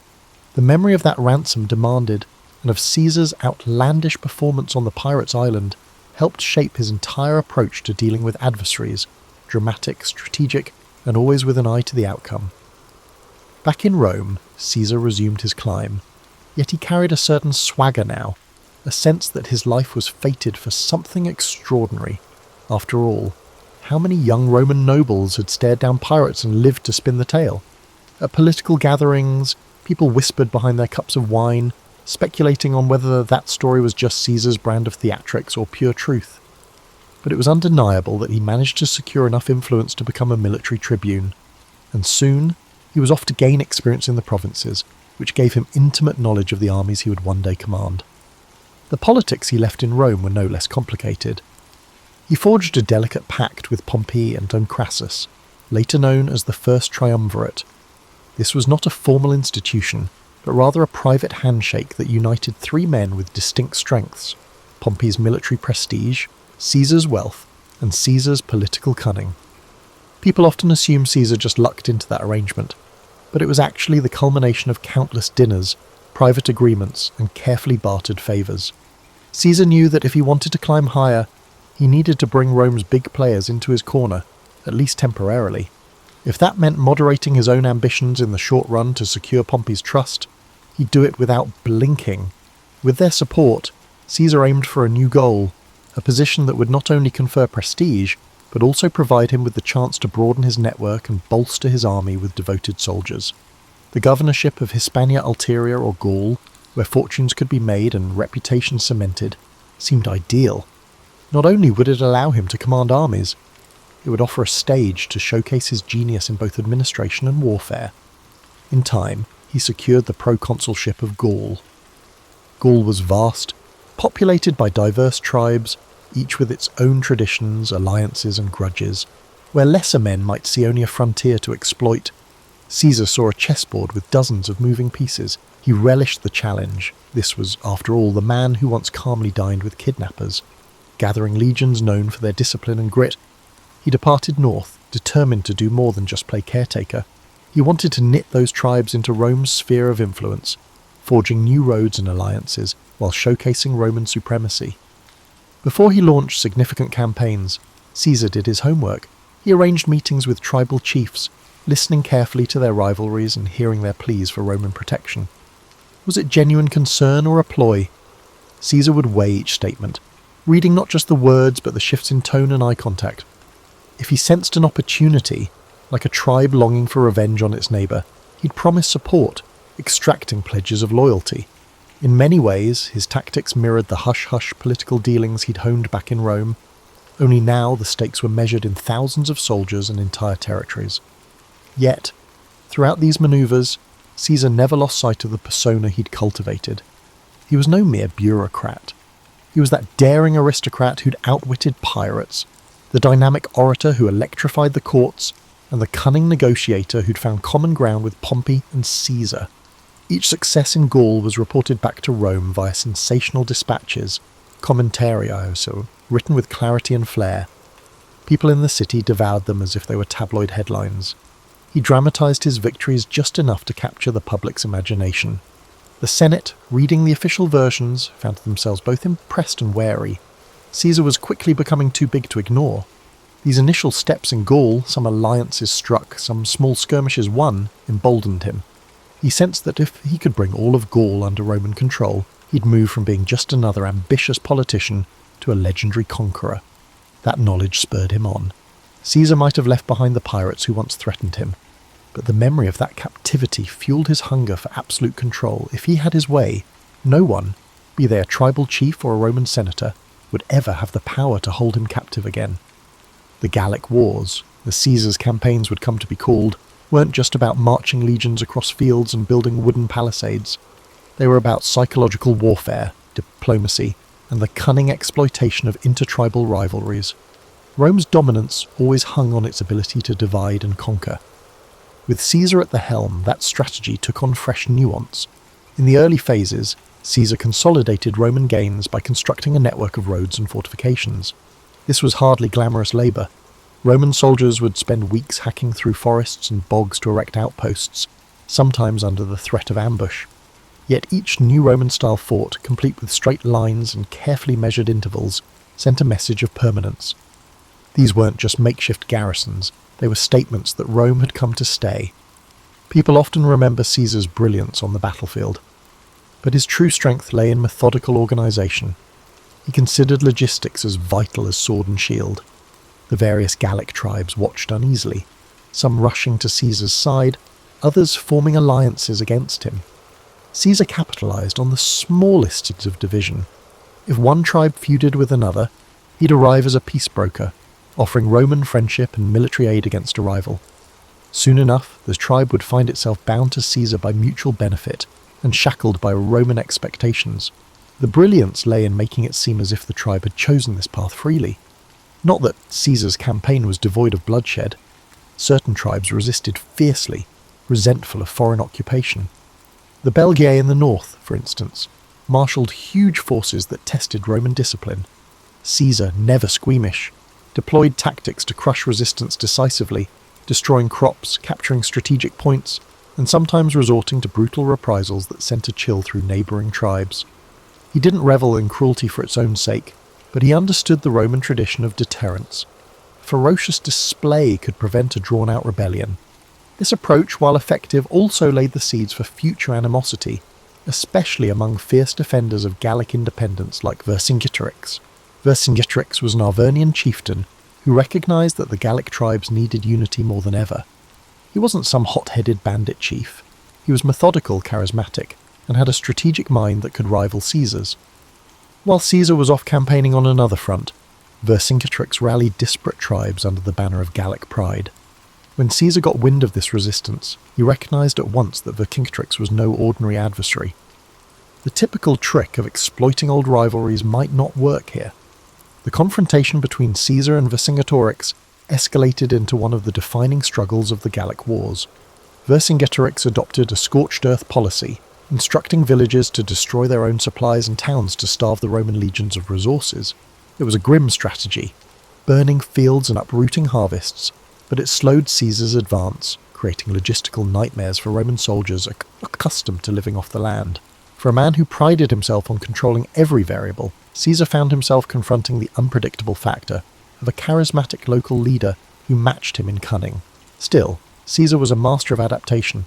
Recognizing the challenge, he consolidated his troops and chose to besiege key Gallic strongholds. Most famously, he surrounded the fortress town of Alesia, where Vercingetorix had taken refuge with tens of thousands of warriors. The siege of Alesia would become a testament to Caesar's ability to think in layers. He constructed a ring of fortifications around the city to starve out Vercingetorix's forces, and, anticipating a Gallic relief army, he built another ring facing outwards to protect his legions from an attack from outside. This double fortification was an audacious engineering project, involving miles of ditches, ramparts, and watchtowers, enough to give any modern city planner pause. The days wore on under a relentless sun. The besieged Gauls inside Alesia ran short of food. Women and children were turned out of the fortress, hoping for mercy, only to be left stranded between the city walls and the Roman lines. Meanwhile, a massive relief force of various Gallic tribes arrived, attempting to break Caesar's outer defences. During one critical night, it seemed Rome might collapse under the weight of the onslaught. Caesar himself rallied his men, darting from post to post. He knew if Alesia was relieved, Gaul could unite behind Vercingetorix, and Caesar's entire campaign might unravel. Against formidable odds, the Roman lines held. Exhausted from repeated attacks and lacking a coherent strategy, the relief force finally broke. Inside Alesia, with supplies gone, inns and morale shattered, Vercingetorix surrendered. The sight of this defiant Gallic chieftain handing over his weapons underscored the turning point. Rome had asserted its dominance, and Caesar stood at the pinnacle of victory. Yet for all the glory, the end of the siege left many Gauls embittered. Caesar might have pacified the region, but a smouldering resentment would eventually lurk beneath the official peace treaties. When Caesar returned to Rome, he was hailed as a hero. His campaigns in Gaul had quadrupled Rome's domain and filled the Republic's coffers with wealth from newly conquered territories. The Senate awarded him grand triumphs, parades where caged prisoners walked in chains, and the crowd roared with delight. In these processions, Caesar's name became synonymous with military genius and Roman might. Yet the very success that elevated him threatened to unbalance the precarious political framework in Rome. Men like Pompey and Crassus, once his allies, couldn't help but feel overshadowed by the sheer magnitude of Caesar's achievements. The old guard in the Senate grew uneasy. They murmured that Caesar's ambition was too large for the Republic.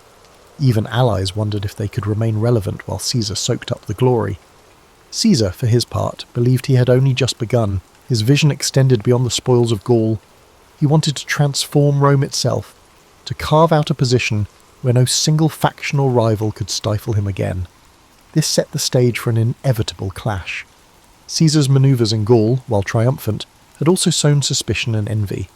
And suspicion and envy in Rome often led to civil war, assassinations, and chaos. But if Caesar was worried, he hardly showed it. Fresh from the greatest victory of his career, he was welcomed like a conquering hero. He stepped onto the marble streets of Rome with a confidence forged in the crucible of countless battles, the final. The uneasy alliance of Pompey, Crassus, and Caesar, often called the First Triumvirate, had always been a marriage of convenience. Each man saw it as a tool to secure power, but once Caesar's Gallic conquests made him the darling of the masses, resentment began to simmer. Pompey, Rome's previous superstar general, noticed public attention drifting from him to Caesar. Crassus, meanwhile, met a tragic end in an ill-advised campaign against the Parthians, leaving Caesar and Pompey as the two principal contenders for the heart of Rome. An undercurrent of tension now pulsed through the city. Senators whispered in corridors, choosing sides. Pompey cozied up to conservative factions in the Senate who viewed Caesar as a threat to the old republican system. Caesar, still away in Gaul, understood he would need to solidify his position back home soon. The term of his governorship was drawing to a close, and if he returned to Rome merely as a private citizen, his enemies could bring him to trial for various alleged misdeeds and effectively end his political career. His solution? He demanded to run for consul in absentia, seeking an extension of the immunity and power he held as proconsul. The Senate refused, with Pompey supporting that refusal. This was the point of no return. Caesar stood at the banks of the Rubicon River, the boundary beyond which lay Italy proper. Roman law was crystal clear. No general was allowed to bring his army into Italy. To do so amounted to a declaration of war. On a winter's night in 49 BCE, Caesar made his choice. He marched across the Rubicon, uttering the phrase, "Alea iacta est," the die is cast, if the anecdotes hold any truth. Overnight, Rome's system of alliances shattered. The civil war had begun. Pompey and many senators fled Rome to gather forces in the east, confident they'd muster armies far greater than Caesar's. They had the backing of traditional elites, wealthy provinces, and, they believed, time on their side. Caesar, however, wasn't known for cautious delay. He pressed forward at breakneck speed. Towns and cities along the way opened their gates, some out of admiration for Caesar, others out of fear. The unstoppable momentum took Pompey by surprise, forcing him to evacuate Italy altogether. Caesar entered Rome unopposed. But taking Rome was just the beginning. The real challenge was confronting Pompey's legions, which were regrouping in Greece. Caesar, leaving a minimal garrison behind, sailed across the Adriatic to chase down his rival. It was a frantic race, both men vying for resources and key strategic points. Caesar's forces were often outnumbered. Pompey's alliances spanned vast portions of the Republic. Yet Caesar leveraged speed, surprise, and the loyalty he'd earned from legions who'd fought alongside him in Gaul. Battles erupted across multiple theatres, Spain, Africa, and ultimately the plains of Pharsalus in Greece. The Battle of Pharsalus in 48 BCE became a defining moment. Pompey, confident in his superior numbers, formed a traditional line, anticipating a swift victory. Caesar, outmanned, arranged a reserve line of cohorts behind his cavalry on the right flank, anticipating Pompey's horsemen would try to envelop him. When the cavalry clash began, Caesar's hidden cohorts surged forward, routing Pompey's cavalry. This triggered a domino effect. Pompey's infantry, once they saw the cavalry in flight, lost cohesion. Caesar's legions, hardened by years of frontier warfare, exploited every gap. It was a massacre. Pompey escaped, but the psychological damage was done. Men who had once sworn loyalty to Pompey began to slip away or switch sides, sensing the tides of fate had turned. Pompey fled to Egypt, hoping to regroup, but the Ptolemaic officials, keen to appease Caesar, betrayed him. On his arrival, Pompey was assassinated. His head presented to Caesar as a perverse gift. Caesar was horrified. Despite their rivalry, Pompey had once been his son-in-law. Caesar's daughter Julia had been married to Pompey. Caesar publicly wept at the sight of Pompey's severed head, then ordered the execution of the men responsible for the betrayal. This act conveyed a message. Caesar might be ruthless, but he upheld the dignity of Roman nobility and detested dishonour. Egypt, however, offered its own labyrinth of politics. Cleopatra and her brother Ptolemy were locked in a power struggle. Caesar, now the most influential Roman in the region, found himself arbitrating their dispute. Cleopatra saw an opportunity. She smuggled herself into Caesar's presence, wrapped in a carpet, so the story goes, and charmed him with her intellect, wit, and grand vision for Egypt. Caesar, never one to resist audacity or intelligence, sided with Cleopatra. The pair consolidated power in Alexandria, defeating Ptolemy's forces and installing Cleopatra as queen.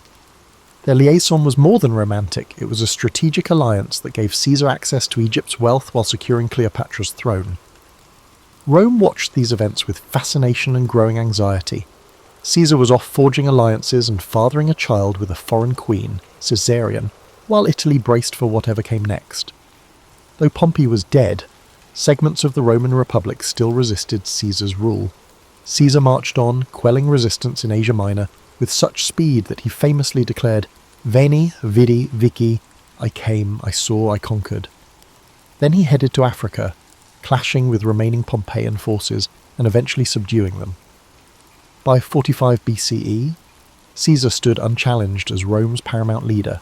The Senate, most of whose members owed him their lives or careers, filled his hands with powers that stretched the limits of Rome's traditions.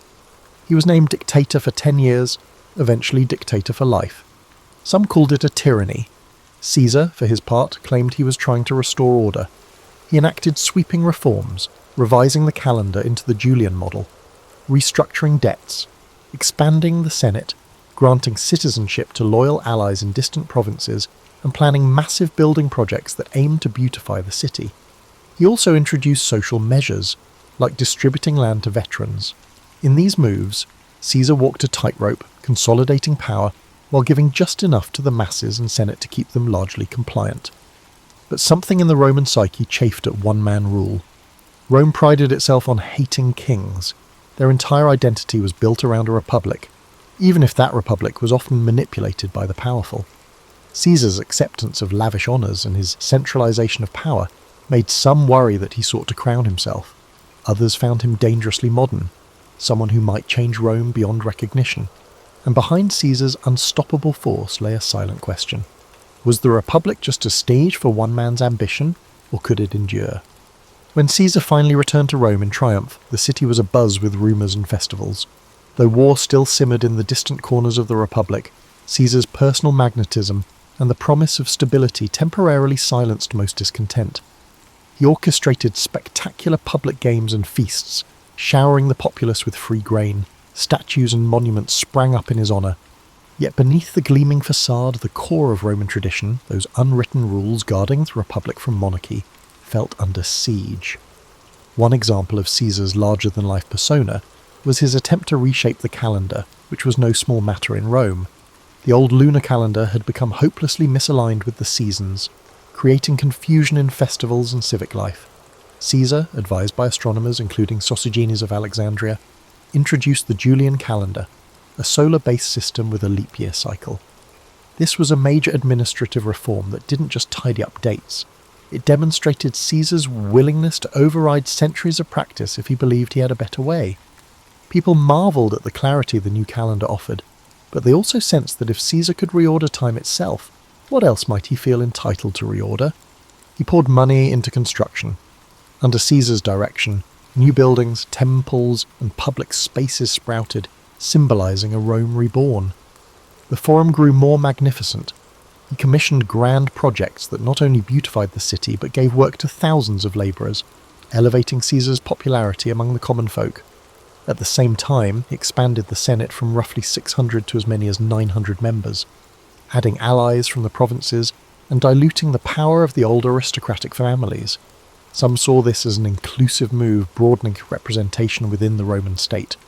Others viewed it as an egregious power play, a way for Caesar to stack the Senate with loyalists who owed their positions to him alone. All these changes stirred the question, was Caesar still just a leading citizen, or was he inching toward kingship? Rome had a cultural aversion to the very word rex, king. Generations were taught that their ancestors had exiled the last Roman king and vowed never to kneel before another. So when statues of Caesar began appearing in public places, crowned with diadems, some citizens felt a chill. Caesar claimed these were tokens of respect from admirers, not declarations of monarchy, but doubts lingered. At a public festival, Marcus Antonius, a favoured lieutenant, attempted to place a diadem on Caesar's head. Caesar dramatically refused, stating, "Only Jupiter is king of the Romans." But the crowd's reaction was mixed. Some cheered his refusal, others suspected a theatrical performance designed to test public opinion on a monarchy. The dissonance grew sharper as Caesar took on the title dictator for life. In theory, a dictator in Roman history was an emergency measure, appointed for 6 months in times of dire threat, and then required to relinquish power. By extending this temporary position indefinitely, Caesar strained the very definitions of Roman governance. His supporters insisted Rome needed strong leadership given all the unrest, but his critics argued that Caesar was snuffing out the Republican flame. The seeds of conspiracy began to sprout. Senators who longed for a return to the old order, such as Gaius Cassius Longinus and Marcus Junius Brutus, started meeting discreetly. Brutus stood out. He descended from Lucius Junius Brutus, the fabled founder of the Republic who drove out the ancient kings. Caesar had shown Brutus remarkable favour, even rumoured to have paternal affection for him. Yet this complicated bond didn't stifle Brutus's conviction that Caesar's power threatened the Republic's core values. Cassius, a cunning figure with a far darker edge, fanned the flames, reminding Brutus of his ancestors' legacy and the sacred duty to protect Rome from a tyrant. Meanwhile, Caesar seemed to sense an undercurrent of danger. He went about with guards, but he also believed that living in constant fear would diminish his stature. On the surface, he continued orchestrating elaborate plans. He was preparing a massive campaign against Parthia in the east and intending to surpass even Pompey's conquests. Returning to Rome from that victory, Caesar likely envisioned a final consolidation of power, an unassailable legacy. His mind overflowed with new ideas for governance, law codes and expansions of citizen rights. He confided in close allies that his rule would transform Rome into a cohesive empire rather than a loose confederation of territories. Yet those grand visions collided with the simmering resentment of the senatorial class.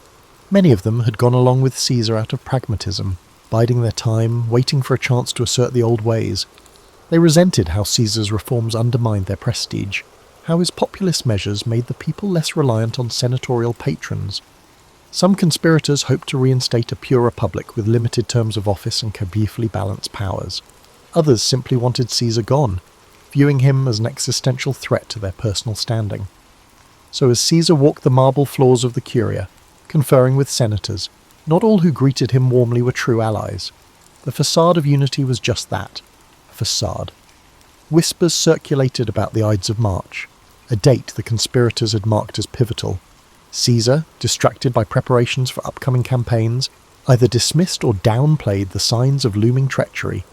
He was, after all, Julius Caesar, the man who escaped pirates, conquered Gaul, and overcame Pompey. To him, fear was a cage he refused to live in. To the conspirators, his confidence was both an insult and an opportunity. The stage was set, and all of Rome felt the tension in the air. The days leading up to the Ides of March had a strange energy in Rome. Senators bustled about with forced smiles, while scribes noted a flurry of edicts and proposals Caesar aimed to finalise before departing on campaign. Craftsmen laboured on newly commissioned statues and inscriptions praising Caesar's achievements. Meanwhile, anxious whispers seeped through the city, swirling in the smoky corners of taverns and the hush of aristocratic dinner parties. Caesar himself oscillated between excitement for his Parthian expedition and vague apprehension. Omens were a big deal in Roman society, and several odd occurrences had stoked superstitions, reports of strange lights in the sky, or a soothsayer who warned Caesar to beware the Ides of March. Caesar, rational yet not entirely dismissive of command auguries, seemed torn between curiosity and disbelief. He joked about the warnings, telling friends the Ides of March had arrived and nothing had happened yet. But behind the levity, hints of caution surfaced. He was known to have shared concerns with Calpurnia, his wife, who begged him on to be vigilant. The conspiracy gained momentum. Cassius worked tirelessly, approaching senators who felt displaced by Caesar's sweeping reforms or who bore personal grudges. Persuading Brutus had been the linchpin. Brutus's moral standing and family legacy offered a veneer of honour to what might otherwise look like a naked power grab. With Brutus on board, recruiting others became easier. Each conspirator had different reasons. Some claimed to fight for the Republic's freedom, others sought personal gain or revenge, yet they united under a single, dramatic resolution: Caesar must be removed.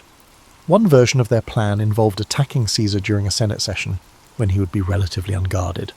In theory, the presence of so many senators served as a public shield. Caesar wouldn't expect a mass attack in the heart of Roman governance. The conspirators also believed that once the deed was done, they could proclaim themselves defenders of liberty, summoning the people to restore republican ideals. Despite the risk, none could deny the plan's audacious simplicity. The Senate meeting on the Ides of March beckoned like a grim appointment. The morning of the Ides arrived. Calpurnia, shaken by nightmares, implored Caesar not to go. Some historians claim she dreamed of a statue of Caesar spouting blood, or of him lying slain in her arms. Moved by her distress, Caesar initially decided to stay home, possibly rescheduling the Senate session. That alone could have altered history. But the conspirators panicked when they heard Caesar might not come. They dispatched Decimus Brutus, no relation to Marcus Brutus, but another close ally, to persuade Caesar. Decimus feigned concern that Caesar would insult the Senate by his absence, diminishing his standing right before his grand campaign. So, despite Calpurnia's pleas, Caesar relented. He donned his ceremonial toga and left for the Curia. Inside the Senate meeting, the atmosphere was thick with tension, though it started off with formalities. Caesar took his seat. A group of conspirators approached, pretending to ask a favour on behalf of a political exile. They surrounded him as if to press their case more passionately. Then, as the story goes, at a signal, daggers appeared. The first strike came from Casca, and others joined. Accounts vary. Some say Caesar tried to defend himself, others that he was too overwhelmed. He was stabbed multiple times, the final blow from Brutus, prompting Caesar's legendary and possibly apocryphal utterance, "Et tu, Brute?" In moments, it was over. Caesar lay dead at the foot of Pompey's statue, a cruel twist of fate for the man who had once wept for Pompey's demise. The senators, spattered with blood, proclaimed they had liberated Rome from tyranny. They expected the city to greet them as heroes, yet the immediate reaction was shock, not jubilation. Citizens fled the Curia, unsure whether more violence would follow. The conspirators had planned for Caesar's death, but they hadn't planned for the emotional vacuum it would create among the Roman populace. The question remained, had they truly saved the Republic, or just unleashed chaos? Brutus and Cassius tried to calm the city with speeches, invoking the memory of their ancestor Lucius Junius Brutus, who banished Rome's last king centuries before. They insisted they had restored the Republic, but the people had witnessed Caesar's generosity, his banquets, land distributions, public games. Many commoners revered him. Anger and sorrow brewed in the streets. Word spread of the savage butchery in the Senate. Far from celebrating the conspirators, many citizens demanded vengeance. Mark Antony, who had not participated in the conspiracy, seized this public sentiment. He delivered a funeral oration for Caesar that became legendary. Antony spoke with passion, displaying Caesar's blood-stained toga, stirring the crowd into a frenzy against the conspirators. Some historians say Caesar's body was burned in the forum itself, with the flames fed by citizens who tossed in furniture and items as offerings. The conspirators, realizing the tide had turned, fled the city. Outrage soared, and the once proud Senate found itself overshadowed by the populist fury that Caesar had so skillfully harnessed in life. Thus, the killing that was intended to save the Republic actually accelerated its decline. Power soon consolidated not around a restored Senate, but around new strongmen, Mark Antony, Octavian, Caesar's young heir and adopted son, and others who would jockey for command in the following years. In death, Caesar had transcended mortality to become an icon, some would say a martyr, while the vision of a renewed republic, ironically, slipped further away. The aftermath of Caesar's assassination was as turbulent as any period Rome had ever seen. The city, already tense from years of civil conflict, discovered that removing one towering figure didn't automatically restore the old republic. Instead, a new power vacuum emerged, quickly filled by those with the ambition and resources to claim it. Mark Antony, Caesar's closest lieutenant, was first on the scene, leveraging his connection to the slain dictator to rally the masses, but Caesar had named a surprise heir in his will, Gaius Octavius, better known as Octavian, his grandnephew. Only 19 years old, Octavian carried Caesar's name, and soon enough, Caesar's legions would rally around him too. Brutus and Cassius fled Rome, hoping to raise armies in the eastern provinces. They published declarations defending the assassination as an act of patriotic duty, but the events in Rome worked against them. The funeral oration by Antony had painted them as traitors to Caesar, and, by extension, enemies of the Roman people. Legions loyal to Caesar scorned the conspirators. Lines hardened. Another round of civil wars seemed inevitable, as one man's ambition had morphed into a generational crisis of identity for Rome. Though Antony and Octavian initially eyed each other with suspicion, they realised they stood a better chance against the conspirators if they cooperated. Along with Marcus Lepidus, a trusted commander, they formed the Second Triumvirate. Unlike Caesar's informal arrangement, this triumvirate was legally sanctioned, granting the three men near absolute power to reorganise the state. And reorganise it they did. Prescriptions, lists of enemies of the state, were published. Men of wealth and influence found themselves outlawed. The triumvirate seized property and executed opponents, echoing the grim days of Sulla's dictatorship. The conspirators, meanwhile, mustered forces in the east, culminating in the climactic Battle of Philippi in 42 BCE. Brutus and Cassius were defeated, and they chose suicide over capture. If Caesar's murderers hoped for a renaissance of republican ideals, they had gravely miscalculated. Rome was now torn between competing strongmen. After Philippi, tensions rose between Antony and Octavian. Antony headed east, forming an alliance, and famously a romance, with Cleopatra in Egypt. Octavian solidified his base in Rome, ensuring the Senate recognised him as the principal heir to Caesar's legacy. By 31 BCE, the rivalry exploded into another civil war, culminating in the naval battle of Actium. Octavian prevailed. Antony and Cleopatra fled and later took their own lives, and the stage was set for Octavian to become Augustus, the first Roman emperor. The Republic, in its old form, was gone. And what of Caesar's legacy? His name, Caesar, would become synonymous with rulership itself. From Kaiser in German to Caesar in Russian, leaders in distant lands would adopt the moniker as a badge of imperial might. His reforms, especially the Julian calendar, outlived him by centuries, influencing how millions of people mark time. His writings, particularly the commentaries on the Gallic and Civil Wars, remained essential reading for generations of statesmen and generals, admired for their clarity and rhetorical brilliance. In a strange twist, the Senate that once feared him voted to deify Caesar after his death, proclaiming him Divus Julius. Shrines and temples to the divine Julius sprang up, turning him into a figure of worship. This posthumous deification gave Octavian an added aura of legitimacy. He was now Divi Filius, the son of a god. One might argue it was the final irony. The same institution that bristled at his ambition now raised him to divine status. This transformation reflected the contradictory nature of Roman politics, practical to the core, yet steeped in superstition and reverence for signs and wonders. Public memory of Caesar remained divided. Many admired him for championing the lower classes, taking decisive action to end Rome's internal strife, and extending Roman influence abroad. Others condemned him as the man who shattered the Republic's checks and balances, making a single-man rule inevitable.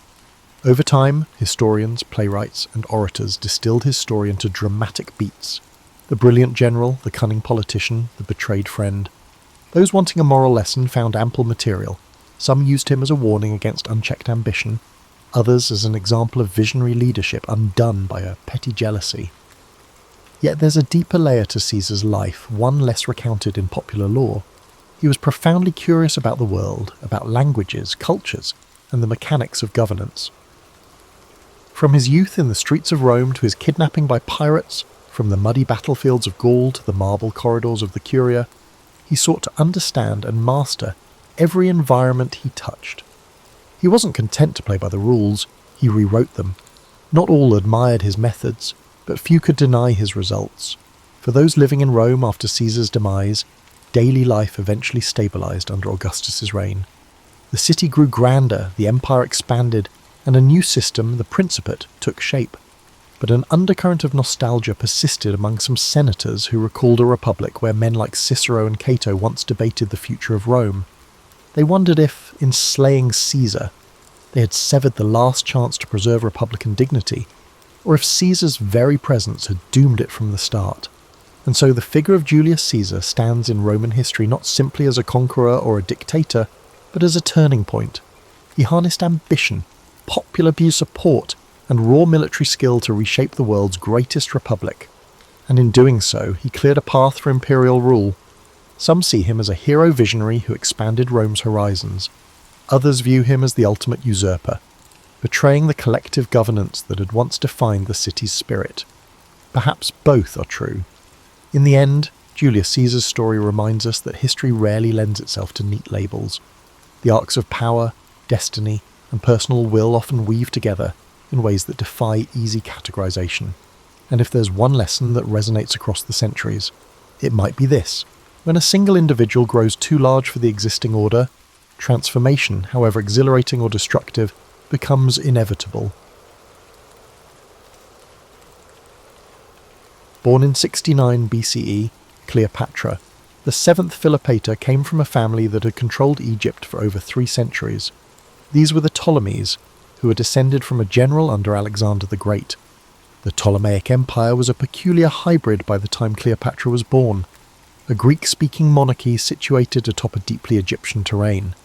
The dynasty itself was plagued by family feuds, political assassinations, and tense truces with growing Roman authority, despite the capital, Alexandria, being a global centre of scholarship. Tradition frequently portrays Cleopatra as a captivating queen who captivated influential men. However, that portrayal disregards her extensive education, linguistic proficiency, and strategic savvy.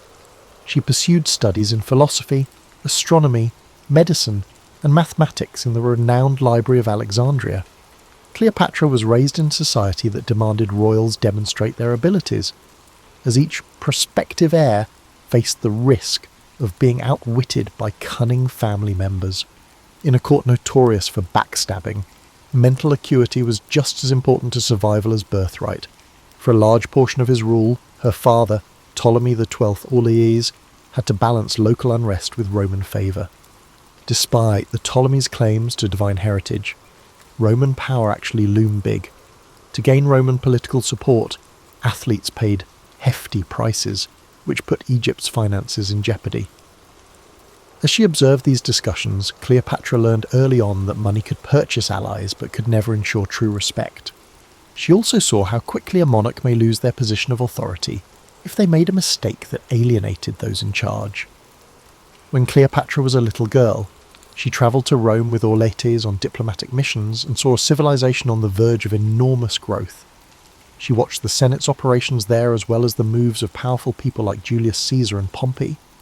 She had a first-hand insight from these experiences that few Egyptian royals had ever experienced. Cleopatra's route to the Egyptian throne was uncertain. To maintain the unity of the bloodline, Ptolemaic law encouraged sibling marriage partnerships, and her father had other children. An ancient Macedonian custom that the Ptolemies had taken to extremes. This behaviour was startling to modern ears. As a result, Cleopatra's destiny was intertwined with her brothers, one of whom would, at least in theory, share power with her. Everyone knew that a puppet sibling could be used to overthrow a more ambitious relative, and the tension in the royal family was evident. History frequently reduces Cleopatra to an exotic character who courted Roman rulers, but she was developing her diplomatic abilities from an early age. She acquired multilingual skills, in addition to Greek. She reportedly knew Aramaic, Ethiopian, and probably Hebrew well as an Egyptian, which most of her Ptolemaic predecessors never tried to master. She was able to avoid having her comments misinterpreted by interpreters by speaking to courtiers, merchants, and foreign envoys in their own tongues. Her ability to communicate directly became one of her most powerful assets, enabling her to bridge cultural gaps. The domestic politics of Egypt were very complicated. As they had done for thousands of years, priesthoods held considerable power. Careful supervision was required of the irrigation system. Grain shipments fueled the kingdom's economy by feeding both Egyptians and international markets. Cleopatra was aware of the fragility underlying the opulence of the court's spectacles. In ancient times, grain was valuable, and managing the Nile's resources meant managing the money needed to survive. To keep the Roman bankers happy, the priests placated, and the crops steady, a wise ruler was required. However, when her father passed away in 51 BCE, Cleopatra was still a young woman. She and her younger brother, Ptolemy XIII, were designated as joint rulers in the will. This arrangement was less about true balance and more about ceremonial tradition. Groups in the court tried to influence the young boy king against his sister very immediately. Cleopatra had to decide whether to submit to these power struggles or to stand up for herself at the risk of starting a civil war. Cleopatra's early life prepared her for her eventual decisive actions. Even though most people only recall her later involvements with Mark Antony and Julius Caesar, Her background, learning at the library, observing Roman politics, and negotiating a contentious court, formed the foundation of her strategic perspective. She was adamant that ambitious Romans should not use Egypt as a prize or a province.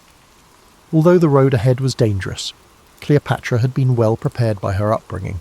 She wasn't a passive character.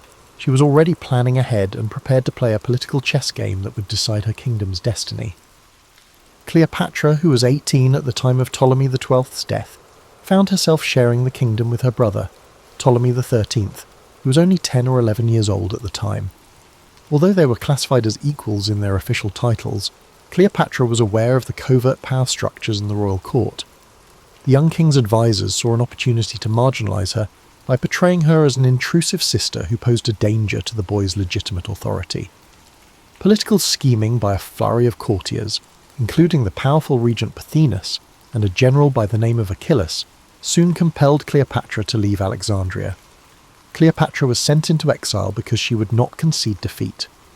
Instead of disappearing into obscurity, she gathered a small troop and set up camp east of the Nile Delta to wait. She made appeals to border troops who were devoted to her father's legacy, merchants who were upset over the mayhem in Alexandria, and local allies. Cleopatra closely monitored Rome's internal conflicts during this period. Caesar's previous ally, the Roman general Gnaeus Pompey, was now losing a civil war against his erstwhile comrade. The Alexandrian court made the tragic choice to have Pompey killed when he landed in Egypt in search of resources and safety. The killing was likely done to appease Julius Caesar, who was pursuing Pompey. However, the results of this heinous deed were not what they had hoped for. Caesar personally landed in Alexandria in the fall of 48 BCE. A stable monarchy, or at least a compliant administration that would pay for his wartime expenses, was what he hoped to discover. Instead, he found himself in a country that was embroiled in a fraternal war, with Ptolemy XIII's camp fighting for control of the city and Cleopatra in exile. Caesar was apparently horrified to learn of Pompey's assassination, since he had planned to capture Pompey rather than have him killed by outsiders. Seeing her chance, Cleopatra came up with a bold scheme to meet Caesar in private and make her case. According to legend, to get past Ptolemy's guards, Cleopatra planned to be smuggled into the palace rolled up in a carpet or bag. Although some historians disagree with the precise approach, everyone agrees that Cleopatra's first-hand meeting with Caesar was a persuasive masterstroke. She portrayed herself as a legitimate queen whose brother's court had turned treacherous, rather than as a defenceless exile. She knew Latin well enough to communicate directly with Caesar. He was said to be as fascinated by her intelligence and humour as he was by her royal demeanour. Caesar, a master strategist, believed that Cleopatra was a better ally than her younger brother in ensuring Egypt's stability. The siblings must get back together and rule together again, he said. The councillors to Ptolemy XIII refused to obey because they felt their authority was in jeopardy. As tensions increased, the Alexandrian War broke out. Alexandria's streets and docks became battlefields when Caesar's army engaged in combat with Ptolemy XIII's supporters. Although reports differ on the extent and timing of the destruction, the renowned library itself may have sustained some damage during this fight. Cleopatra remained calm in the face of chaos. She collaborated closely with Caesar, providing local intelligence and resources. She understood that while she required Caesar's help, she also possessed power, because Caesar wanted a stable monarchy, and control over Egypt's grain supply was vital to Rome. They eventually routed Ptolemy XIII's army. While attempting to escape, he himself perished in the Nile. To maintain the illusion of a dynastic tradition, Cleopatra's younger brother, Ptolemy XIV, was appointed as a nominal co-ruler.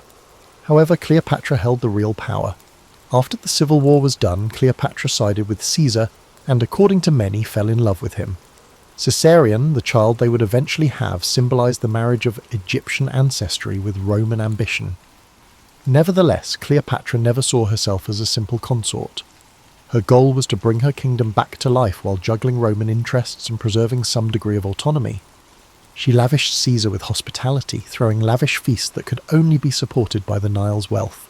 Beneath these extravagant outbursts, however, she engaged in painstaking negotiations to secure her rule's continuation after Caesar's inevitable departure.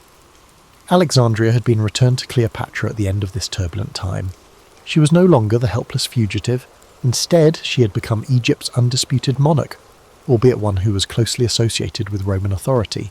She had forged a complicated alliance with the most powerful man in the Mediterranean by navigating war and conspiracies, there were new obstacles in the way, primarily how to balance Egypt's sovereignty with Rome's demands. However, Cleopatra had demonstrated that she was more than capable of skillfully navigating through situations that would shatter a less powerful ruler. Following the Alexandrian War, Cleopatra oversaw a court that combined Roman and Hellenistic elements with old Egyptian customs. She reclaimed trade routes vital to Egypt's growth and dispatched envoys to negotiate border accords to regain control over areas lost during previous crises. Beyond politics, Cleopatra prioritized cultural patronage. She provided financial support for academic pursuits, sponsored building projects, and made sure that Egypt's temples, particularly those honouring the goddess Isis, whom she came to identify increasingly with, received royal backing. She and Julius Caesar's relationship kept changing. Caesar, attracted by Cleopatra's companionship as well as political motives, stayed in Egypt longer than many Roman senators thought was wise. Their well-known Nile cruise, which was later romanticised, served two strategic purposes. Caesar learned about the area's resources and fortifications firsthand, while Cleopatra demonstrated the size of her dominion. Though some Alexandrians questioned the expenditure, Cleopatra recognised the importance of spectacle and heard tales of sumptuous feasts on royal boats. She wanted the Egyptians and Romans to understand that the Ptolemaic throne had not lost its majesty in a time when the ability to dazzle was frequently used to gauge one's level of authority. Caesar and Cleopatra, however, were unable to deny Rome's restlessness. After defeating Pompey's allies, Caesar solidified his hold on power, and his status as dictator was both admirable and vulnerable. He brought Cleopatra back to Rome in 46 BCE, but not as a simple concubine. She successfully positioned herself on the Roman stage by arriving with her retinue, which included the baby Caesarion. Conservative Romans, who disapproved of her alien status and her alleged aspirations, were scandalized by this. Caesar gave Cleopatra a privileged position that no other foreign ruler had, however, by letting her remain at a villa across the Tiber.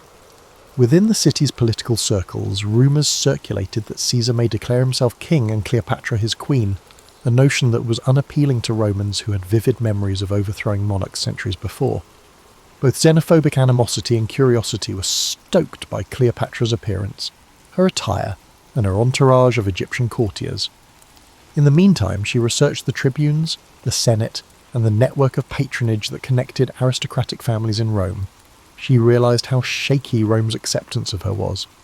Nevertheless, she engaged in diplomatic outreach, establishing connections with powerful senators and their spouses, giving presents and organising cultural events that showcased Alexandria's refinement. But Cleopatra's primary goal was to ensure the future of her dynasty. From the Egyptian perspective, she desired Caesarion's recognition as his heir, even if it wasn't official. Caesar gave Caesarion preferential treatment even though he never legally declared him his son under Roman law. Caesar's continuous success appeared to be the key to the future. However, the tide of Roman politics was shifting, and many were disturbed by Caesar's acquisition of awards and display of monarchical accoutrements. Caesar was assassinated on the Ides of March in 44 BCE as a result of a conspiracy. Cleopatra, shocked and exposed, was in a dangerous situation in Rome. She swiftly retreated amid the confusion, returning to Alexandria with Caesarion and her entourage. According to some accounts, she thought about siding with Mark Antony or other groups in the ensuing power war. Cleopatra, however, was realistic. She understood that Romans would fight for the Republic once more, and before making any dangerous agreements, she needed to know who would win.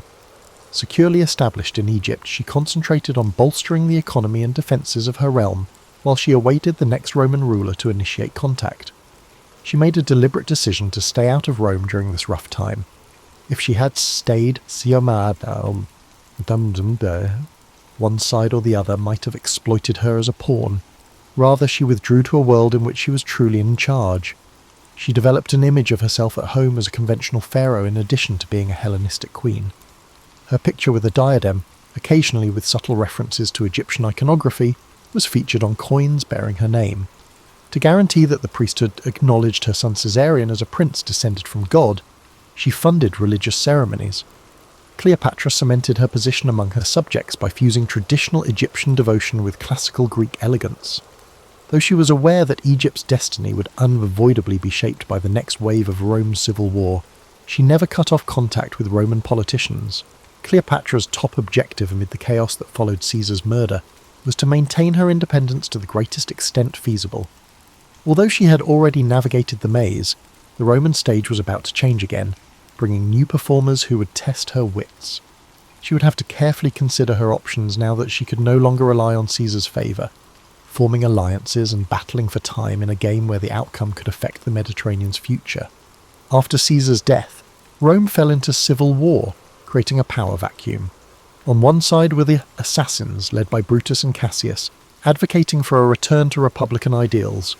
The second triumvirate brought together three important figures: Octavian, Caesar's adopted son and heir; Mark Antony, a seasoned general and close ally of Caesar; and Lepidus, whose influence quickly diminished. In the following 2 years, these factions fought for dominance. From Alexandria, Cleopatra observed, knowing Egypt's wealth could become a bargaining chip again. Mark Antony had previously been kind to Cleopatra. He visited Alexandria during Caesar's time and enjoyed the court's hospitality.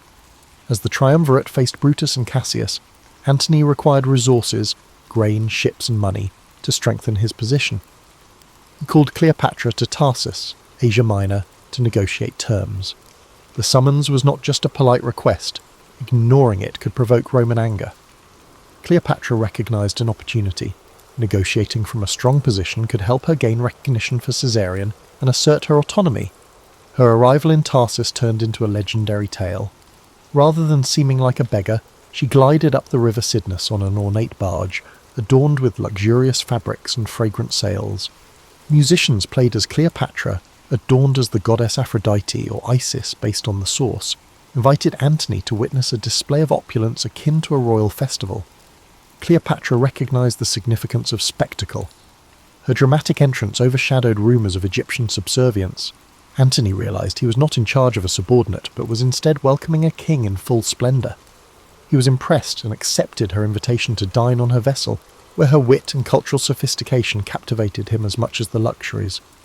An alliance began, political and romantic, that would shape the Eastern Mediterranean's fate. Their relationship was complex. Antony aimed to gain Cleopatra's loyalty and resources to tackle the ongoing challenges to the triumvirate. Cleopatra demanded the return of Egyptian territories lost under previous Ptolemaic rulers. She urged for formal Roman recognition of Caesarian significance, at least in Egypt. What started as a tactical partnership evolved into a personal bond. Antony spent the winter in Alexandria, enjoying the city's lively culture. He took part in festivals, enjoyed hunts along the Nile, and even created a drinking society with Cleopatra, humorously called the Inimitable Livers. Cleopatra remained focused on her political goals despite the distractions of revelry. She manoeuvred through court intrigues, handled the Egyptian bureaucracy, and protected her throne, despite rumours that Antony was succumbing to her spell. These rumours extended beyond mere gossip. In Rome, Octavian eyed Antony's actions warily. Octavian ruled the West, while Antony managed the East as co-rulers of the Roman world. Antony's extravagant gestures toward Cleopatra reinforced the idea that he was abandoning Roman values for Eastern excess. Cleopatra understood the gravity of Octavian's propaganda. She had encountered Roman disdain previously. Now the risks were greater. Loss of Antony's favour in Rome could jeopardize Cleopatra's position. Antony's early campaigns in the East had some success. He reaffirmed Roman authority in rebellious areas and granted Cleopatra land in Phoenicia, Cyprus, and parts of Crete and Syria. These grants enhanced Egypt's power and filled Cleopatra's treasury. At the same time, the triumvirate unravelled. Lepidus was sidelined, intensifying the rivalry between Antony and Octavian. Cleopatra and Antony had children, starting with twins and then another son whom Antony acknowledged publicly. Children were given territories, culminating in the notable Donations of Alexandria ceremony, where Cleopatra and her children donned regalia representing their rule over vast regions of the Near East. Roman observers were shocked. The event resembled the establishment of a new Hellenistic empire at the cost of Rome. Cleopatra understood that her fate depended on Antony's military achievements. Antony found himself increasingly conflicted between the East, where Cleopatra held sway, and the Roman heartland, where Octavian was turning public sentiment against him. Cleopatra employed her diplomatic skills to secure local alliances, ensuring that if war arose, she could gather sufficient Egyptian manpower and naval power to be taken seriously. She noticed the cracks appearing. As Antony embraced his Eastern identity by adopting Greek customs and granting grand titles to Cleopatra, hostility in Rome intensified. Octavian waited patiently, gathering proof to label Antony a traitor influenced by an Oriental queen. This delicate balance endured for years, lending Cleopatra's reign a sense of renewed grandeur alongside looming storm clouds. She had journeyed from uncertain exile to commanding queen, but the horizon suggested a final confrontation that could overshadow all her previous struggles. By the mid-30s BCE, tensions between Antony and Octavian nearly ensured another Roman civil war. To mend the divide, Antony wed Octavian's first sister, Octavia, while still maintaining his affair with Cleopatra. He attempted to balance these conflicting responsibilities. However, the political alliances proved too weak, and Octavian exploited Antony's ongoing stay in Egypt as proof of treachery. In 32 BCE, after Antony divorced Octavia, Octavian claimed that Antony had turned into Cleopatra's puppet, labelling her as the master manipulator. Cleopatra, sensing Rome's growing animosity, prepared for battle. She strengthened the Egyptian coast, gathered grain, and grew her navy. Despite the strength of Egyptian forces, facing Rome's legionary machine was intimidating. Cleopatra thought that victory relied on Antony's skill in maintaining the loyalty of his legions and uniting Eastern client states under his leadership. As war approached, his support started to weaken. Several allied kings hesitated. Roman senators who once supported Antony switched their allegiance to Octavian. Driven by fear or political strategy, the propaganda war intensified. Octavian depicted Cleopatra as a foreign seductress aiming to enslave Rome, stoking xenophobia among the Roman people. In 31 BCE, the decisive confrontation occurred off Greece's western coast, near Actium. Antony and Cleopatra gathered a significant fleet, but Agrippa, Octavian's admiral and submarine, outsmarted them. Historians may argue over specifics, but the result is evident. Antony's navy became desperate, lacking supplies and troubled by Agrippa's better naval strategies. In the climactic battle, Cleopatra, leading her squadron, suddenly broke away and fled to Egypt. Antony, realizing she was leaving, gave up the fight to pursue her. The fleet's fate was sealed. Lacking unified leadership, Antony's naval forces fell apart, allowing Octavian to achieve a decisive victory. Rumours about Cleopatra's escape circulated. Was it panic, strategy, or a prearranged plan if the situation worsened? Some accuse her of betrayal, while others believe she realised the battle was lost and tried to salvage what she could. Actium dealt a severe blow to Antony's cause. Afterward, Cleopatra hurried to strengthen Egypt, hoping to rebuild defences and negotiate a diplomatic deal. Octavian had the momentum on his side. He waited patiently, systematically restructuring his forces, rejecting Cleopatra's negotiation proposals unless they met his conditions. Antony and Cleopatra's relationship, once adorned with splendour, faltered under the burden of their loss. Antony experienced shame in front of his troops, many of whom abandoned him. Cleopatra confronted the truth that her meticulously built Eastern Empire was falling apart. She attempted to negotiate once more. Would Octavian allow Caesarion to rule as co-regent if she surrendered Antony? Historical records indicate Cleopatra considered various escape options, yet Octavian remained ruthless. He viewed Cleopatra as a danger and aimed to remove her from power. Caesarion, being Caesar's biological son, complicated his claim to Rome's legacy. Removing both mother and child would pave the way for Octavian's unchallenged dominance. In the summer of 30 BCE, Octavian launched an invasion of Egypt. Antony's efforts to organise a defence crumbled due to desertions and a superior Roman force. According to legend, upon hearing a false report of Cleopatra's death, Antony took his own life by stabbing himself. Mortally wounded, he discovered the queen was still alive and was brought to her.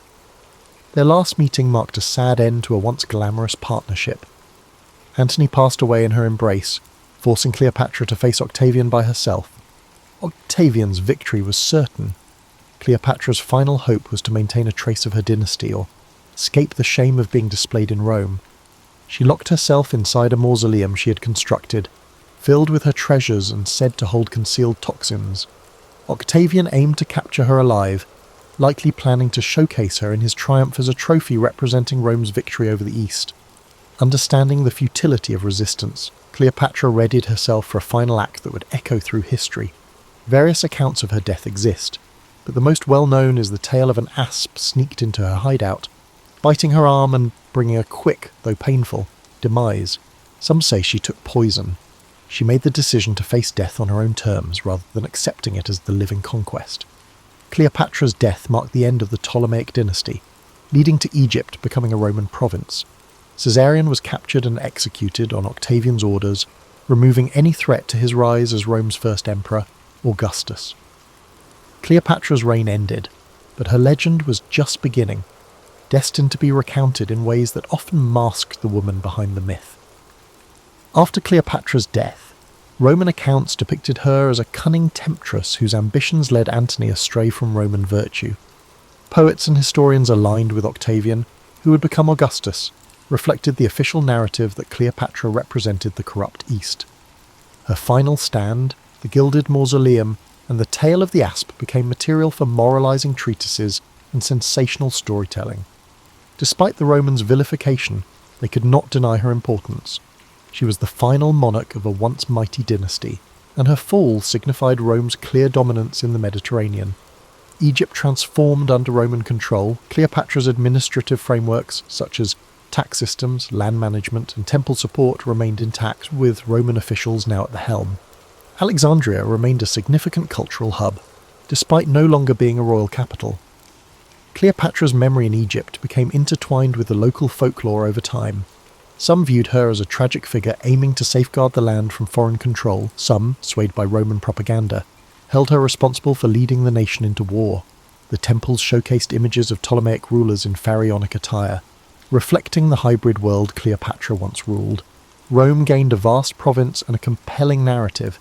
The victory over Cleopatra symbolized the triumph of Roman discipline over Eastern luxury. Augustus leveraged this narrative to consolidate his power. He erected monuments to commemorate his conquest of Egypt, minted coins declaring peace restored, and influenced the Roman mindset to see Cleopatra's downfall as unavoidable. Behind the propaganda was an acknowledgement that Cleopatra was an extraordinary opponent. She matched Roman statesmen in diplomacy, commanded resources, and nearly forged a new political reality. If Actium had unfolded differently, the narrative of Rome could have changed significantly. Over the centuries, Cleopatra's reputation changed numerous times.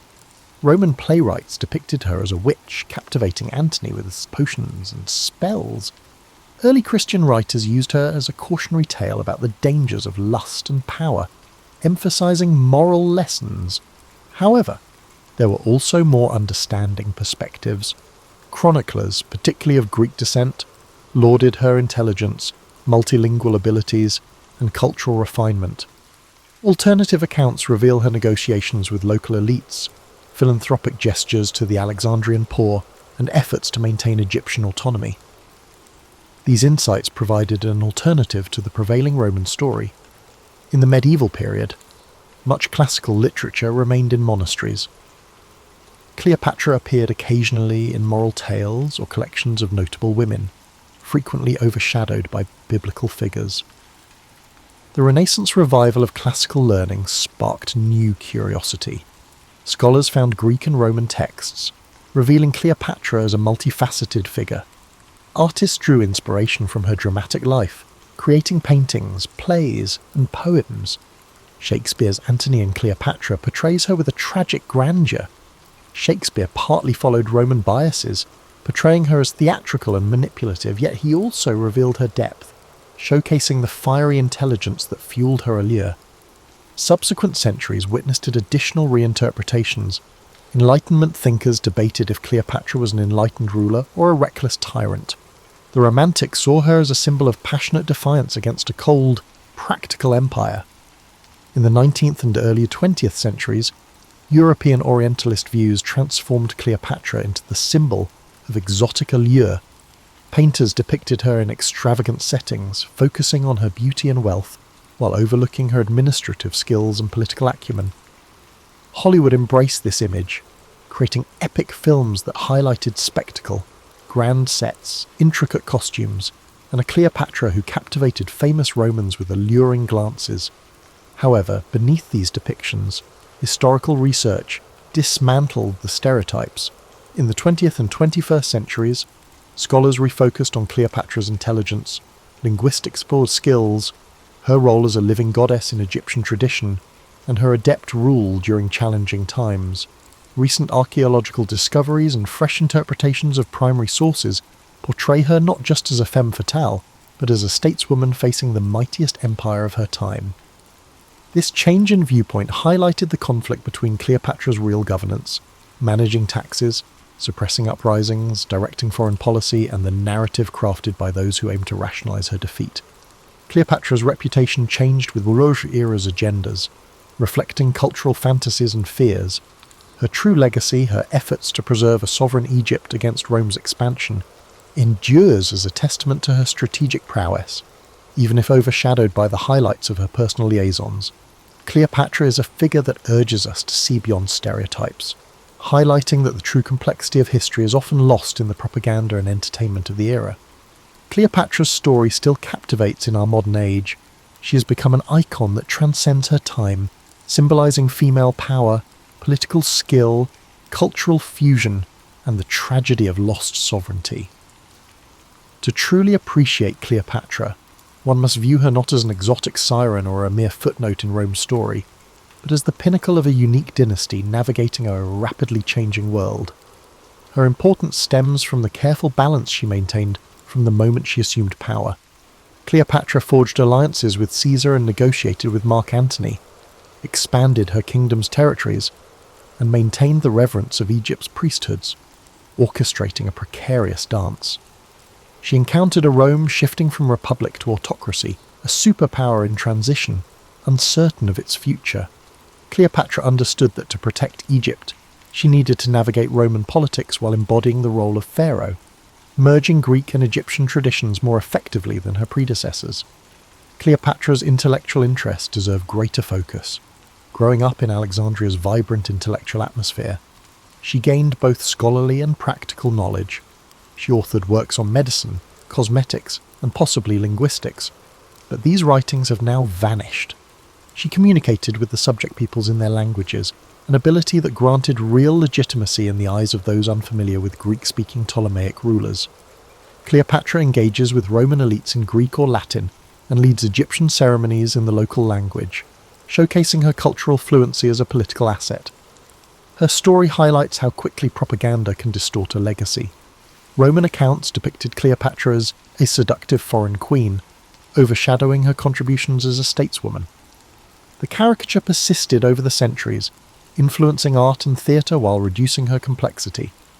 By piecing together scattered evidence, from coins with her profile to Greek historians' descriptions, we glimpse the real Cleopatra, a determined monarch making monumental decisions in a time of colliding global powers. Their ultimate demise highlights the weaknesses of a smaller state trapped among Roman factions. Cleopatra's relationship with Antony was both personal and practical, yet in the competitive realm of Roman politics, it served as a tool for Octavian's ambitions. The empire needed new conquests to solidify its political transformations, and the idea of Cleopatra's conspiracy with Antony gave Octavian the moral pretext to march on Egypt.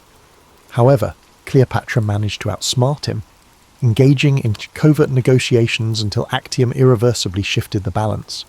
Even Cleopatra's death, often recounted with melodramatic flair, reflects her refusal to be paraded as a captive in Rome. By choosing to die on her terms, she denied Octavian a triumphant display, ensuring her final image was one of defiance instead of submission. This act, dramatized in art and theatre, embodies a political strategy. Cleopatra ensured she was remembered as a queen, not a captive. After that final act, Egypt turned into Rome's breadbasket, supporting an empire that would rule Europe, North Africa, and the Near East for centuries.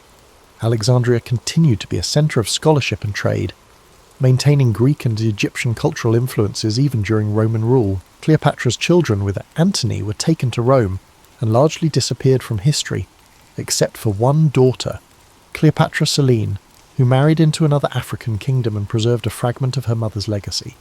Caesarion, the son of Julius Caesar, was executed to eradicate any rival claim to Rome. Thus, the direct line of Cleopatra ended brutally. Ninth Legion, known as Legio IX Hispana, was one of the most battle-hardened and feared units in the Roman army. its origins tracing back to the violent civil wars of the late Republic. Raised by Julius Caesar in the mid-1st century BCE, the Ninth fought fiercely in the Gallic Wars, earning a reputation for unyielding discipline and brutal efficiency. Over the decades, it became a cornerstone of Roman military power, participating in some of the empire's most pivotal campaigns. It battled in Spain, Germania, and across the vast landscapes of Britannia, Rome's most rebellious frontier. But for all its glory, the Ninth would become a ghost in history, vanishing from records as if erased by time itself. By the early 2nd century CE, the Ninth Legion had already seen centuries of bloodshed. Under the rule of Emperor Hadrian, Rome's grip on Britain was fragile. The island had been a thorn in the empire's side since the conquest began in 43 CE under Emperor Claudius. While the Romans had established towns and fortresses, they never fully tamed the wild, mist-covered north, lands inhabited by fierce tribes like the Caledonians and Picts, warriors who resisted Roman rule with unrelenting ferocity. Rome had built walls, roads and forts to control Britannia, but their presence was never secure. The Ninth was stationed at Eburacum, modern-day York, tasked with enforcing order in an increasingly volatile land. Then, at some point between 108 CE and 120 CE, the Ninth Legion disappeared from history. Unlike other Roman legions, whose movements were meticulously documented, the Ninth simply vanished, its name never appearing in imperial records again. Historians have debated its fate for centuries. Was it annihilated in a catastrophic battle? Was it quietly disbanded? Did it march into the unknown, leaving only whispers behind? The most widely accepted theory is that the Ninth was sent north, into the uncharted highlands of Caledonia, on a mission that ended in disaster. Rome had suffered crushing defeats before, the infamous Teutoburg forest massacre of 9 CE, where 3 entire legions were wiped out by Germanic tribes, proved that even the mighty Roman war machine was not invincible. But unlike Teutoburg, where survivors lived to tell the tale, no known tomb accounts exist of what truly happened to the Ninth. One possibility is that the legion marched beyond Rome's frontier to subdue a rebellion and was ambushed by a force too large to repel. The Caledonians were masters of guerrilla warfare, using the dense forests and rugged terrain to launch swift, devastating attacks. If the Ninth was lured into an unfamiliar landscape, perhaps pursuing an enemy deeper into the highlands, it could have been surrounded and slaughtered to the last man, its survivors hunted down in the shadows of the mountains, no messengers, no escape, no trace, a combat and total obliteration. Another theory suggests an internal mutiny, that the Ninth soldiers, worn down by endless campaigns, harsh conditions and poor supplies, turned against their officers. If rebellion broke out within the ranks and the legion fragmented, it could explain why Rome never acknowledged its fate. A rogue legion was a dangerous thing, a stain upon the empire's reputation that Hadrian may have preferred to erase. The Ninth's disappearance coincides suspiciously with the emperor's decision to construct Hadrian's Wall, a vast stone barrier that cut Britannia in half, sealing Rome away from the unconquered north.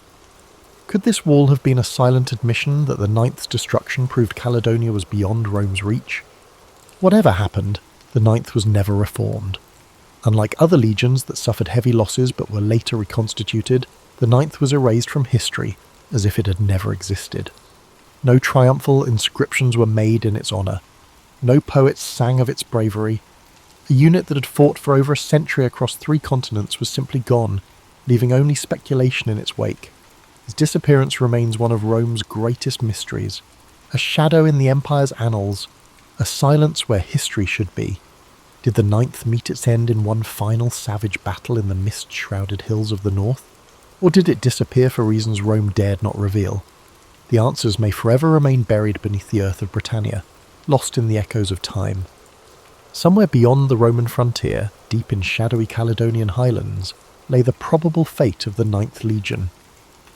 Contrary to the well-patrolled roads of southern Britannia, beyond Eburacum, known today as York, loomed an unforgiving wilderness of heavy forests, icy rivers, and endless hills perpetually shrouded in grey mist. An unyielding place, the Romans had previously suffered a couple of very critical defeats at the hands of local tribes. If it did, the Ninth Legion marched north for one last campaign, perhaps into the jaws of annihilation, never to return. One such theory says that around 117 CE, the Ninth was sent to put down an uprising in Caledonia. Roman historian Fronto mentioned severe losses suffered in Britain at about this time, hinting at unrest beyond the frontier. It is probable that the newly appointed governor of Britannia, Quintus Pompeius Falco, ordered the Ninth to strike north against rebellious tribes. The Romans, with their heavy armour and rectangular shields and disciplined formations, would have been an unstoppable force, but the Caledonians fought on their own terms in their own country, where the rigid tactics of Rome could be broken as easily as shattered stone. The Caledonians were past masters at ambush and in guerrilla warfare.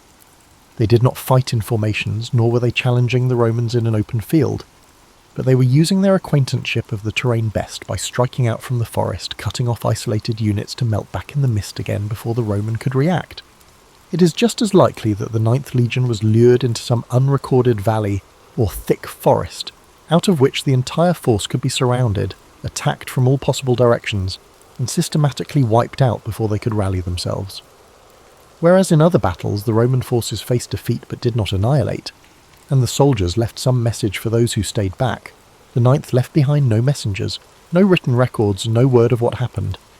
If every last man was cut down, if the legion was so utterly destroyed that no Roman lived to report the disaster, then their disappearance would have been absolute, a massacre so complete that it erased the Ninth from history itself. Another grim alternative is that the Ninth was led into an ambush, possibly thinking that they were on a mission to discuss peace terms with some local petty chieftain, then were massacred in a surprise betrayal. Some records suggest that the Roman officers may have overestimated their security and taken their enemy too lightly, much as they had during less serious earlier confrontations. If the Caledonians granted the Romans license to advance deeply into their land, apparently without opposition, only to strike with crushing force at a time of their choosing, then the Ninth had been consumed deep in the bowels of the enemy, in a place that was without exit. But even assuming the legion was defeated, why were no Roman reinforcements sent? If one of its legions was in trouble, Rome did not spare any expense in answering by using overwhelming force. If the Ninth had been destroyed, the Roman military should have sent out scouts, reinforcements, or at the very least a search party, yet no such records exist. Could it be that the Roman authorities knew what happened, but deliberately buried the truth? Some historians speculate that the destruction of the Ninth was too embarrassing to acknowledge, that Hadrian, who came to power in 117 CE, the same time the legion may have vanished, chose to erase the event from history. The timing is striking. Shortly after the Ninth is believed to have disappeared, Hadrian ordered the construction of Hadrian's Wall begun in 122 CE, a massive defensive barrier meant to keep the northern tribes out of Roman-controlled territory. Might the wall have been an unspoken admission that the north was beyond Rome's grasp, that the loss of the Ninth proved further expansion impossible? Other theories suggest the Ninth did not get annihilated, but rather broken up, moved or reappointed to another frontier. Records even reveal that remnants of the legion might have been shifted to Germania, or the eastern provinces. But if indeed that was the case, why was the name never reused? Rome revived legions which had been defeated. Why was the Ninth completely erased? If these legions had been silently disbanded as a result of internal mutiny, poor performance, or even for reasons of political consequence, this would serve to explain their silence in history. After all, the empire did have enough history of revising history per the current needs of the leading regime. Had the Ninth refused orders, or worse, suffered some sort of embarrassing defeat, or collapsed due to low morale, then Hadrian may have found it easier to eliminate the legion from Rome's official records rather than acknowledge some kind of disgraceful failure. And of all these theories, one thing is certain. The Ninth Legion, one of Rome's most formidable military forces at that time, vanished into thin air. No memorials were built in their honour, no surviving officers recorded their final battle, and no concrete evidence explains their disappearance. The Ninth marched into history and into legend, becoming one of the greatest unsolved mysteries of the ancient world. If the Ninth truly met its demise in the grim wilds of Caledonia, then hanging in the back of history there is one burning question. Why did nobody save them? Rome was an empire founded on her military. Thus, when the legion faced an existential threat, whether to reclaim lost territory or to avenge their fallen comrades, reinforcements were usually dispatched. But when the Ninth vanished, there was no Roman response on record, No counterattack, no inquiry, no wild expedition to retrieve the fallen standard of the legion. The Ninth simply disappeared from history. It is an unsettling prospect that can be put as a question. How can more than 5,000 trained men vanish without this being noticed by anyone? In the best scenarios, maybe Rome never actually found out. If the Ninth had been lured onto hostile soil, say tricked into believing they were marching towards some kind of skirmish, only to be completely surrounded, the slaughter could have been so swift and total that no messenger survived to report back. In the days before modern communications, legions depended upon runners and scouts for delivering information. In any one cataclysmic battle, if the Ninth had been destroyed, no one would have lived to issue the call for rescue. Another theory is that Rome knew what danger the Ninth was in and simply abandoned it. By the early 2nd century CE, the empire was overextended with many fronts on which military action was needed. To the east, Rome was locked in bitter struggles against the Parthians, while across the Rhine in Germania, hostile tribes threatened the empire's borders. His predecessor, Emperor Trajan, had been aggressively expanding Rome's borders, annexing Dacia, modern-day Romania, and waging costly wars that depleted Rome's treasury. By the time Hadrian was crowned in the year 117 CE, he had but one option: to maintain Rome's tenuous grasp on Britannia or turn his attention to shoring up the empire's more valuable provinces. Hadrian's decision was clear.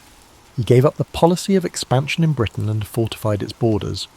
Only a few years after the disappearance of the Ninth, Hadrian ordered the construction of Hadrian's Wall, begun in 122 CE, a huge defensive fortification across northern Britannia. Was this wall the silent admission of Rome's defeat? Did Hadrian finally realise that the no-man's land frontier up north was too hazardous to maintain? That the Ninth's annihilation proved further conquest impossible? There is also the chilling possibility that the Ninth was sacrificed for political reasons. Some historians speculate that the legion's commanders may have been involved in a failed rebellion or mutiny, leading Rome to erase them from history rather than acknowledge an embarrassing internal conflict. The Roman Empire was hardly unaware of rewriting history. It frequently happened that the names and figures of emperors were expunged from the records as if they had never lived. If the Ninth had risen against Roman rule, then it is very possible that Hadrian simply ordered them erased, thereby having their fate never recorded.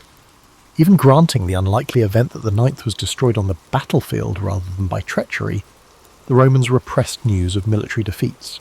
The empire, after all, was sustained by propaganda and illusions of invincibility. To let news get out that an entire legion had been wiped out could encourage further rebellions against Rome's enemies. It could have been easier for Hadrian's administration to simply bury the truth and leave the fate of the Ninth unknown. However, there are other theories that the Ninth was not destroyed but was simply removed from the records for far less sensational reasons. Some believe that the legion was quietly reassigned to another part of the empire, perhaps to the eastern provinces, since many Roman military units were stationed there against Parthian invasions. There is, however, some evidence that elements of the Ninth may have appeared in records in the Middle East decades later, but without any clear chain of command, it cannot be confirmed whether this was the same unit or just rebranding of another legion. One more troubling possibility is that the Ninth simply walked away from Rome. If this legion had endured years of harsh conditions, thinning supplies and incompetent leadership, is it possible they could have deserted en masse, melting into the wilds of Caledonia? There are accounts of Roman soldiers deserting their posts and integrating themselves into the local tribes against impossible odds. They will also have realised that they had been abandoned, and if the Ninth voted to take their leave of Rome, then they could have simply dispersed among the native people, their descendants melting into the population of Scotland without trace. Whatever the truth, the disappearance of the Ninth Legion is one of history's greatest unsolved mysteries. If they were truly annihilated in battle, their bones may yet remain beneath the hills of northern Britain, buried in forgotten mass graves. If silenced by the political machine of Rome, they will forever be lost to the mists of time, and if to disappear on their terms, leaving behind an empire that did not serve them anymore, then perhaps their legend is greater than history remembers. The disappearance of the Ninth Legion has evolved over the centuries from a mere historical mystery to a full-blown legend, serving as the catalyst for a great deal of speculation, folklore, and even conspiracy theories. With no clear answers in the ancient records, historians, archaeologists, and storytellers alike have attempted to reconstruct the fate of the Lost Legion. But did the Ninth really perish in the wilderness of Caledonia, or might its soldiers have survived, their story lost to history's fog? One of the most resilient theories has been that the Ninth Legion was not destroyed in Britain at all, but was instead moved, without fanfare, elsewhere in the empire. Indeed, scattered references tend to indicate the presence of parts of the Ninth in the eastern provinces, certainly in Judea or Cappadocia, many decades later than those in which the regiment is last heard of in Britain. More probably, this would suggest that Hadrian transferred the Ninth, breaking it up and reassigning its men to other existing legions. Indeed, this would say that the legion was not vanquished on some desperate blood-drenched battlefield. The sands swallowed any traces of records in its aftermath. A sensationalistic hypothesis, popularly postulated, holds that the Ninth embarked to the east against the Parthians, and lost to native rebellions on unfamiliar fields, and not in Caledonia at all. It would not have been unusual for the Roman legions to be redeployed trouble spots throughout the empire, and some inscriptions have suggested that the remnants of the Ninth were serving in far-flung campaigns from Britain. If so, their disappearance may have been due more to gradual attrition rather than a single destruction.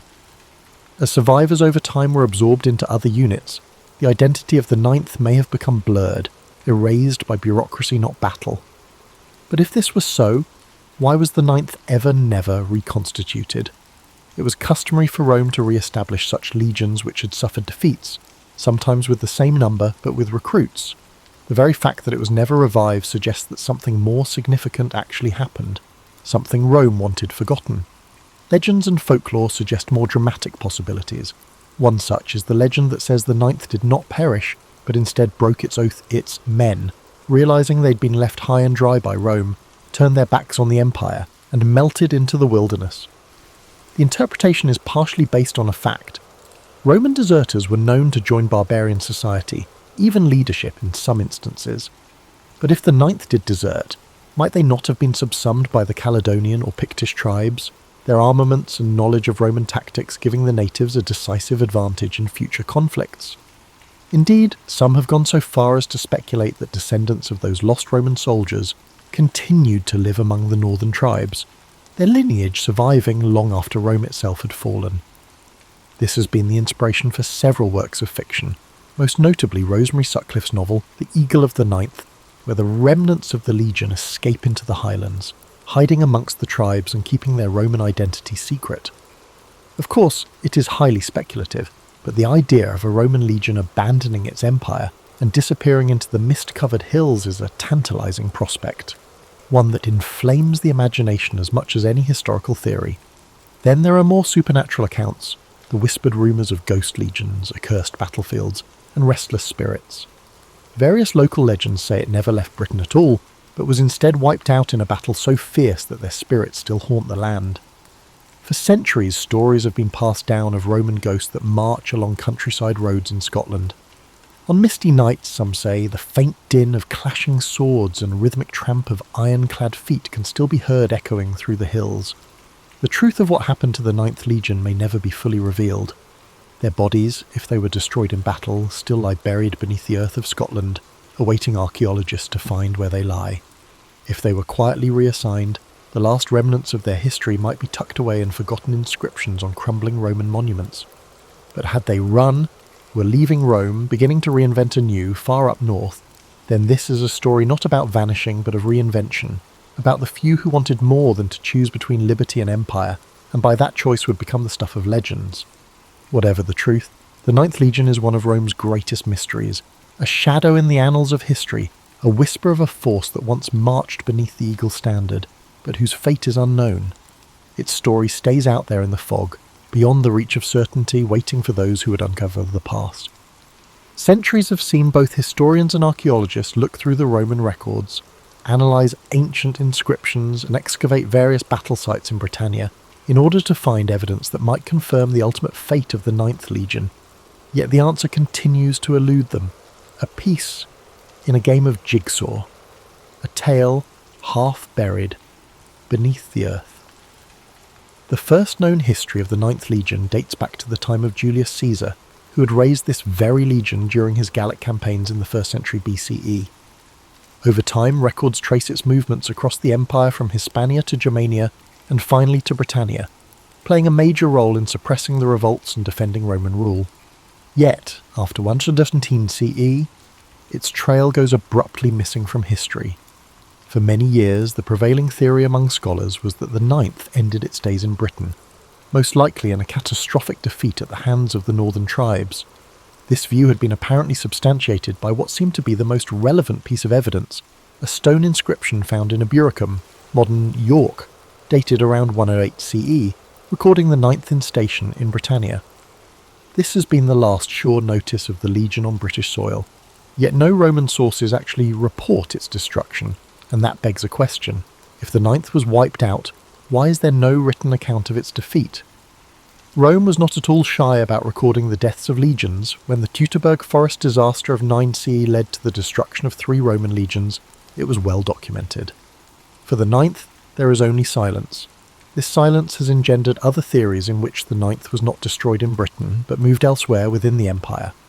Some other scholars believe that this could have been transferred to the eastern provinces, probably Judea or Cappadocia, to assist in conflicts against the Parthians or Jewish revolts. One inscription found in Nijmegen in the Netherlands suggests that some remnants of the ninth were indeed there around 20 CE, but whether this constituted a detached unit or survivors from a previous campaign, nobody can be certain. And yet there is no definitive proof that the entire legion was ever redeployed elsewhere.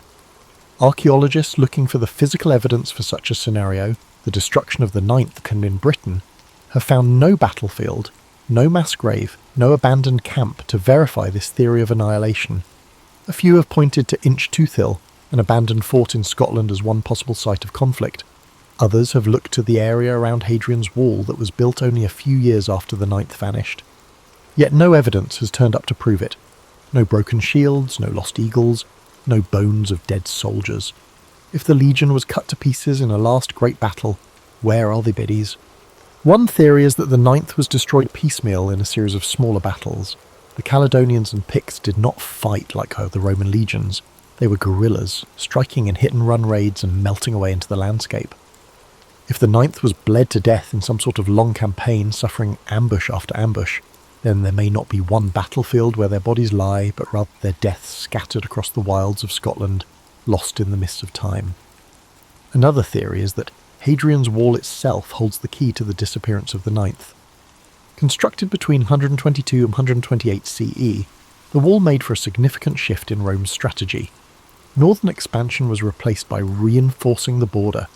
Some historians even feel this decision was based directly on the fate of the ninth, as Hadrian himself realised that Caledonia was simply too dangerous to hold. Cut to pieces in some disastrous campaign, it may have provided that final warning that persuaded the Romans to draw back and dig in rather than advance. After decades of excavations, no concrete evidence has turned up so far that could explain what happened to the Ninth Legion, and the hunt goes on. Archaeologists continue to trawl Britain's landscape for Roman weapons, mass graves, or inscriptions that just might bring the story into the sharpest view yet. Advances in satellite imaging and ground-penetrating radar in recent years have given researchers an unprecedented capability to map the sites of ancient battles in great detail, and it now raises the tantalizing prospect that one day a long-buried Roman battlefield will finally give up its secrets. For now, the ninth remains one of history's greatest enigmas, a vanished force whose fate may never be fully uncovered.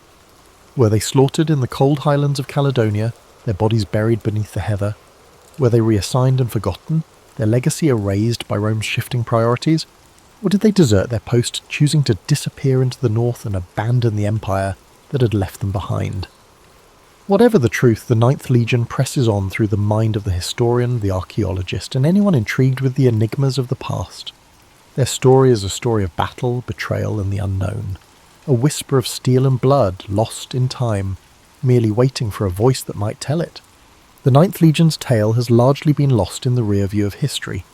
We don't actually know what happened to them. Their last journey is but a distant rumour nowadays. Nobody actually knows what happened. If they were wiped out in some murky battle, went missing in the uncharted regions of Caledonia, or simply dropped off the face of the earth for good, one thing's certain, they were never heard from again. You're familiar with that slow fog that rolls in over the hills in the morning? Yeah, their presence is sort of like that. Just fragments of stone, small memories, and those silent questions that just persist on through the centuries. When the world's all asleep beneath the stars, it's as if the ghostly echoes of the ninth are stirring again. In the silence of the Scottish Highlands, where the wind moves like a faint breath through the glens, there are people who say the Legion marches on. There are stories, old, half-remembered myths, of ghostly soldiers spotted on empty roads, of the distant rhythmic sound of iron-shod feet that appear to have no origin. Legends tell of how on certain nights, beneath a silver moon, the spirits of the ninth emerge from the shadows, caught in a perpetual march across the land that devoured them. Perhaps they were separated in the chaos of combat, their shields broken, their armour cracked by the blow of an unseen enemy too late to avoid. Maybe they struggled through the wilderness, panting with fatigue, their path swallowed by the dense forests and winding rivers, to discover that no rescue would ever come. Or maybe they simply dissolved into history, their final battle so conclusive, so absolute, that Rome chose to forget them, to let them slip away like a dream slipping beyond memory. Yet even dreams leave a mark, as the ninth has left its mark upon time itself. The silence of their vanishing is louder than any record, their absence taking up the space between the pages of history like the profound, soothing quiet before daybreak. Hadrian's Wall remains a silent witness to their disappearance, a wall built to exclude the untamed land that could have claimed them, a divide between the known and the unknown. It remains there, steadfast against the winds that blow through it, a testament to an age still hidden in mystery. Though the fate of the Ninth Legion can never be fully disclosed, their myth survives. Their names are recalled in books, in whispers, in the minds of those who are drawn to the mysteries of history. Up in the still hills, where you can truly scent the earth and rain, and the rivers glimmer like liquid silver in the moon's light, the ninth could still be roving about, not physically, but in memory, always walking the shadows of the ages. This concludes tonight's quest into the mystery of the lost Ninth Legion. But the past is replete with even more stories just waiting to be unearthed. Shirley Temple was born in Santa Monica, California, on April 23, 1928, into a family that was neither destitute nor lavishly wealthy. Her father, George Temple, worked in finance, and her mother, Gertrude, carried an almost obsessive desire to shape her daughter's destiny. The Santa Monica of that era was a fast-evolving beachside enclave, brimming with both glamorous illusions from the burgeoning film industry and the more everyday routines of middle-class families trying to navigate a mercurial economy. It was within this dual atmosphere, flickering studio lights on one side and thrifty living on the other, that Shirley Temple began her path to stardom. Even before she could walk confidently, Gertrude recognized something luminous in her daughter's presence. Shirley had a precocious way of mimicking gestures she observed in adults. This knack for imitation would define her early days, turning dance and drama lessons into more than just passing amusements. Gertrude seized every opportunity to enroll Shirley in local dance classes. Meanwhile, the child's father, though more reticent, eventually supported these pursuits, especially as he sensed that his daughter's talents might help the family rise above its mundane financial prospects. Hollywood in the early 30s offered an odd mixture of unpolished opportunity and exploitative risk. The Great Depression had shattered many Americans' hopes, yet movie studios scrambled to produce escapist fare. Child performers were especially valuable, used to deliver cuteness and innocence during a time of national hardship. Shirley, with her natural curls, though constantly fussed over by her mother, who insisted there be exactly 56 of them, and an almost hypnotic ability to project joy, fit seamlessly into this mould. She was introduced to casting agents even before she turned 4, auditioning for bit parts that sometimes entailed dancing routines with the adult actors. Initially, Shirley's family juggled skepticism and ambition. The film sets she visited were not always the polished worlds fans saw on screen. Instead, they were chaotic places, where directors yelled, lighting rigs buzzed, and many child performers discovered their so-called cute factor overshadowed any genuine acting skill. Shirley, however, proved adept at capturing adult expectations. Her seeming earnestness, paired with that bright, dimpled smile, won over producers who recognised a phenomenon in the making. By 1932, she had landed small roles in a series of shorts called Baby Burlesques, comedic sketches where toddlers were placed in decidedly adult situations. Watching them today, Many find the concept jarring, but in the economic desperation of the 1930s, these short films gained traction and Shirley's star quality began to gleam. Gertrude, operating as both mother and unofficial manager, monitored every facet of Shirley's budding career. The mother's presence on set was constant, at times protective and at other times controlling. Tales circulated of Gertrude touching up Shirley's curls between takes, ensuring that not a single ringlet strayed from the image of cherubic perfection. She championed Shirley's needs, but also drove her onward in a business known for discarding child actors once they outgrew their roles. This mixture of maternal devotion and unwavering ambition became a recurring theme in Shirley's early years. Even so, Shirley's own temperament provided a counterbalance. Despite the intense schedule, she exuded genuine curiosity about her surroundings. She asked questions about how cameras worked and who was responsible for set design. In an era where children were expected to be seen but not heard, her inquisitiveness made a subtle impression on directors and stagehands alike. They realised the girl was not a living doll, but a quick-thinking child who grasped far more than she let on. By 1934, she had secured her first breakthrough roles in feature-length films, with Fox Film Corporation, soon to merge into 20th Century Fox, backing her. Shirley Temple became one of the Depression-era's most iconic faces. Her movies, such as Stand Up and Cheer and Little Miss Marker, gave audiences a dose of optimism they craved. Critics raved about her bright-eyed sincerity, and ticket sales soared. Movie theatres saw a direct correlation. The more Shirley Temple danced and sang on screen, the more Americans showed up in droves, clinging to a child's radiant energy as a beacon in otherwise bleak times. At the tender age of 6, Shirley transformed from a curious toddler learning dance steps into a genuine star, symbolising hope in a world ravaged by economic hardships. However, behind the wide-eyed innocence of her film persona, a more complex story was forming, a dance of parental ambitions, studio pressures, and her own youthful resilience. That complexity would deepen as she soared to new heights of stardom in the years to come. In 1935, Shirley Temple underwent a significant transformation when her studio recognised the potential of their petite leading lady to lead full-length features. With the country still reeling from widespread unemployment and breadlines, her films provided escapism laced with optimism. Titles like Bright Eyes and Curly Top showcased not just her cherubic face, but an uncanny knack for on-screen chemistry with adult co-stars. She became the face of Fox's silver screen offerings, out-earning many established actors. Yet behind the upbeat songs and tap dances, negotiations and business manoeuvres were at play, many of which set precedents for how future child stars would be handled. Key among these developments was the contract Shirley signed with Fox, or more accurately, the contract her parents signed on her behalf. Its details sparked discussion across Hollywood. She was guaranteed a significant weekly salary, though significant in the 1930s. Currency meant something different than it would today, plus bonuses if her pictures performed well. Fox also set aside funds for her education and well-being, though the lines often blurred between on-set tutoring and real schooling.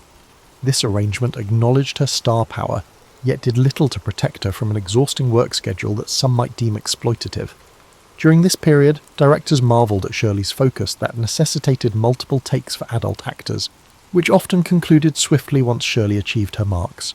She had a near-photographic recall for lines and dance moves, a quality that impressed her choreographers. Equally striking was her composure under pressure.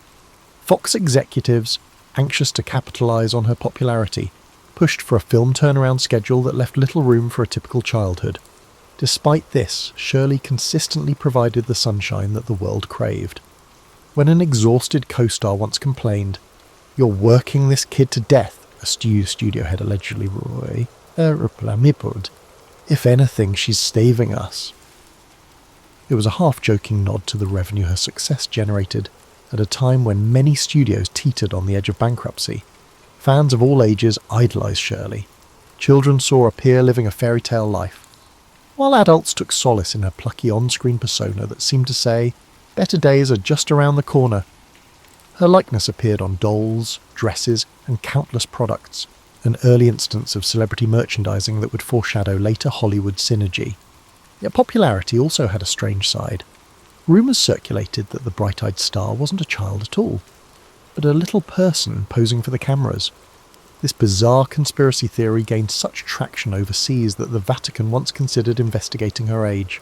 In truth, Shirley Temple was no more than 10 at the time, rapidly growing into a global household name. Curiously, Shirley's rise paralleled shifts in the film industry itself.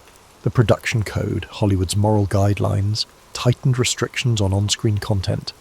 Shirley's clean, wholesome image fit perfectly into this new environment. Gone were the edgier comedic elements from her earliest shorts. In their place emerged full-blown family-friendly musicals and romances. She sang with experienced adult crooners, sharing lines and duets that might otherwise look awkward for a child. Yet her sincerity let her glide past potential awkwardness. Audiences believed her rosy worldview, if only for the duration of a matinee. Not that it was all smooth sailing. Inside the Temple household, tensions simmered. Gertrude clashed with producers who wanted to vary Shirley's look or storyline, steadfastly defending her daughter's signature curls and sweet persona. George Temple, meanwhile, found himself overshadowed, primarily attending to financial matters, while Gertrude guided their daughter's creative direction. In a twist reminiscent of many showbiz families, the father sometimes felt sidelined, overshadowed by the formidable bond between mother and star-daughter. As Shirley approached her 10th birthday, the industry noticed that her presence at the box office wasn't just consistent, it was heroic. Some of her films overshadowed even major adult releases. The juvenile star was effectively bankrolling Fox's operations, preventing pure financial cuts that might have devastated the studio. It became a well-known quip in Hollywood circles that if you needed a guaranteed hit, you hired Shirley Temple. Yet the relentless pace hinted at challenges to come. Child actors grow, their appeal, which studios often reduce to cuteness, can dissipate. Shirley's mother, well aware of that, fought to keep her in roles that showcased her innocence, worrying that a more mature role might fracture her image. Time was against them. The actress, who had embodied the aspirations of a Depression-era audience, was approaching adolescence, and the film roles accessible to a developing teenager seldom replicated the formula that made her a box office phenomenon.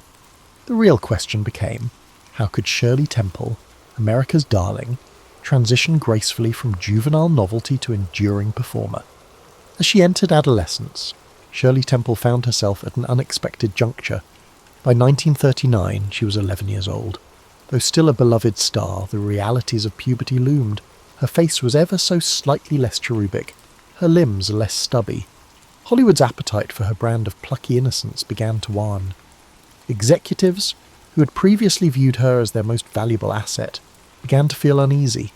The frequency of scripts designed to highlight her charm was gradually decreasing. Despite these challenges, Shirley maintained her impeccable professionalism. On the set of The Bluebird 1940, she embodied a dreamlike character in a lavish fantasy production clearly meant to replicate the success of The Wizard of Oz. But audiences perceived it as a half-hearted attempt. Critics pointed out that the film felt disjointed, and box office receipts fell short. This setback marked the first real stumble in Shirley's otherwise unstoppable career. Press, which had frequently hailed her as America's sweetheart, conjectured whether her period of fame had come to an end. Gertrude Temple attempted to reposition her daughter, pushing the studio to consider more sophisticated scripts. However, Hollywood's typecasting machine proved stubborn.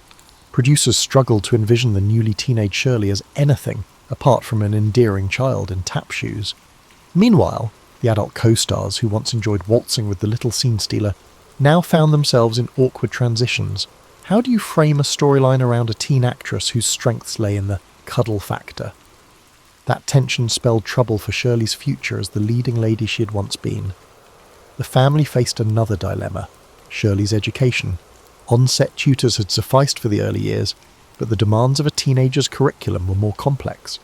At her mother's urging, Shirley enrolled in a private school when her studio schedule allowed. There, she experienced a semblance of normal adolescence, passing notes, giggling with friends, and learning that not everyone orbited her fame. This partial return to an ordinary teenage routine offered a different perspective. She began to realize that the wider world didn't revolve solely around studio budgets and box office numbers. Financially, the Temples were secure. Her earlier earnings had been prudently managed, though rumors circulated about potential mismanagement or lavish spending. For Gertrude, The real worry wasn't money but relevance. She feared the day Hollywood might deem Shirley Temple an expired product. She even toyed with the idea of forging a career in radio or travelling vaudeville acts if the film roles continued to dwindle. Shirley, on the other hand, expressed a desire to explore new interests, such as working behind the camera or even attempting to write. These notions, whispered among the family, never gained serious traction, overshadowed by the immediate challenge of stalling stardom. When the United States entered World War II, the entire entertainment industry shifted to a more patriotic agenda. Stars visited troops, performed in USO tours, and lent their faces to war bond drives. While teenage Shirley was a beloved figure, audiences' tastes leaned toward adult stars who carried an air of romantic glamour or comedic relief that spoke to wartime anxieties. The adolescent performer, suspended between child icon and adult personality, found herself in a precarious niche. She did participate in some charitable events, singing for servicemen and endorsing the war effort. Yet the studios, increasingly fixated on adult drama and musicals tailored for older stars, saw less need to centre entire pictures around her. Still, Shirley Temple's name carried enough clout to secure sporadic roles at different studios once her Fox contract ended. Notably, she signed a brief contract with MGM, culminating in a handful of features. Unfortunately, these projects never recaptured the luminous box office magic of her earlier output. The film Kathleen, 1941 for instance, garnered lukewarm reviews, with critics noting that they yearned for the sprite who had once brightened hearts during the Depression, rather than the uncertain teenager grappling with evolving tastes in entertainment. By the time she reached her mid-teens, Shirley was balancing on a tightrope, half a nostalgic emblem of a vanished era, and half a blossoming young woman searching for a place in an industry that rarely allowed for graceful transition. She herself remained outwardly composed, leaning on the well-honed discipline that had shaped her childhood. Yet behind those calm brown eyes, a more profound question arose. If Hollywood no longer needed her to be its dancing child star, who could she become? In trying to address that question, Shirley Temple would soon embark on life experiences that would transform her far beyond the realm of movie sets and scripts. The next phase of Shirley Temple's life revolved less around Hollywood stage lights and more around personal milestones. At 15, she met John Agar, a sergeant in the Army Air Corps from a socially prominent family. Their whirlwind courtship fascinated fans, who were curious to see America's one-time golden child stepping into adulthood. By 1945, just as the war concluded, Shirley married Agar, Barbaz. The media spun the wedding into a major event, splashing photos across newspapers nationwide.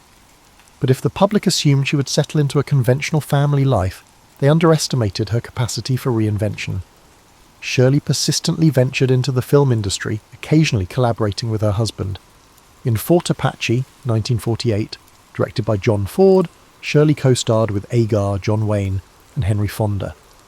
Although the Western genre was significantly different from her previous musicals, she enjoyed the novelty. Despite her diminished star billing, she received solid reviews for her performance. The film's moderate box office success indicated that perhaps there was a viable path forward for her in Hollywood, though no longer as the marquee name. While she drew professional satisfaction from the project, her personal life was more turbulent. Agar struggled with the weight of public attention on his famous wife and faced accusations of drinking and erratic behaviour. The marriage soon began to splinter. For Shirley, the unravelling marriage signalled a broader dissatisfaction. She could sense that the film industry still saw her through a lens of childhood nostalgia, making it difficult to secure roles that challenged her. Meanwhile, her real-life responsibilities now included motherhood. She gave birth to a daughter, Linda Susan, in 1948.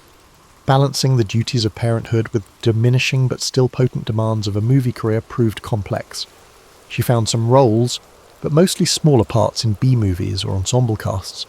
A handful of these roles allowed her to play more mature characters, yet none sparked a significant comeback. By 1950, her marriage to Agar had reached a breaking point, culminating in a high-profile divorce that tabloid newspapers giddily dissected. The same fans who once showered her with unconditional adoration read about the messy details of her domestic strife. This jarring exposure taught Shirley an uncomfortable lesson about public life. Once you step out of the child star bubble, the press can turn your personal trials into sensational fodder. Nevertheless, she remained composed, determined to maintain dignity for her daughter's sake. A new chapter beckoned when she crossed paths with Charles Alden Black, a Navy intelligence officer from a well-connected California family. Their first meeting, ironically, involved neither film nor fanfare, just two individuals sharing conversation at a dinner party. Black claimed he had never seen a single Shirley Temple movie, which she found refreshing. Their relationship blossomed quickly, partly because Shirley found an anchor in Charles's unpretentious yet cultivated manner. They wed in December 1950, a union markedly different from her first. Charles's devotion offered a calm refuge from the swirling storms of the entertainment industry.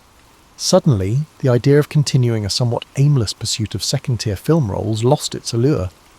Facing the reality that her Hollywood career was winding down, Shirley made a bold decision in 1950.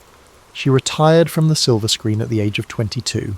It was a startling move for someone whose name still held nostalgic weight among a wide swath of moviegoers. Yet she had reached a point where the roles available failed to match her aspirations. Instead of clinging to a diluted version of her earlier stardom, she chose to explore new frontiers. She also recognised that the intense work she'd endured since toddlerhood had left little room for ordinary experiences. Eager to cultivate a more grounded lifestyle, she embraced family life with Charles Black in the San Francisco Bay Area. In the late 1950s and early 1960s, she briefly returned to show business with the television series Shirley Temple's Storybook. The show reimagined fairy tales and children's classics, allowing her to explore a producing and hosting role rather than front and centre acting. Fans appreciated the chance to see her again, no longer a child star but a poised, articulate adult. This step back into the public eye felt more on her terms, without the constraints of a studio system dictating her every move. Though the glow of her child stardom lingered in the cultural memory, Shirley Temple Black, as she began calling herself, was discovering broader horizons. Her youth had exposed her to the highs and lows of American celebrity culture. Now she looked at life with a fresh perspective, realizing that her journey might shift away from film entirely. What emerged next would surprise many. A pivot from Hollywood starlet to public servant and diplomat. Roles that would define her final decades in ways few observers could have predicted. While many child stars vanish into obscurity or cling to their past fame, Shirley Temple charted a course that combined her innate poise with a newfound dedication to civic engagement. Throughout the 1960s, she and Charles Black settled into a relatively private existence in the Bay Area. She embraced community work, volunteering for charitable organizations and quietly building relationships with local politicians. Though she rarely sought publicity for these efforts, her ability to connect with people, honed from early stardom, proved a valuable asset. A pivotal moment came in 1967, when she declared her candidacy for Congress in a special election to fill a vacant seat. Running as a Republican in California's 11th congressional district, Shirley Temple Black surprised political insiders with her articulate presence on the campaign trail. She emphasized issues such as urban development, educational reform, and tackling crime, reflecting the moderate Republican stances of the era. Reporters who covered her campaign quickly discovered that she was no lightweight. While her name recognition initially drew curiosity, her policy discussions resonated with a portion of the electorate. She did not prevail in the primary, finishing second, but she garnered a respectful share of votes. The campaign underscored her serious interest in governance and laid the foundation for future opportunities. A year later, life took an abrupt turn when Shirley was diagnosed with breast cancer. She underwent a mastectomy in 1972, an experience she chose not to hide from the public. Instead, she made a bold move by holding a press conference to discuss her procedure, one of the first high-profile women to speak openly about battling breast cancer. This frankness challenged taboos and spurred an outpouring of support from women across America. Her candor helped destigmatize a condition many had treated as shameful or exclusively private. Over time, her advocacy would shape public perceptions of cancer treatment, prompting more open dialogue and encouraging countless women to seek checkups and information. Meanwhile, her political aspirations remained alive.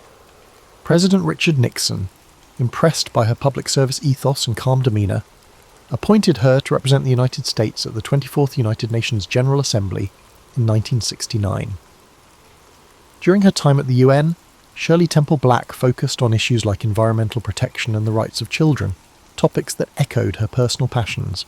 Colleagues noted her capacity to negotiate diplomatically, and her genuine interest in bridging cultural divides. This appointment, though short-lived, showcased her ability to navigate high-stakes international settings, blending the charm of her Hollywood pedigree with substantive policy engagement. President Gerald Ford named Shirley Temple Black the United States ambassador to Ghana in 1974 as a result of her success. Ambassadorship was not a ceremonial position. Ghana had undergone political upheaval and was strategically significant in West Africa. As ambassador, she navigated US interests, promoting trade, supporting development, and working to maintain stable diplomatic relations in a region still adjusting to post-colonial realities. Her presence in Accra signalled that Washington took Ghana seriously, and Ghanaians received her warmly, sometimes referencing her iconic childhood films. She responded by emphasising shared cultural ties, hosting local artists at embassy events, and travelling beyond the capital to better understand the country's complexities.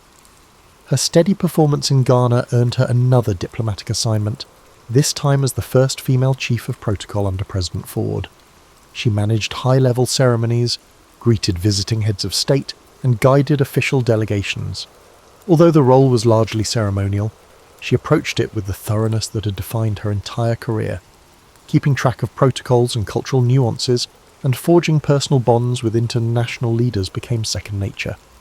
The highlight of her diplomatic career, however, arrived in 1989, when President George H.W. Bush appointed her ambassador to Czechoslovakia. The Cold War was on the verge of a dramatic thaw, and her posting to Prague placed her at the heart of historic change. As communism began to crumble across Eastern Europe, Shirley Temple Black found herself witnessing the Velvet Revolution, the peaceful upheaval that ousted the communist regime. She consulted dissidents, shared perspectives with other Western diplomats, and skillfully represented US interests without overshadowing the Czech people's pursuit of democracy. Once again, she relied on a blend of empathy and pragmatism, traits that had served her well since her early years on a Hollywood set. By the close of the 1980s, Shirley Temple Black stood as a testament to reinvention. From a child star who lit up Depression-era screens to a diplomatic figure forging connections in far-flung parts of the world, she demonstrated that stardom need not confine a person to a single storyline. Rather, it could be a launching pad for broader contributions that transcended the realm of entertainment, impacting global politics and societal attitudes alike. The late 1980s and early 1990s in Czechoslovakia were a swirl of political transformations, and Shirley Temple Black was squarely in the thick of it.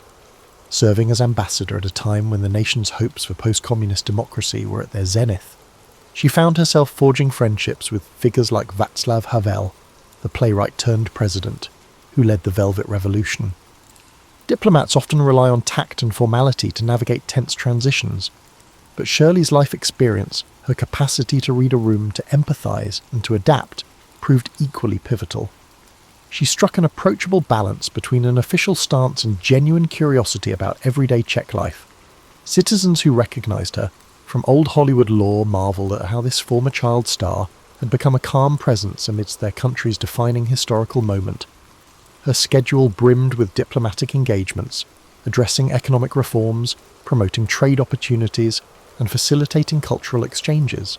She also took time to visit schools and orphanages, echoing a child-centred compassion that had first won her the public's heart decades earlier. More than once, local media cameras captured her hugging children, an image that symbolised a connection transcending politics.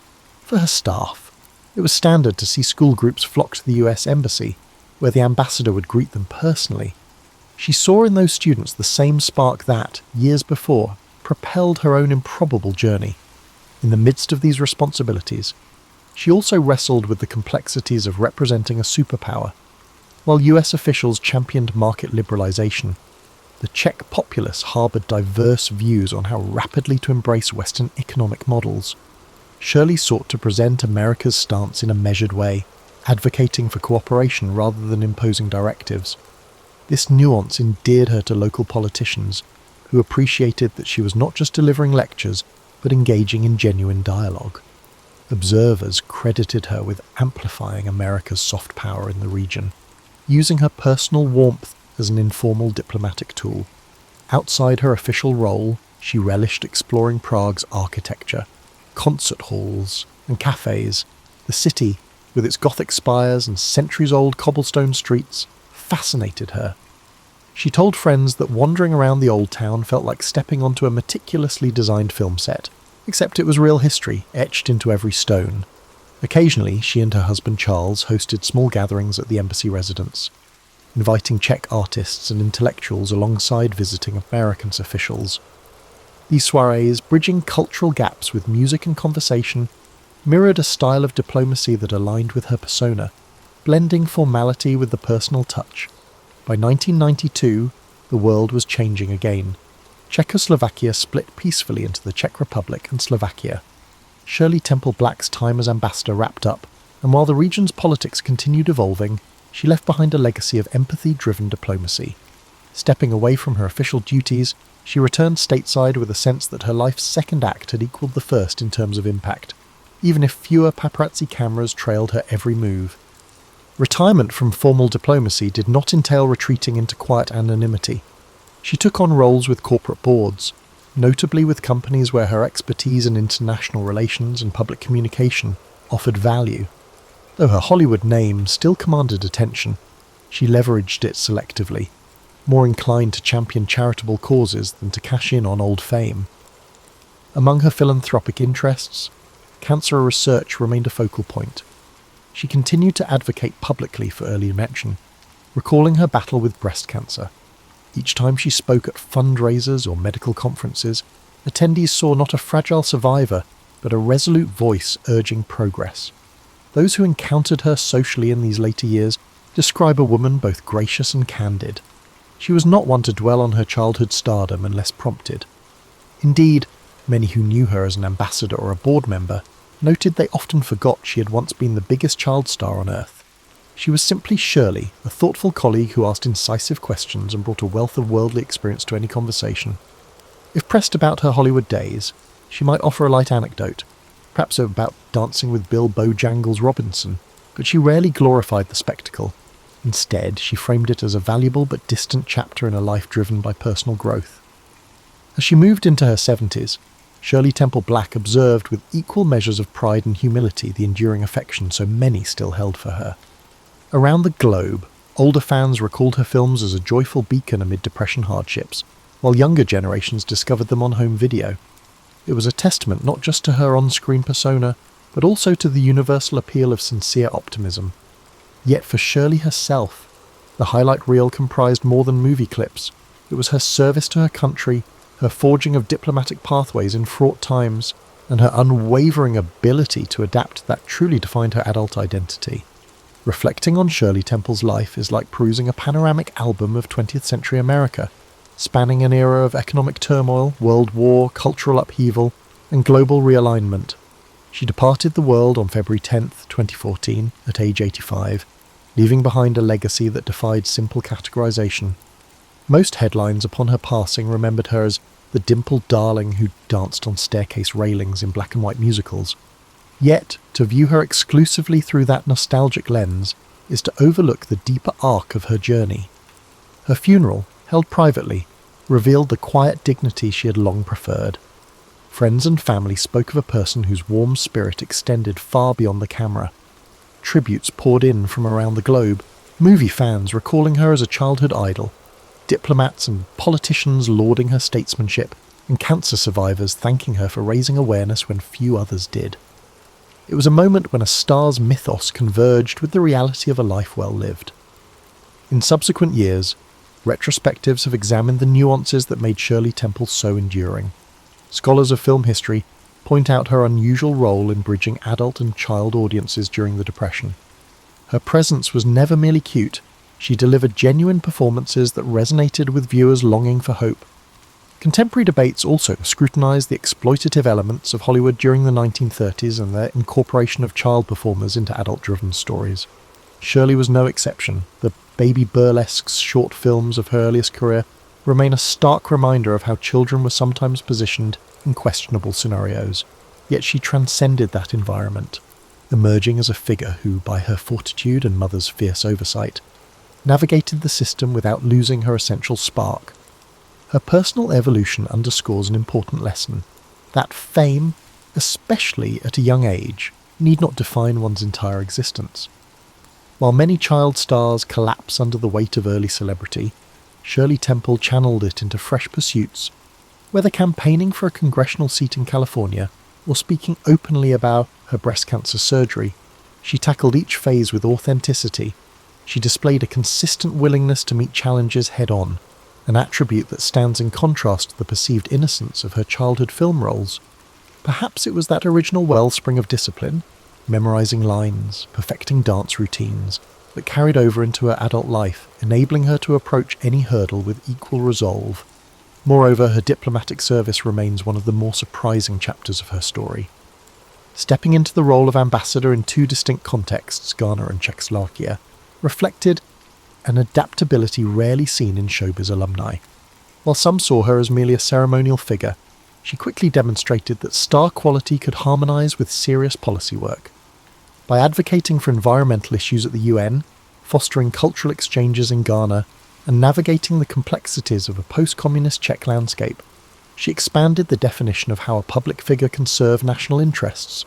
Tenure in Prague during the Velvet Revolution coincided with a seismic shift in global politics, a pivotal moment that fundamentally reshaped Europe. That vantage point alone placed her in the orbit of towering figures like Havel, forever linking her name to a monumental historical pivot, even as critics debate the merits of her earliest films or the complexity of her mother's role in orchestrating her stardom. Shirley Temple's narrative remains awe-inspiring for its breadth. The child who once sparred with co-stars twice her height became an adult who regularly engaged with world leaders. In the same lifetime, she delighted Depression-era cinema audiences, and then, half a century later, watched democracy break ground in Eastern Europe. That range of experiences underscores a singular life that mirrored the transformations of a century. Today, her iconic cherub face continues to adorn vintage movie posters and DVD covers. Young dancers still attempt to replicate her signature tap routines. Parents introduce her black and white musicals to new generations.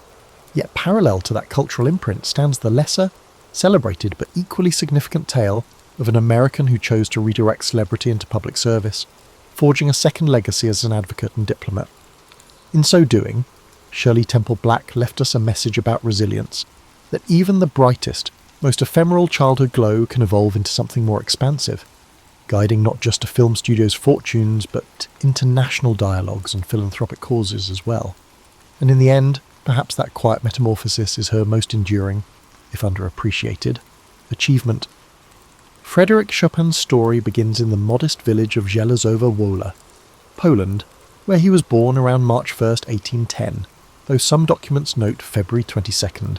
The region was steeped in cultural richness and political upheaval, with Warsaw nearby and the territory under the shadow of the Russian Empire.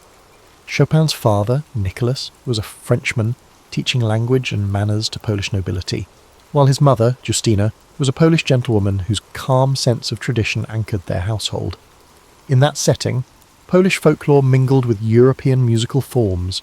Even in infancy, Chopin absorbed these influences, as if the rhythmic footsteps of villagers and distant folk melodies wove into his subconscious. Though unremarkable at first glance, the family's small home resonated with reverence for art. The piano, a battered upright, became young Frederic's first beloved companion, opening onto imaginative worlds he'd conjure in quiet mornings. Around 6, Chopin's prodigious talent drew attention from family friends and local aristocrats. In a society that revered salon culture, a gifted child at the piano was mythic. He played short pieces at gatherings, shyly but assuredly, winning over curious onlookers who watched in mild disbelief. Even then, his playing transcended mere youthful charm. He displayed a depth that hinted at hidden wells of sensitivity. His teacher, Wojciech Żywny, noted the boy's special relationship with melody, which seemed to flow through him without the stiffness typical of child prodigies. Beyond his domestic sphere, Poland itself was navigating a fragile identity. The Napoleonic Wars had left scars across Europe. Although too young to grasp politics, Chopin sensed the patriotism and longing carried by adults around him. Through his mother's lullabies and whispered family stories, the notion of a lost homeland became a melodic thread weaving through his emerging consciousness. Chopin's sister, Ludwika, often joined him at the piano. Family duets turned into moments of shared creativity, honing Frederic's ability to communicate through sound. Here, his earliest compositions took shape, short, sometimes clumsy preludes to the refined expressions he would later craft. Yet these embryonic works already displayed what would become his hallmark: graceful lines and a certain bittersweet tension between major and minor. He performed publicly for the first time around age 7, playing a concert in Warsaw. Though such appearances could be dismissed as novelty, Chopin avoided the fate of child prodigies who fade once the novelty wanes. He possessed a seriousness and poetic restraint rare in children. Observers began to regard him as a symbol of Poland's hopes, a delicate, steadfast light for a land overshadowed by external forces. Despite the growing acclaim, the Chopin household valued stability. Nicholas and Justina refused to exploit their son's talent, allowing only select performances while ensuring a rigorous academic education.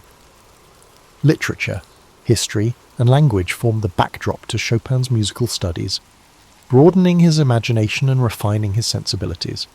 Piano practice remained constant, punctuating daily life. Occasionally, he would present a short polonaise or mazurka at family gatherings, each piece tinged with local rhythms reframed through his evolving style.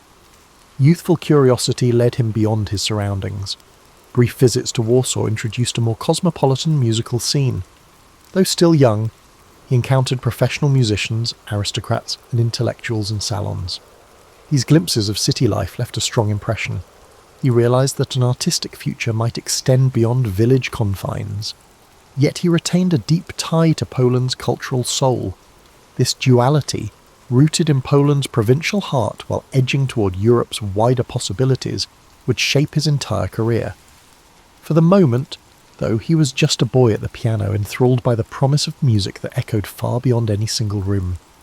Whispers about this gentle prodigy stirred questions.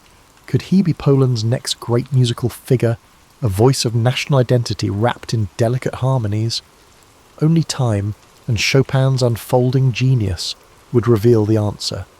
In these formative years, no one could anticipate the complex trajectory that lay ahead. But in the whispers of the local gatherings where merchants and travelling performers converged, an unspoken consensus emerged. Young Frederic was different, far from the typical parlour show-off. He conveyed a delicate empathy through his keyboard that spoke to people's private joys and sorrows. Each note he played seemed to carry a gentle sense of yearning, as though bridging the gap between ephemeral childhood and the adult complexities lurking beyond the horizon. His parents, though pleased by the modest celebrity he garnered, were deeply protective. Those who watched felt stirred in his recitals, as if Poland spoke through his hands. Chopin's teenage years were marked by a widening world, one in which he began to see the possibilities and pressures that came with his growing reputation. By the time he was in his early teens, Warsaw itself had become a kind of secondary classroom. He frequented the city more often, absorbing the salon culture in ways that surpassed mere piano demonstrations. He observed how aristocrats, intellectuals, and artists interacted, not just in the formal sense of performance, but in their private, candid conversations about politics, literature, and the future of the nation perpetually under watch. In these salon gatherings, Chopin was at first a curiosity, an unassuming, somewhat delicate figure who produced music that seemed too profound for his youthful appearance. But as he refined his style, he earned respect as a musician, rather than just a novelty. His performances, often intimate affairs, displayed a sensitivity that was starting to take shape in his original compositions. While still shaped by the classical frameworks he'd studied, his work also blended Polish musical elements with a new harmonic language. This evolution thrilled those who heard him, and the novelty of his youth gave way to genuine admiration of his craft. By 1826, Chopin enrolled at the Warsaw Conservatory under Józef Elsner. Elsner, a composer of some renown, recognized the uniqueness of his students' musical instincts. Rather than imposing rigid expectations, Elsner fostered a gentle discipline, guiding Chopin toward an understanding of form and counterpoint that would serve as the backbone for his stylistic experimentation. In so doing, Elsner fulfilled two crucial roles. He acted both as a guardrail, preventing Chopin from drifting into mere fanciful improvisations, and as a doorway, encouraging the young musician to trust his own artistic impulses. Yet Chopin's life in Warsaw was not all about study.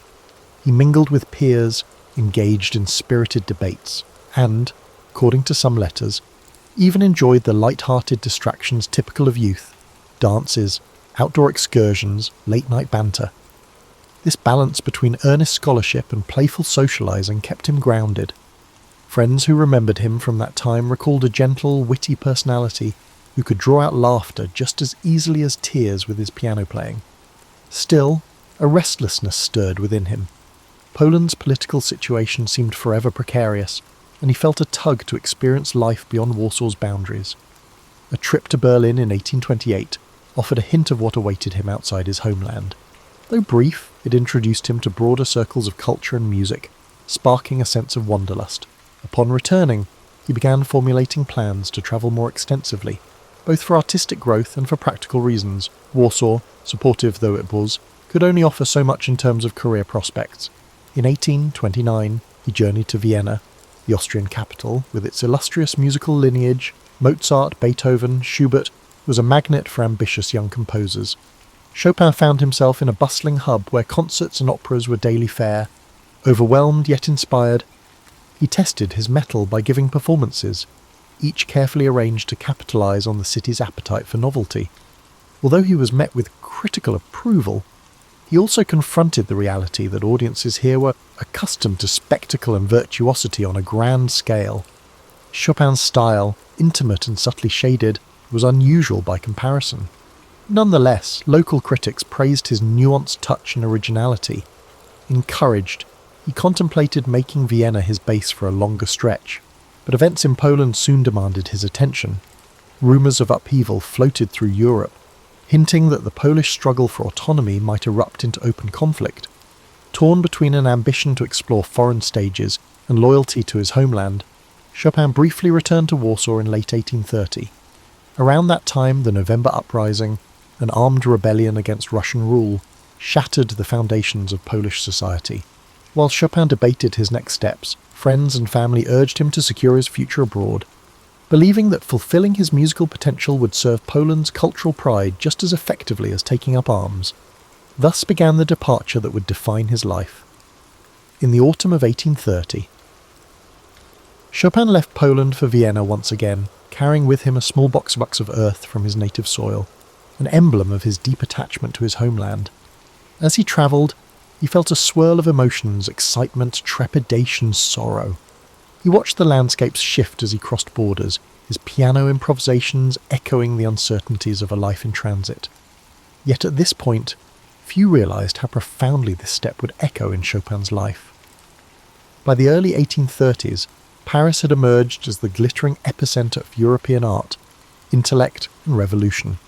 For Frederic Chopin, who recently arrived from Poland in turmoil, the city felt both overwhelming and inviting. He entered a community of writers, painters and fellow composers, all converging in the capital's salons, those vibrant, often unpredictable hives of conversation and performance. To a young exile burdened by homesickness, Paris offered both a refuge and a blank canvas on which to shape his public identity. Almost immediately, Chopin sensed the city's dual nature. It was as much a whirlwind of self-promotion and social manoeuvring as it was a crucible of high art.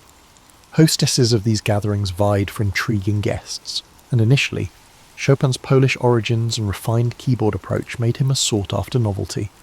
Yet he soon learned that success in Paris demanded more than raw talent. It required a flair for presentation and the ability to navigate cliques. Determined to avoid being overshadowed by showier performers, he maintained his intimate style while allowing curious audiences to glimpse his romantic mystique. Fortunately, his music spoke on his behalf. Listeners were entranced by the delicate interplay of melody and harmony that defined his early works. Paris, still reeling from the July Revolution and swept up in a romantic fervour, was primed to celebrate emotion in art. Chopin's pieces, simultaneously subtle and impassioned, fit this cultural moment. Amid the murmur of conversation in cramped drawing rooms, he introduced a distinctly Polish flavour through his mazurkas and polonaises. These forms, coloured by folk rhythms and patriotic longing, offered a window into a homeland many Parisians knew little about. However, achieving financial stability was not an effortless task. Chopin turned to teaching piano, an enterprise he approached with meticulous care. Unlike typical drills, His lessons emphasized musical poetry, guiding students to hear the emotional undercurrent in every phrase. News of his abilities as an instructor spread, and soon wealthy families sought him out. Teaching, though time-consuming, ensured a steady income that freed him from the strain of large-scale concertizing, a format he never fully embraced. Indeed, Chopin's preferred venue was not the grand concert hall, but the intimate salon, where he could sense the subtle reactions of a small audience. His approach, sometimes described as whisper-like, asked listeners to lean in rather than lean back. Critics who anticipated bravura criticized him for his lack of force. Yet among the growing group of admirers, there was consensus that force was never his aim. In an era enthralled by personal expression, Chopin's delicate phrasing offered a different kind of power, one that was internal, reflective, and quietly revolutionary. During these formative years in Paris, he forged relationships that would shape his legacy. One such bond developed with Franz Liszt, a flamboyant Hungarian pianist whose colossal sound and stage theatrics contrasted sharply with the Chopin's reserve. Nevertheless, the two men found common ground, admiring each other's artistry and occasionally playing together. Their contrasting styles reflected the diversity of Romantic music, Liszt's dramatic scale balanced by the Chopin's interior landscapes. Chopin also crossed paths with figures like Hector Berlioz, whose sweeping symphonies embodied the era's thirst for grandeur. While their creative visions diverged, these encounters deepened Chopin's understanding of music's many possibilities.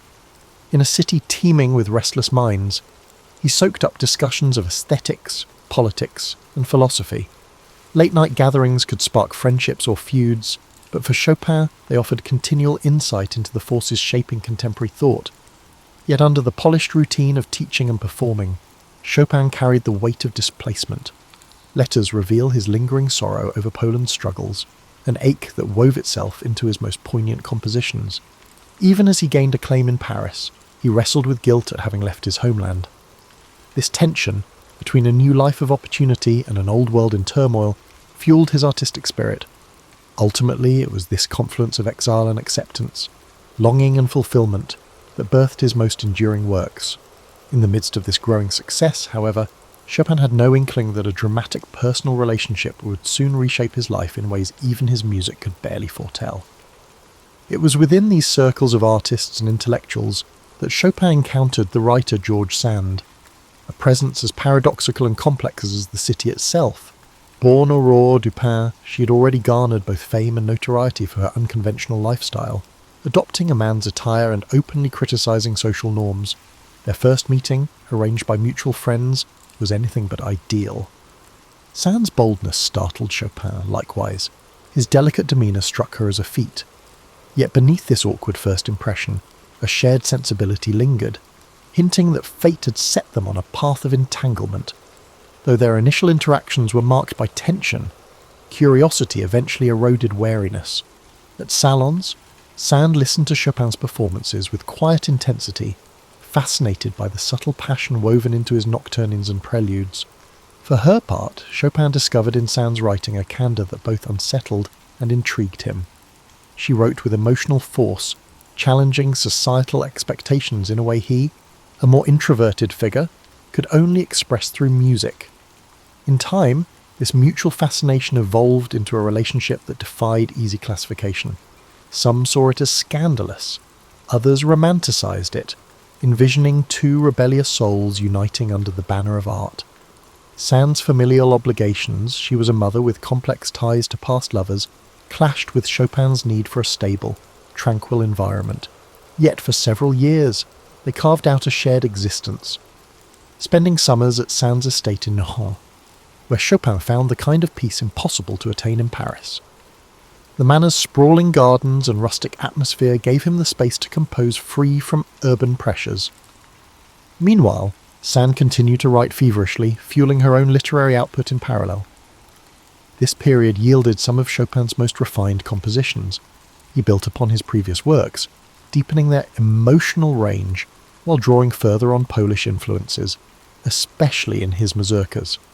The synergy with Sand took a curious form. She stoked his creative fires by allowing him solitude, yet providing companionship when he needed it. The letters from that era reveal a mixture of affection and exasperation. As they attempted to reconcile two strong-willed temperaments with distinct worldviews, Chopin's health, already delicate, showed further signs of strain. He suffered from persistent coughing fits and fevers, likely tied to a chronic pulmonary ailment. The exact nature of his condition remains debated, though tuberculosis is the commonly suggested culprit. At no hint, Sand took on the role of caregiver, even as she juggled her responsibilities to her children. The tranquil setting was both therapeutic and creatively stimulating. However, the underlying tensions in their partnership never fully disappeared. Despite these strains, they managed to maintain a semblance of harmony, returning to Paris for the social season and hosting a circle of admirers, including artists who found their alliance captivating. Rumours and speculations made the rounds, some exaggerated, others tinged with envy. Chopin, quieter by nature, often let Sand handle social negotiations. Her judgment-free nature and ability to navigate bohemian society made her well suited to do so. During their years together, Chopin continued to refine his technique. His works from this phase, nocturnes, waltzes, impromptus, resonate with a delicate balance between introspection and theatrical flair. He pushed the boundaries of harmony, exploring key changes that felt as subtle as shifting moods. Audiences in Paris, who by then revered him as a singular voice on the piano, embraced these developments eagerly. However, when personal conflicts flared, the same artistic brilliance that flowed in times of peace could also come to a halt. Gradually, the relationship showed signs of fracture. Sand's practicality clashed with Chopin's artistic fragility, especially as financial and familial burdens multiplied. Their differing life philosophies became harder to reconcile. Sand championed unconstrained freedom, while Chopin yearned for emotional security. Friends noticed simmering tension. Chopin's circle worried about his health, Sand's acquaintances questioned her choices. Neither could ignore the gathering clouds. Still, for a while longer, they sustained a delicate equilibrium, each day a tapestry of quiet idylls and small quarrels, softened by the hush of the French countryside. Their bond gave birth to cultural ripples that extended beyond their personal story. The fusion of literary boldness and musical nuance sparked curiosity in those who orbited their world. The question was not if their union would end, but how the inevitable parting would unfold, and what toll it would take on the Chopin spirit, which had grown accustomed to Sand's presence as both muse and caretaker. As the 1840s advanced, tensions between Chopin and George Sand deepened. Conflicting needs frayed their once productive coexistence, culminating in disagreements that seemed trivial to outsiders but deeply impacted their bond. Financial strains became more pronounced. Although Chopin was still giving private lessons and occasionally performing, his medical expenses increased, and his capacity to maintain the rigorous schedule of a sought-after musician waned. Sand's responsibilities piled higher. She was not just an acclaimed novelist, but also a mother whose children demanded her attention. Their seasonal retreats to Nahant were initially meant to be restorative, yet the countryside that once soothed them now became a backdrop for brooding silences and unspoken resentments. Chopin, increasingly plagued by ill health, found it difficult to cope with the emotional upheavals. Sand, for her part, struggled to reconcile her desire for independence with the role of caregiver and mediator. The earlier idyll of two artists inspiring each other gave way to a fragile piece held together by habit and reluctance to confront the inevitable. By 1846, arguments over the upbringing of Sand's children, particularly her daughter Solange, magnified the couple's disparities. Sand believed Chopin was overstepping his boundaries. He, in turn, felt marginalised in a household he had come to consider partly his own. As from this period paint a picture of two individuals trying to salvage a relationship that had lost its guiding clarity. The closeness that once nurtured Chopin's compositions and fueled Sand's writing now felt stifling, each partner perceiving the other as a barrier to personal freedom. When the final break came, it was less an explosive rupture than a slow unravelling. They were practically living apart by 1847. Their friends, once enchanted by the bohemian aura of their union, looked on with sympathy or weary resignation, depending on whose side they took. Though not bitterly acrimonious, the separation left Chopin emotionally drained at a time when he most needed stability. And then, broader European unrest intervened. The year 1848 ushered in revolutions across the continent. France, Austria, and various Italian states erupted, in anti-monarchical fervour. Paris was engulfed by turmoil, with barricades springing up and many aristocratic families fleeing. Chopin's student base shrank dramatically, intensifying his financial worries. Weakened and anxious, he began to consider leaving the city, when a British admirer, Jane Stirling, invited him to London, promising new opportunities for performance and patronage. Chopin decided to accept, despite reservations about travel with his frail health. London welcomed him with a mix of curiosity and scepticism. In a musical scene dominated by large-scale concerts, Chopin's subtle approach found appreciative audiences, but did not ignite a mainstream frenzy. He gave a handful of performances, enough to dazzle connoisseurs and uphold his reputation. Though the city's bustling pace and cold, damp climate took a toll. Searching for respite, he travelled north to Scotland, where patrons offered lodging in their country homes. The bleak landscapes, while novel, did little to alleviate his mounting exhaustion. Letters from this period reveal his despair over deteriorating health and the emotional wounds of separation from sand. He was haunted by memories of earlier, more optimistic days in Paris. The sense of exile he once felt upon leaving Poland now returned with even greater poignancy. Ironically, he was closer geographically to his homeland than ever before, yet felt more spiritually adrift. His performances, though still meticulous, lack the spark of earlier years. Composing came in fits and starts, yielding a few remarkable late works, but each effort drained his waning strength. By late 1848, Chopin concluded that London could not be a permanent refuge. He returned to Paris early the following year, an ailing figure who could no longer rely on teaching or concerts to sustain himself. Friends rallied to his aid, offering financial support and companionship. Still, each passing week saw him grow weaker, confined mostly to his apartment. Occasional visitors recalled the quiet dignity with which he faced his final decline, maintaining a gentle politeness and concern for others' comfort. He clung to whatever creative impulses remained, sometimes improvising a few notes at the piano, though coughing fits often cut these sessions short. Aware of the seriousness of his condition, Chopin is said to have asked for Mozart's Requiem to be performed at his funeral. The end came on October 17th, 1849, when he died at age 39. Mourners gathered at the Church of the Madeleine to pay tribute.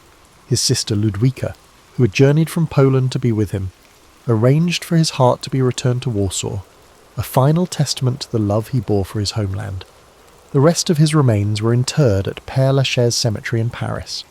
In the hush that followed, those who knew him contemplated the delicate threads he wove between Poland, France, and the universal language of music, a tapestry that now, with his passing, felt both achingly complete and painfully unfinished.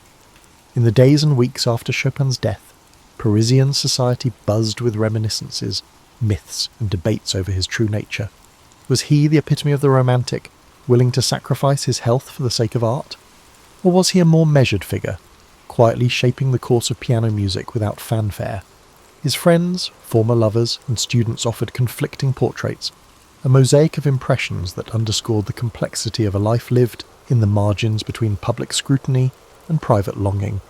Already, fellow composers and critics were assessing his legacy. Franz Liszt, who had championed Chopin's works, penned a biography that blended admiration with a certain poetic license.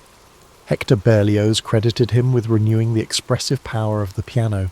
Robert Schumann, based in Germany, had long praised Chopin's gift for capturing entire worlds of feeling in miniature forms. While the scope of Chopin's output was modest compared to symphonists or opera composers, its influence proved outsized, a testament to the intimacy he brought to every bar of music. Pianists marvelled at the technical innovations embedded in his etudes, preludes and nocturnes. Chopin transformed the piano into an instrument of whispered confidence rather than a bombastic display. His approach to fingering, pedal usage, and phrasing forced performers to abandon purely mechanical methods. Instead, they were compelled to inhabit the emotional core of each piece, a requirement that made playing Chopin both a challenge and a revelation. Yet not everyone grasped his significance immediately. Some critics, particularly those captivated by grand orchestral works, perceived his oeuvre as devoid of grandeur. They questioned whether these delicate sketches deserved the same reverence accorded to symphonies. Over time, however, that perspective evolved. Younger generations of composers recognized that Chopin's genius lay precisely in his ability to convey epic feeling through slender forms. The preludes, each a miniature universe, gained particular acclaim for their structural and harmonic daring. Even Liszt's transcriptions of Chopin's works could not replicate the subtlety that defined Chopin's own playing. In Poland, still grappling with political subjugation, Chopin's music became a beacon of cultural identity. His polonaises, with their regal, march-like rhythms, and mazurkas, echoing the rustic dance forms of rural Poland, resonated with those yearning for national dignity. Over time, entire generations of Poles would point to Chopin as the embodiment of a spirit unbroken by foreign rule. In this sense, his legacy took on a patriotic dimension, turning him into a symbolic guardian of the Polish soul. While he spent much of his adulthood in Paris, his heart, both literally and figuratively, remained in Warsaw, ensuring that his reputation at home was burnished by an almost holy reverence. Beyond Poland's borders, Chopin's influence quietly seeped into the DNA of Western music. Claude Debussy and Gabriel Fauré, major French composers of the late 19th and early 20th centuries, drew upon his nuanced approach to harmony. Even Russian composers like Alexander Scriabin found inspiration in Chopin's coloristic chords. In the realm of piano performance, his legacy manifested in the demand that interpretation be a delicate art of shading and personal expression. Pianists from across Europe, and eventually the world, travelled to Paris or Warsaw to study Chopin's style firsthand. One of the more intriguing aspects of his posthumous fame was the almost hallowed aura surrounding his personal relics. Beyond the famed transport of his heart to Warsaw, people preserved his letters, locks of his hair, and even the pianos he played. Memorials and statues appeared, especially after political shifts allowed Poland to honour its favourite son openly.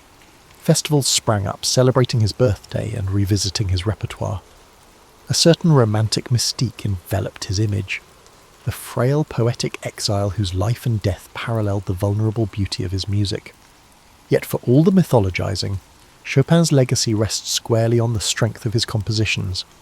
They remain staples in concert halls and teaching studios, prized not only for their emotive power, but also for their technical demands. Students labour over the waltzes, nocturnes, and etudes, learning to tell stories through rubato and carefully weighted chords. Seasoned performers return to them repeatedly, finding fresh nuance with each pass.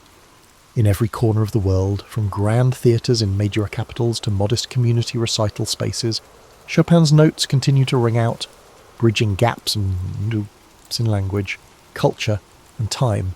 Through it all, the composer retains an aura of intimate mysticism. His music, often described as capturing the soul's gentle confessions, remains deeply personal to each interpreter. And that may be his greatest gift to posterity, the invitation to find our own unspoken yearnings mirrored in his quietly revolutionary idiom. He left no grand manifesto, no flamboyant stage persona, but rather a carefully wrought tapestry of sound that persists in reminding us how powerful the softest voice can be when it speaks of truth. In the modern age, Chopin's significance endures, transcending the boundaries of Poland and France to captivate listeners worldwide. Yet the way we understand him today has expanded well beyond the initial romantic framework. Scholars delve into his manuscripts, tracing the evolution of harmonic progressions and fingering patterns. Historians consider the political and social milieus that shaped him, noting how exile sharpened his sense of cultural identity. At international piano competitions, from Warsaw's prestigious Chopin competition to events in Asia and the Americas, contestants vie to interpret his works with the perfect blend of fidelity and personal insight. In Poland, Chopin remains a national treasure. Streets, airports, and music schools bear his name. The annual festivals dedicated to his music attract visitors from every continent, turning the performance of nocturnes and ballades into a communal pilgrimage. His heart, encased in a pillar at the Church of the Holy Cross in Warsaw, is a poignant reminder of his last wishes. Locals and tourists alike pause there, reflecting on a life that, despite its brevity, resonates across centuries. The Poles see in Chopin a symbol of resilience, a testament that beauty can thrive even under oppression. In France, his longtime adoptive home, Chopin's legacy flourishes as well. Visitors to Paris can pay homage at Père Lachaise Cemetery, where he rests among luminaries such as Jim Morrison and Oscar Wilde. In the city's music academies and concert halls, his name is spoken with a reverence reserved for those who shaped an era. His image, the elegantly dressed yet fragile composer, forever perched at a piano, persists in cultural memory. Each year, recitals commemorate his arrival in Paris, recalling the sense of astonishment he once sparked in those crowded salons. Meanwhile, interpretations of his music have branched in countless directions. The early decades of the 20th century saw pianists like Ignacy Jan Paderewski champion his work with a grand romantic flourish. Later, Arthur Rubinstein emphasized an elegant simplicity, stripping away sentimental excess. Contemporary virtuosos, bolstered by historically informed performance techniques, debate over pedal usage and tempo rubato, chasing an elusive authenticity that might approximate Chopin's own sound. Yet the essence of his composition resists rigid definition. Each generation finds something new in them, an unexpected harmonic pivot or a melodic gesture that resonates with modern ears. While classical music circles revere Chopin, other genres occasionally claim him too. Jazz pianists adapt his harmonies, weaving his chordal language into improvisations. Film composers borrow snippets of his melodic style to evoke nostalgia or refined emotion.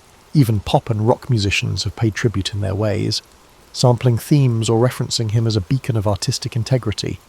That a 19th century Polish expatriate continues to surface in such varied contexts underscores the universal pull of his sound.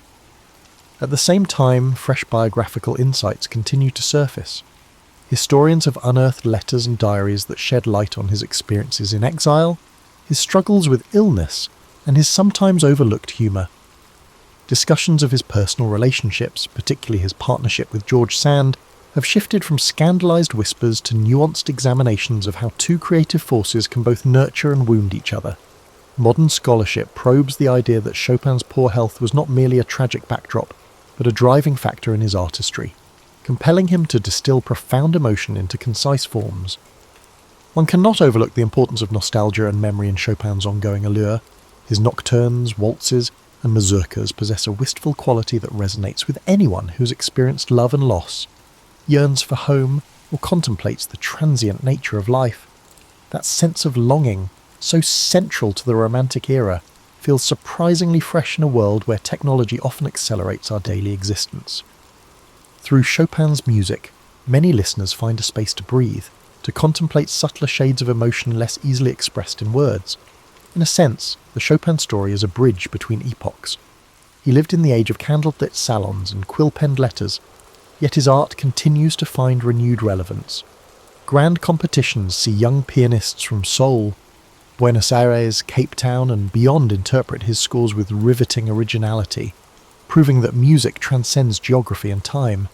The constant reimagination of his work through performance, scholarship, and even casual listening testifies to the enduring power of a gentle soul who spoke most eloquently when seated before a piano.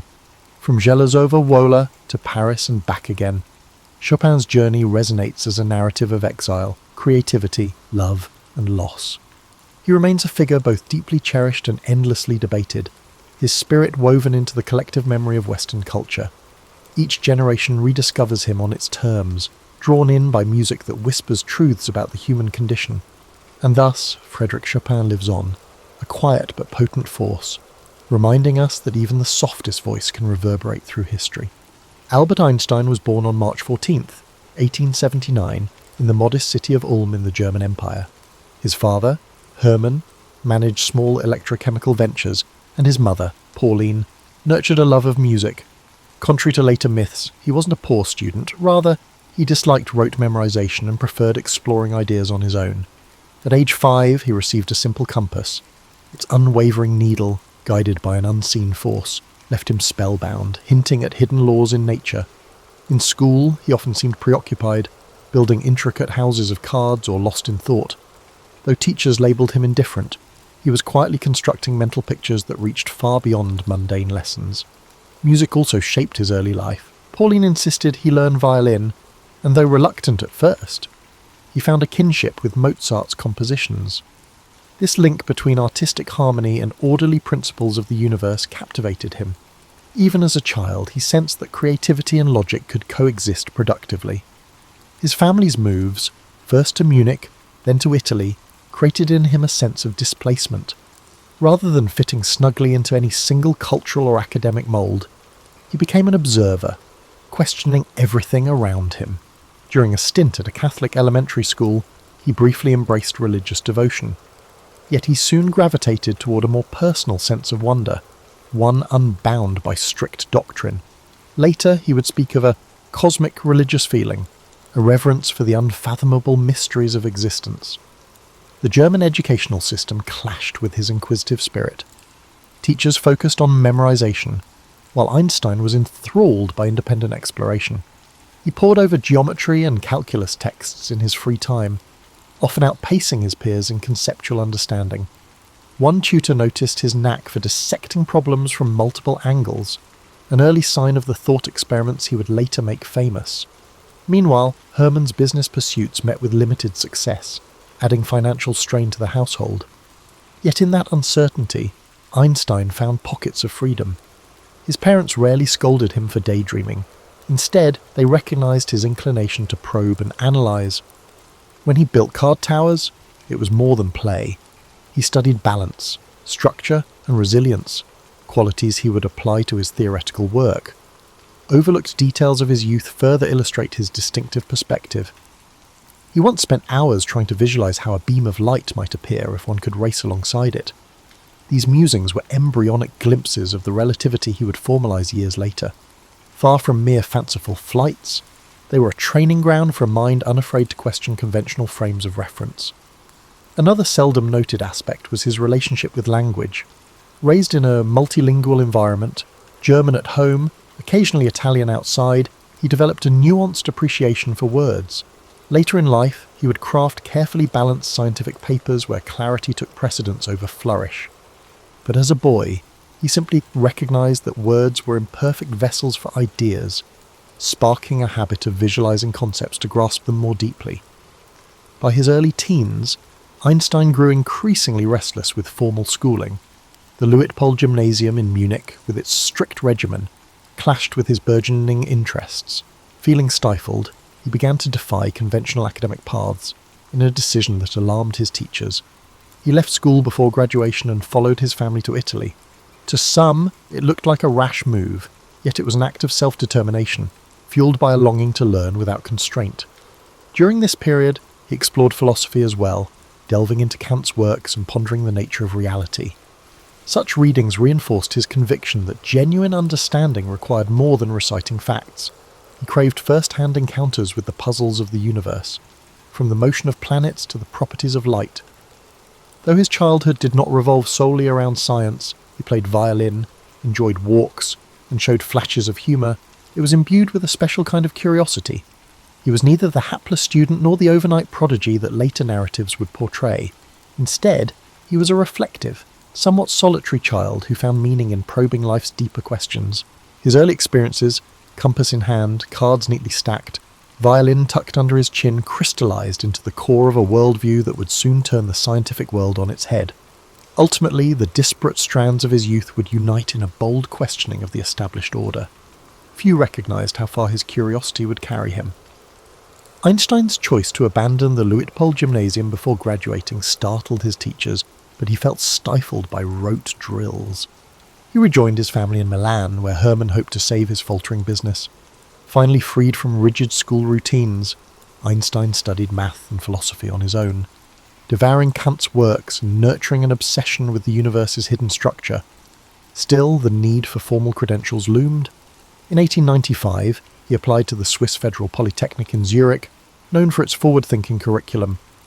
Although he excelled in math and physics, he flunked the entrance exam's other parts. Undeterred, he spent a transformative year at the Cantonal School in Aarau, Switzerland. This school's progressive ethos welcomed curiosity and debate, an environment in which Einstein thrived. Living with the Winterler family, he formed close bonds. He briefly romanced their daughter, Marie, but also made lifelong friendships. Armed with improved preparation, he passed the Polytechnic entrance exam in 1896 and pursued a teaching diploma in math and physics. Zurich's intellectual pulse invigorated him.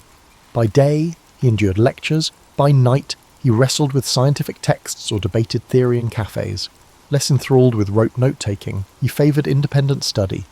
Though he admired some professors, others saw him as dismissive and unruly, a reputation that would later cost him solid references. During this period, Einstein met Mileva Maric, the only woman in their physics cohort. She was bright and tenacious, undeterred by an academic world largely unwelcoming to women. Their bond intertwined intellectual exchange and romantic attraction. Letters between them reveal lively dialogues about abstract science and the deeper questions of existence. Critics sometimes question the extent of Mileva's contributions to Einstein's early work, but it's certain she engaged in stimulating discussions at a formative time in his career. Einstein graduated in 1900. Despite his clear gift for physics, job prospects were scarce. Dismissed by some professors as headstrong, he received only lukewarm recommendations. Over the next 2 years, he subsisted on tutoring gigs and part-time teaching roles, struggling to pay rent. Meanwhile, his relationship with Mileva grew more serious. They had a daughter, Liesel, whose fate remains one of the murkiest aspects of Einstein's life. Records suggest she may have been adopted, but details are sparse. Financial anxiety gnawed at him, and paternal disapproval of Mileva added stress. Yet his scientific passion never dimmed. Whenever he found a spare hour, Einstein tackled research problems in thermodynamics or statistical mechanics. Despite their lack of widespread attention, these small papers demonstrated Einstein's capacity to critically examine conventional assumptions. A modest beacon of stability arrived in 1902. Einstein secured a post as a technical expert, third class, at the Swiss Patent Office in Bern. While many might view patent reviewing as mundane, the job offered a predictable schedule and a steady wage, precisely what he needed. Crucially, it also left him mental space for independent thought. Far from being a lull, this period set the stage for his most significant breakthroughs. Bern itself was unassuming, but it possessed an understated cultural vitality. Einstein, ever sociable in an understated way, found a small circle of like-minded acquaintances. They shared books, debated philosophical ideas, and sometimes playfully referred to themselves as the Olympia Academy. The group's informal spirit aligned perfectly with Einstein's own approach, freewheeling, yet anchored by a deep respect for rational inquiry. Meanwhile, his personal life moved forward. He and Mileva married in 1903, hoping to create a steel home. Their union was hardly perfect, fraught with the usual challenges of newlyweds, compounded by Einstein's preoccupation with science and ongoing money worries. Still, having a supportive partner with a keen interest in physics likely encouraged his intellectual wanderings during these formative years. Between 1902 and 1904, Einstein churned through patent applications by day, evaluating new inventions for novelty and feasibility. At night, he scribbled equations and chased the big questions that had haunted him since childhood: the nature of light, the structure of time, and whether the cosmos had fundamental certainties. Little did anyone suspect that his quiet hours in Bern would yield a series of scientific papers that would upend centuries of accepted physics and elevate a once-errant student to the front ranks of modern science. In a few years, he would unleash a torrent of revolutionary ideas, proving that unorthodox paths can lead to remarkable destinations. Settled at the Swiss Patent Office in Bern, Einstein was officially a clerk, reviewing applications for new inventions. Unofficially, he was a theorist probing the bedrock of physics. The job's predictable routine left him time to explore the mysteries of light, motion, and energy, questions that had haunted him since childhood. His personal life had stabilised somewhat. He and Mileva, now married, lived modestly, mindful of every expense. Their son, Hans Albert, born in 1904, added new responsibilities. Yet Mileva's own physics background made her a supportive confidant for Einstein's musings, though the precise scope of her influence remains debated. In 1905, Einstein unleashed 4 seminal papers in Annalen der Physik. The first explained the photoelectric effect by treating light as particles, helping seed the future field of quantum mechanics. Next came his work on Brownian motion, using statistics to confirm the existence of atoms and molecules. Then, in his special theory of relativity, he shattered the old notion of absolute time, proposing that simultaneity depends on an observer's motion, Finally, in a spare but dazzling note, he offered E equals mc squared, revealing the profound equivalence of mass and energy. At first, these radical ideas met mixed responses. Some scholars found them too speculative, others grasped their seismic potential. Over time, the consensus grew. Einstein had transformed physics from the inside out. His reputation slowly spread, though he remained a patent clerk until 1909. He yearned for an academic post but faced challenges. He lacked the usual pedigrees, and some professors gave tepid recommendations. Eventually, the University of Zurich appointed him as a lecturer, opening the door to a more formal scientific community. Mileva managed their growing family, which now included a second son, Eduard, while Einstein wrestled with teaching duties and ongoing research. But their marriage started to show cracks, strained by the financial pressures and Einstein's single-minded devotion to work. Despite domestic tension, his scientific profile rose swiftly. Younger physicists marvelled at his knack for taking earlier insights, such as those from Hendrik Lorentz and Henri Poincaré, and unifying them into a cohesive vision. The outcome was more than a patchwork of theories. It was a radical recasting of how energy, space, and time interlock. He left Bern for Zurich in 1909, then moved to Prague in 1911 for another professorship. Mileva followed, but the demands of uprooting and the complexities of raising children chipped away at their partnership. In Prague, Einstein refined his thoughts on gravity, hinting at a broader framework to come. Though overshadowed by cultural and political tensions in the Austro-Hungarian Empire, the city still offered pockets of intellectual ferment. Einstein found colleagues intrigued by his work and critics sceptical of it. He thrived on debate, defending his theories with calm conviction. By 1912, he was back in Zurich at the Polytechnic, now as a professor. This time, he delved deeper into the mathematics needed to extend relativity to gravitational fields. His collaboration with mathematician Marcel Grossmann was vital, laying the groundwork for what would become the general theory of relativity. While special relativity had reconfigured space and time on a flat stage, Einstein now aimed to show how massive objects could warp that stage itself. In parallel, tensions at home worsened. Mileva's hopes for her own scientific contributions had faded into domestic obligations. Einstein's growing fame meant invitations to speak and collaborate, pulling him away for extended periods. At times, letters reveal a coldness creeping into their marriage. He could be absent-minded, impatient, and increasingly dismissive of Mileva's emotional needs. The personal costs of genius were mounting, even if the broadest world was beginning to admire him as a visionary. By the end of 1912, Einstein's ambitions were clear. He had cemented a reputation as the mind behind special relativity, and he was on the cusp of unveiling a more comprehensive framework to explain gravity. Universities courted him, and scientific societies began to laud his insights. Yet beneath this rise lay private discord. Tensions that would escalate once his career carried him to Berlin. For now, though, Einstein's path led inexorably toward one of the greatest intellectual feats in history, fueled by that same restless curiosity that once made him walk away from gymnasium classes and question the simplest wonders of nature. Despite turmoil, his momentum was unstoppable. The stage was set for him to finalize a theory of gravity, a masterpiece that would reshape humanity's view of the cosmos. In 1913, the Prussian Academy of Sciences in Berlin-Base beckoned Albert Einstein with a prestigious post that required minimal teaching. By 1914, he was in the German capital, poised to perfect his theory of gravity. Yet the move magnified personal and political tensions. His marriage to Mileva was fracturing, and Europe stood on the brink of war. A pacifist at heart, Einstein found himself at odds with the fervent nationalism gripping Germany. Unperturbed by the storm outside, he pushed forward on general relativity, aided by mathematician Marcel Grossmann. Their goal was to show that gravity arose from curved space-time, a radical notion demanding complex tensor calculus. By 1915, Einstein had refined the field equations describing how mass deforms space-time and how that curvature dictates motion. A triumph soon followed. The new theory explained Mercury's orbital quirks better than Newtonian physics. Overjoyed, Einstein wrote to a friend that his heart shivered upon seeing the data align with his calculations, but his personal world was unravelling. Mileva struggled in Berlin's stifling atmosphere and felt increasingly isolated. Meanwhile, Einstein grew close to his cousin, Elsa Löwenthal. Letters show Mileva's despair and Einstein's emotional withdrawal. She took their sons back to Switzerland, and the marriage ended in divorce.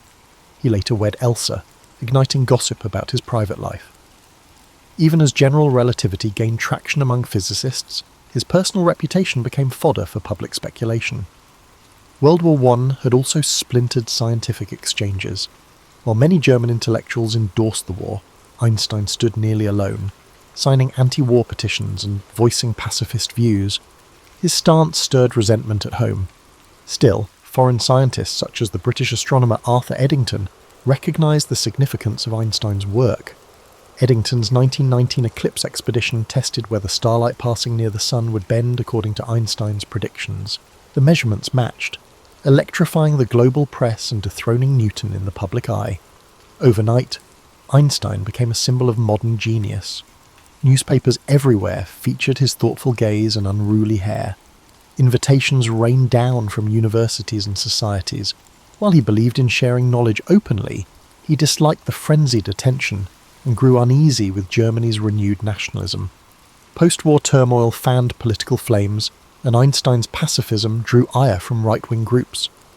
Nevertheless, the validation of general relativity cemented his place atop the scientific hierarchy. Even skeptics admitted that his calculations matched observable reality in a way no previous theory could. With Mileva and Zurich caring for their sons, Einstein found both freedom and loneliness. He married Elsa in 1919, relying on her to manage his crowded schedule and mitigate public demands. As the 1920s dawned, Einstein was heralded as a visionary whose equations recast the universe as a pliable fabric shaped by energy and mass. These notions paved the way for cosmic models that would soon suggest an expanding universe, involving astronomers like Edwin Hubble. Initially, Einstein proposed a cosmological constant to keep the universe static, but later deemed that idea a mistake, a rare admission of error from a man idolized for brilliance. Meanwhile, he turned his attention back to quantum mechanics, a field he had inadvertently sparked with his photoelectric paper. Newcomers like Werner Heisenberg and Erwin Schrödinger advanced ideas that clashed with Einstein's comfort zone. He balked at the probabilistic nature they proposed, insisting there must be a deeper deterministic layer. Thus began the famed series of debates with Niels Bohr, with Einstein challenging the notion that reality might hinge on randomness. By mid-decade, Einstein's travel schedule ballooned. He toured the United States and parts of Europe, drawing huge crowds. Statesmen, celebrities, and fellow scholars courted his presence. In Germany, however, he faced mounting hostility from nationalist factions who derided his theories as Jewish science. Unfazed, he pressed on, confident that empirical evidence would outlast prejudice. His personal realm, now tethered to Elsa, offered stability. She shielded him from ceaseless demands, allowing him to pursue his ideas in relative peace. Yet the creeping political tide would soon overshadow even Einstein's lofty pursuits. At the dawn of the next decade, Einstein found himself a global icon, yet behind that fame lay deeper struggles and fresh challenges that would shape his destiny. The 1920s were a whirlwind for Einstein, blending scientific milestones with worldwide acclaim. Ever the restless thinker, he spent these years grappling with quantum theory while maintaining his fascination with relativity. Though his general theory of relativity was universally hailed, he grew increasingly uneasy about the indeterminate flavour of quantum mechanics. To him, the idea that fundamental processes could be governed by pure chance seemed incomplete. Einstein's public image soared. As he toured Europe and North America, lecture halls overflowed. Audiences were drawn not just to his ideas, but also to his persona, rumpled suits, mischievous humour, and an aura of introspective brilliance. Journalists clamoured for interviews, often distorting his words into simplistic soundbites. Despite Elsa's best efforts to safeguard his privacy, the cult of personality grew. Politicians hoped his presence would lend prestige to their events, and luminaries from other fields sought his endorsement. Beneath the accolades, Einstein remained wary of fame. He believed that genuine discovery flourished in quiet reflection, not in the spotlight. Whenever possible, he escaped to the Alps or the countryside, revelling in mountain walks and violin practice. Music provided a counterbalance to the rigours of theoretical work, reinforcing his belief that art and science shared a quest for harmony. Meanwhile, in academic circles, the quantum revolution thundered on. Physicists like Niels Bohr, Werner Heisenberg, and Max Born claimed that probabilities lay at the heart of physical reality. Einstein countered that God does not play dice, questioning whether randomness was the final word. Their debates, polite yet intense, fueled a new era of theoretical exploration. The young quantum guard revered Einstein's contributions but insisted that his skepticism missed the theory's core elegance. At the same time, Europe was experiencing social and political upheavals in the aftermath of World War I. Germany's Weimar Republic veered between fragile democracy and looming chaos. Hyperinflation devastated the middle class. Extremist factions, including the nascent Nazi Party, exploited economic despair, promoting xenophobia and anti-Semitism. Einstein, as a Jewish intellectual and an outspoken pacifist, became a prime target for nationalists. Hate mail arrived with disturbing regularity, accusing him of undermining Germany's scientific heritage. Despite these threats, Einstein refused to hide. He rallied for disarmament and international cooperation, endorsing pacifist causes that were deeply unpopular among nationalist circles. His celebrity magnified the visibility of his stance, making him a lightning rod for political hatred. Some colleagues implored him to be more guarded, but he believed moral convictions outweighed personal safety. In 1922, Einstein was awarded the Nobel Prize in Physics, not for relativity, surprisingly, but for his earlier explanation of the photoelectric effect. By then, the Nobel Committee had become wary of the ongoing debates about relativity, yet they could not ignore his contributions to quantum theory. When news arrived, Einstein was travelling in Asia. He embarked on a tour that took him to Japan, where he was met by enthralled crowds and showered with gifts. Notes from that trip reveal a man torn between gratitude for the adulation and a desire for solitude. Upon returning to Germany, Einstein found the political climate darker. The early stirrings of Nazi ideology were creeping into universities and public discourse. Although he tried to remain above petty bickering, vicious attacks on his un-German physics intensified. Right-wing publications branded relativity a hoax. Some of his lectures were disrupted by hostile demonstrators, and rumours of assassination plots circulated. Elsa, deeply concerned, urged him to consider emigrating. Yet Einstein hesitated. He felt a profound connection to German-speaking intellectual life, despite recognising its dangerous currents. He also clung to the hope that reason and goodwill might prevail. When not entangled in politics, he continued refining his approach to quantum puzzles. He developed thought experiments aimed at exposing hidden variables or revealing contradictions in the quantum framework. Each new exchange with Bohr underscored the chasm between Einstein's quest for determinism and the Copenhagen school's acceptance of uncertainty. By the late 1920s, Einstein's stature had grown colossal, but so had his disillusionment with Europe's volatile mood. Whispers of an eventual departure grew louder. In public, he spoke calmly about the spiritual crisis afflicting the continent. Privately, he pondered where his future lay. The man who had once roamed Italy in his youth, yearning for free thought, again stood at a crossroads. When Adolf Hitler rose to power in 1933, Einstein's predicament crystallized. The Nazis targeted Jewish scientists as scapegoats, accusing them of corrupting German culture. For Einstein, an internationally admired thinker yet domestic pariah, remaining in Germany became untenable. Acting on Elsa's urgings and his own sense of imminent danger, he left Berlin for what would become a permanent exile. Stopping briefly in Europe, he announced his resignation from the Prussian Academy. The move was both symbolic and pragmatic. He refused to serve an institution bent on persecuting him. Although his name still commanded respect abroad, in Germany his books were publicly burned, and officials seized his assets. Nazi propaganda labelled him the arch-enemy of true science. Unfazed by personal attacks, Einstein worried about friends and colleagues trapped in a regime that suppressed free thought. He soon found refuge in the United States, accepting an appointment at the newly established Institute for Advanced Study in Princeton, New Jersey. Princeton offered serenity and intellectual autonomy, with no formal teaching duties.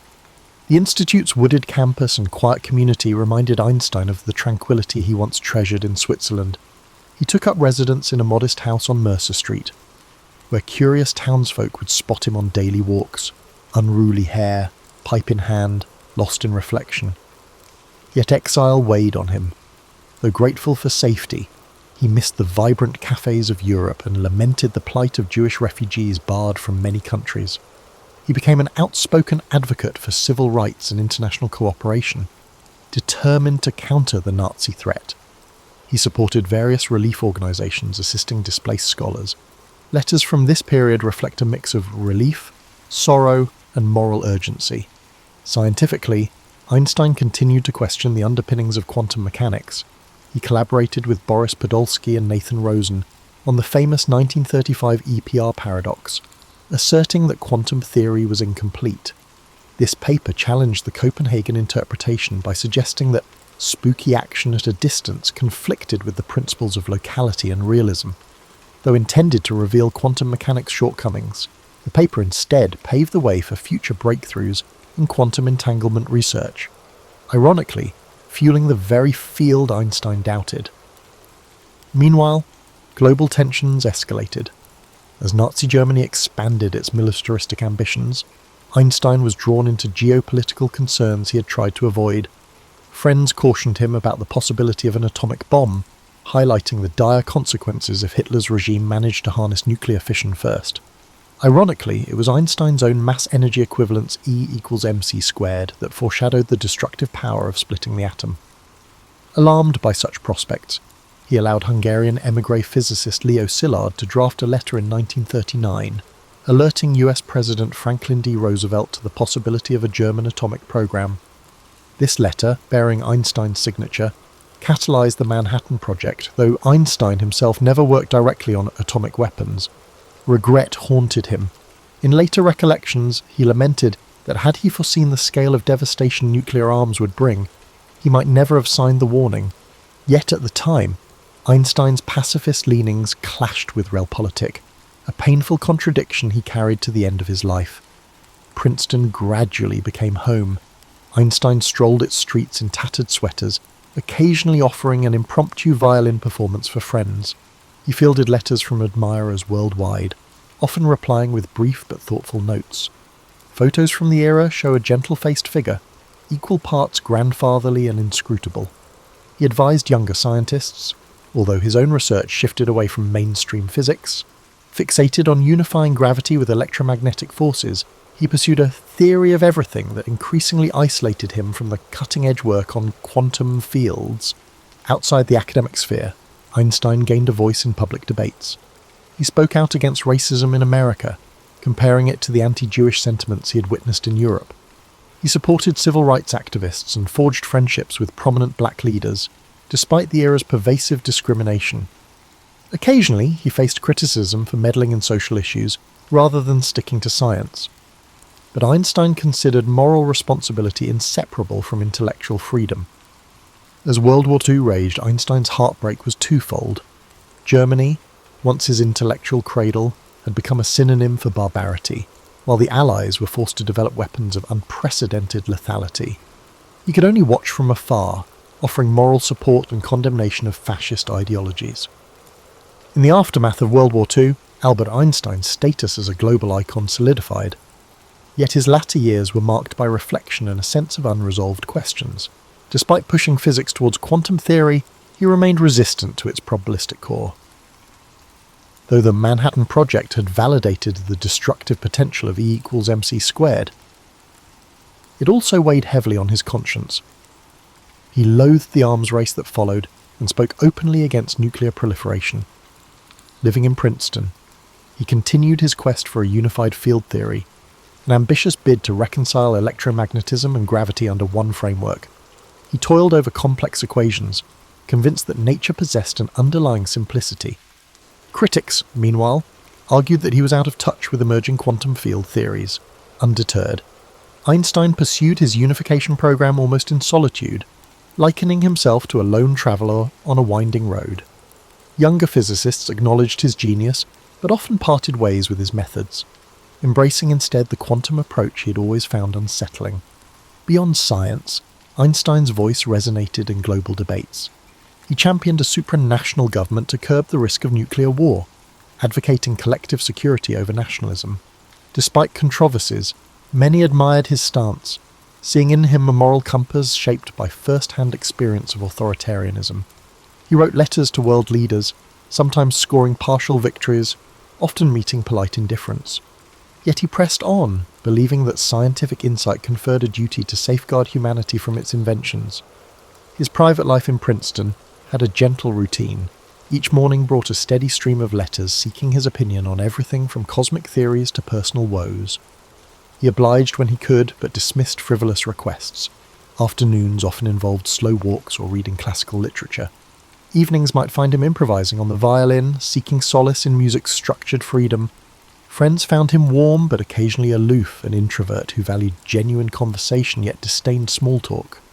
Elsa's death in 1936 had left an emotional gap that he filled through companionship with his stepdaughter, Margot, and a circle of close confidants. His older son, Hans Albert, pursued an engineering career, while younger son Eduard battled health challenges that Einstein struggled to comprehend, but he remained steadfast in providing financial and emotional support from afar. As the Cold War dawned, Einstein found himself in a complicated political environment. Paradoxically, the FBI kept files on him, viewing his pacifist leanings and global outlook as potentially subversive. Rumours circulated that he was sympathetic to communist causes, though he consistently denounced Stalinist oppression. Instead, Einstein championed universal human rights. He grew vocally critical of McCarthyism, branding it an assault on intellectual freedom akin to the political witch hunts he had fled in Germany. By the early 1950s, health issues nudged him toward a quieter pace. Yet his mind remained agile, and he sometimes engaged in public letters urging scientists to unite for peaceful endeavours. He admired younger luminaries like Kurt Gödel and conversed with them about the nature of logic and mathematics, but he found little common ground with the new wave of particle physics. Students worldwide still saw him as an emblem of pure genius, while Einstein himself downplayed personal accolades, insisting he had simply followed his curiosity wherever it led. In 1955, Einstein experienced internal bleeding from an abdominal aneurysm. Though doctors recommended surgery, he refused, declaring that it was his time to go with dignity. True to form, he spent his final days revising a speech he intended to deliver for Israel's 7th anniversary. Reflecting, Thomas Alva Edison was born on February 11th, 1847, in the small town of Milan, Ohio, in the United States. He was the youngest of 7 children, and his parents, Samuel and Nancy Edison, were hard-working and resourceful. Samuel was a political activist and entrepreneur, while Nancy was a former schoolteacher who nurtured her children's curiosity and learning. From an early age, Edison showed signs of a restless and inquisitive mind. However, his education was far from conventional. He attended school for only a few months before his teacher labelled him as addled, a term used at the time to describe someone with a scattered or confused mind. This harsh judgment prompted his mother to take his education into her own hands. Nancy Edison believed in her son's potential and homeschooled him, instilling a love of reading and self-directed learning that would stay with him for life. Edison's childhood was marked by curiosity and experimentation. He set up a small laboratory in the family basement, where he conducted simple experiments and explored the wonders of chemistry. However, his thirst for knowledge extended beyond science. He devoured books on a wide range of topics, including history, philosophy, and mechanics. This eclectic education laid the foundation for the inventor he would become.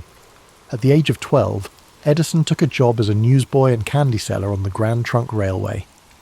This job allowed him to earn money while observing the workings of the industrial world. He used part of his earnings to buy chemicals and equipment for his experiments. Edison even set up a small laboratory in the baggage car of the train, where he conducted experiments during downtime. His early ventures were not without mishaps. One experiment caused a fire, earning him a reprimand and forcing him to move his activities elsewhere. Edison's life took a significant turn when he became partially deaf, a condition that began in childhood and worsened over time. Although he later offered various explanations for his hearing loss, including a train conductor pulling him onto a moving train by his ears, the exact cause remains uncertain. Instead of viewing his deafness as a limitation, Edison considered it an advantage, allowing him to focus deeply on his work without distractions. As Edison grew older, His fascination with telegraphy opened new doors. He learned Morse code and became a skilled telegraph operator, taking on jobs across the Midwest.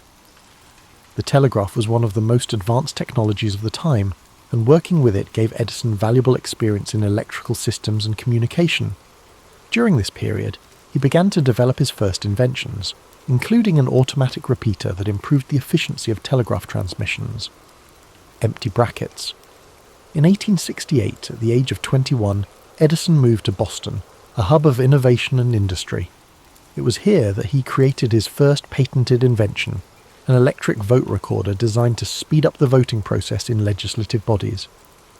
Unfortunately, the device failed to gain traction, teaching Edison a valuable lesson about the importance of creating inventions that met practical needs. This setback did not deter him. Instead, it fueled his determination to succeed. Edison's career really took off in 1876 when he established his first research laboratory in Menlo Park, New Jersey. This facility became a centre of creativity and innovation, earning Edison the nickname the Wizard of Menlo Park. Here, he assembled a team of talented assistants who collaborated on a wide range of projects. Edison's approach to invention was systematic and collaborative, a stark contrast to the solitary inventor stereotype. One of Edison's most famous inventions emerged from this period, the phonograph. In 1877, he developed a device that could record and reproduce sound, a groundbreaking achievement that amazed the public. The phonograph earned Edison international acclaim and cemented his reputation as a leading innovator. The following years saw Edison tackle one of the greatest challenges of his career, creating a practical and affordable electric light system. While others had experimented with electric lighting, Edison was determined to develop a complete system, including generators, wiring and light bulbs that could bring electricity to homes and businesses. In 1879, after countless experiments, he unveiled a carbon filament incandescent light bulb that could burn for extended periods. This invention revolutionized daily life and marked the beginning of the electrification era. Edison's work in electric lighting led to the formation of the Edison Electric Light Company, which later evolved into General Electric, one of the largest corporations in the world. However, his success was not without challenges.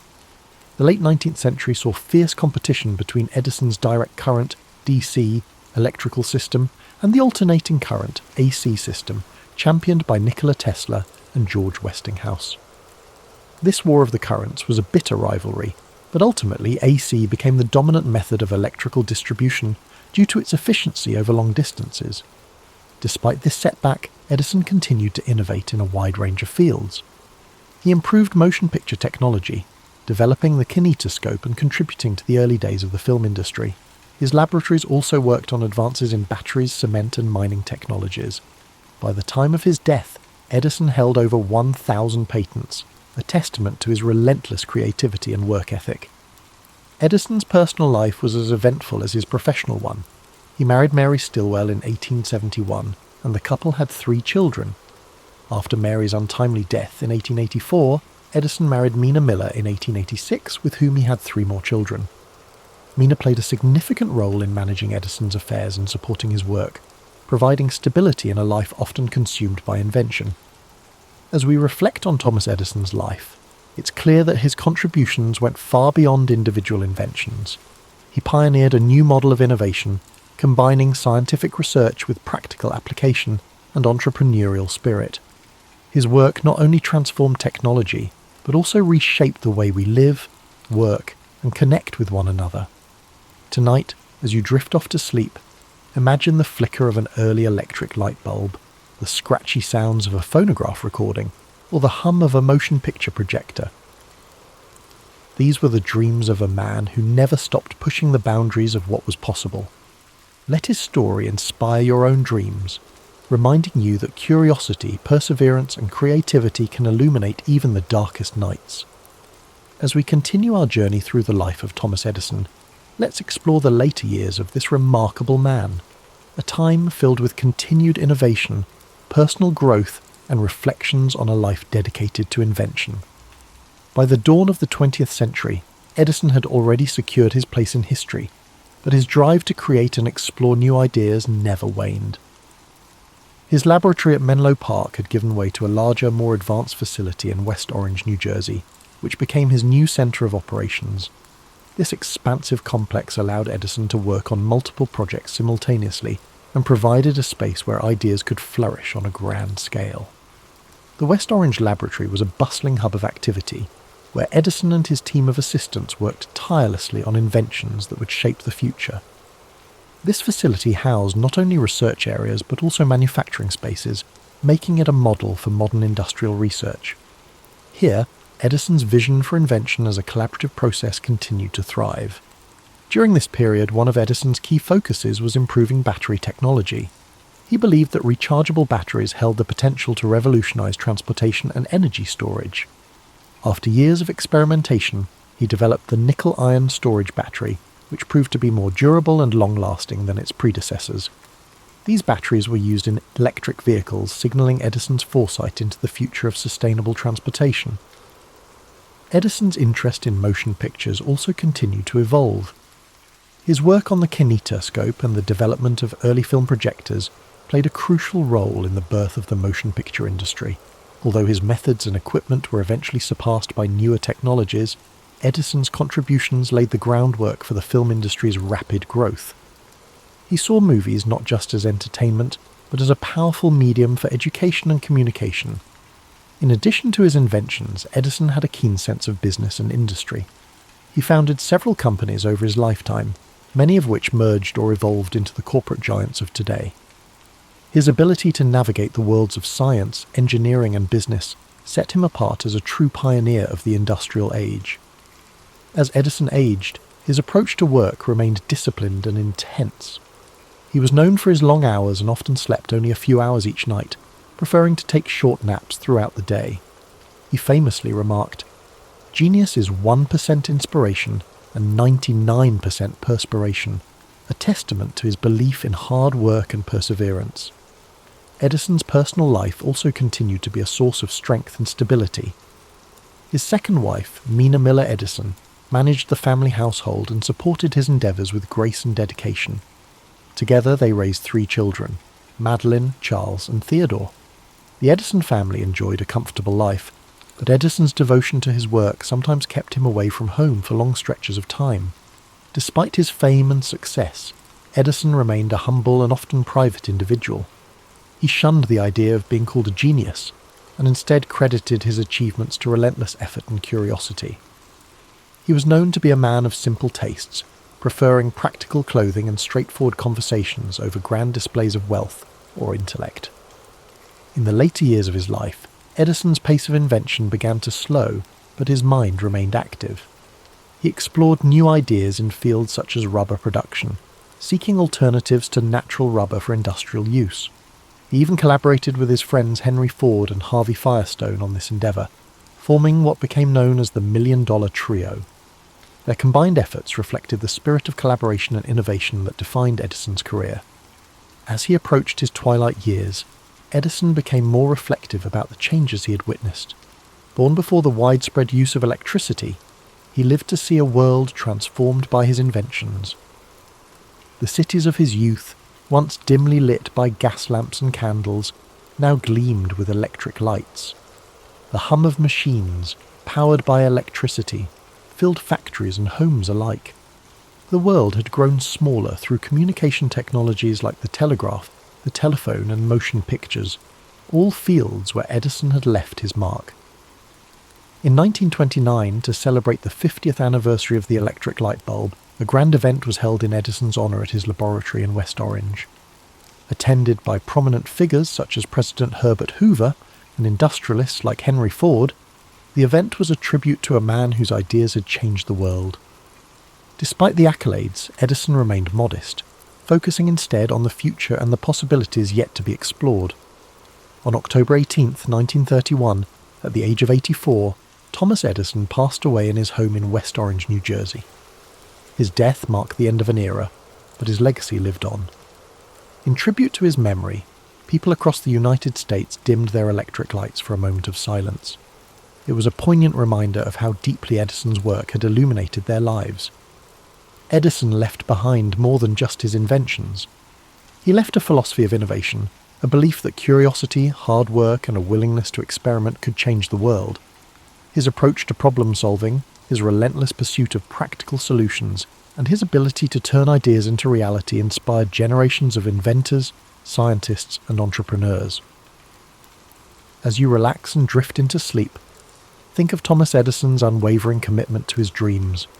Imagine the quiet hum of his laboratories, the soft glow of an electric bulb, or the scratchy tinny sound of a phonograph playing a long-forgotten tune. Let his story remind you that within each of us lies the potential for creativity and discovery. Even after Thomas Edison's passing, his influence continued to ripple through time, touching countless aspects of modern life. His laboratories, inventions, and philosophy of persistence left an indelible mark on the 20th century and beyond. Edison's legacy was more than a collection of patents or technological breakthroughs. It was a blueprint for how curiosity, determination, and collaboration could change the world. Edison's innovations laid the groundwork for industries that would thrive long after he was gone. The electric power systems he pioneered became the backbone of modern civilization, lighting homes, powering factories, and enabling the technologies we rely on today. The phonograph he created evolved into modern sound recording, giving rise to the music industry as radio broadcasts, and later digital media. His early motion picture work grew into an art form that now entertains, educates, and connects people around the globe. Edison's approach to invention also transformed the way research and development were conducted. Before his time, inventors were often solitary figures working alone in small workshops. Edison's vision of collaborative, team-based innovation in a dedicated laboratory environment paved the way for the research institutions and technology companies we know today. His West Orange laboratory became a model for innovation hubs and inspired future generations of scientists and engineers. The lessons from Edison's life extend beyond his inventions. His resilience in the face of failure is a timeless reminder that setbacks are often stepping stones to success. He once said, "I have not failed. I've just found 10,000 ways that won't work." This perspective encouraged countless others to embrace failure as part of the creative process, to learn from it, and to push forward with renewed determination. His story also reflects the transformative power of curiosity. From the young boy conducting experiments in his basement to the seasoned inventor refining new technologies, Edison never stopped asking questions or seeking answers. He approached the world with wonder and a desire to understand how things worked, a quality that fueled his lifelong quest for innovation. This insatiable curiosity is a gentle reminder that within each of us, the spark of discovery can ignite remarkable possibilities. In the years after his death, Edison's family, friends, and colleagues ensured that his memory was preserved. His laboratories in Menlo Park and West Orange were carefully maintained, and today they stand as monuments to his life and work. Visitors can walk through these spaces, see his tools and notebooks, and imagine the energy and creativity that once filled the air. The sounds of clinking glassware, the smell of chemicals, and the quiet hum of machinery still seem to echo in these historic halls. Beyond the physical spaces he left behind, Edison's ideas continue to shape the world. His belief in making technology accessible and practical lives on in every device that simplifies our lives. The light bulb, though improved and modified over time, remains a universal symbol of inspiration, creativity, and the triumph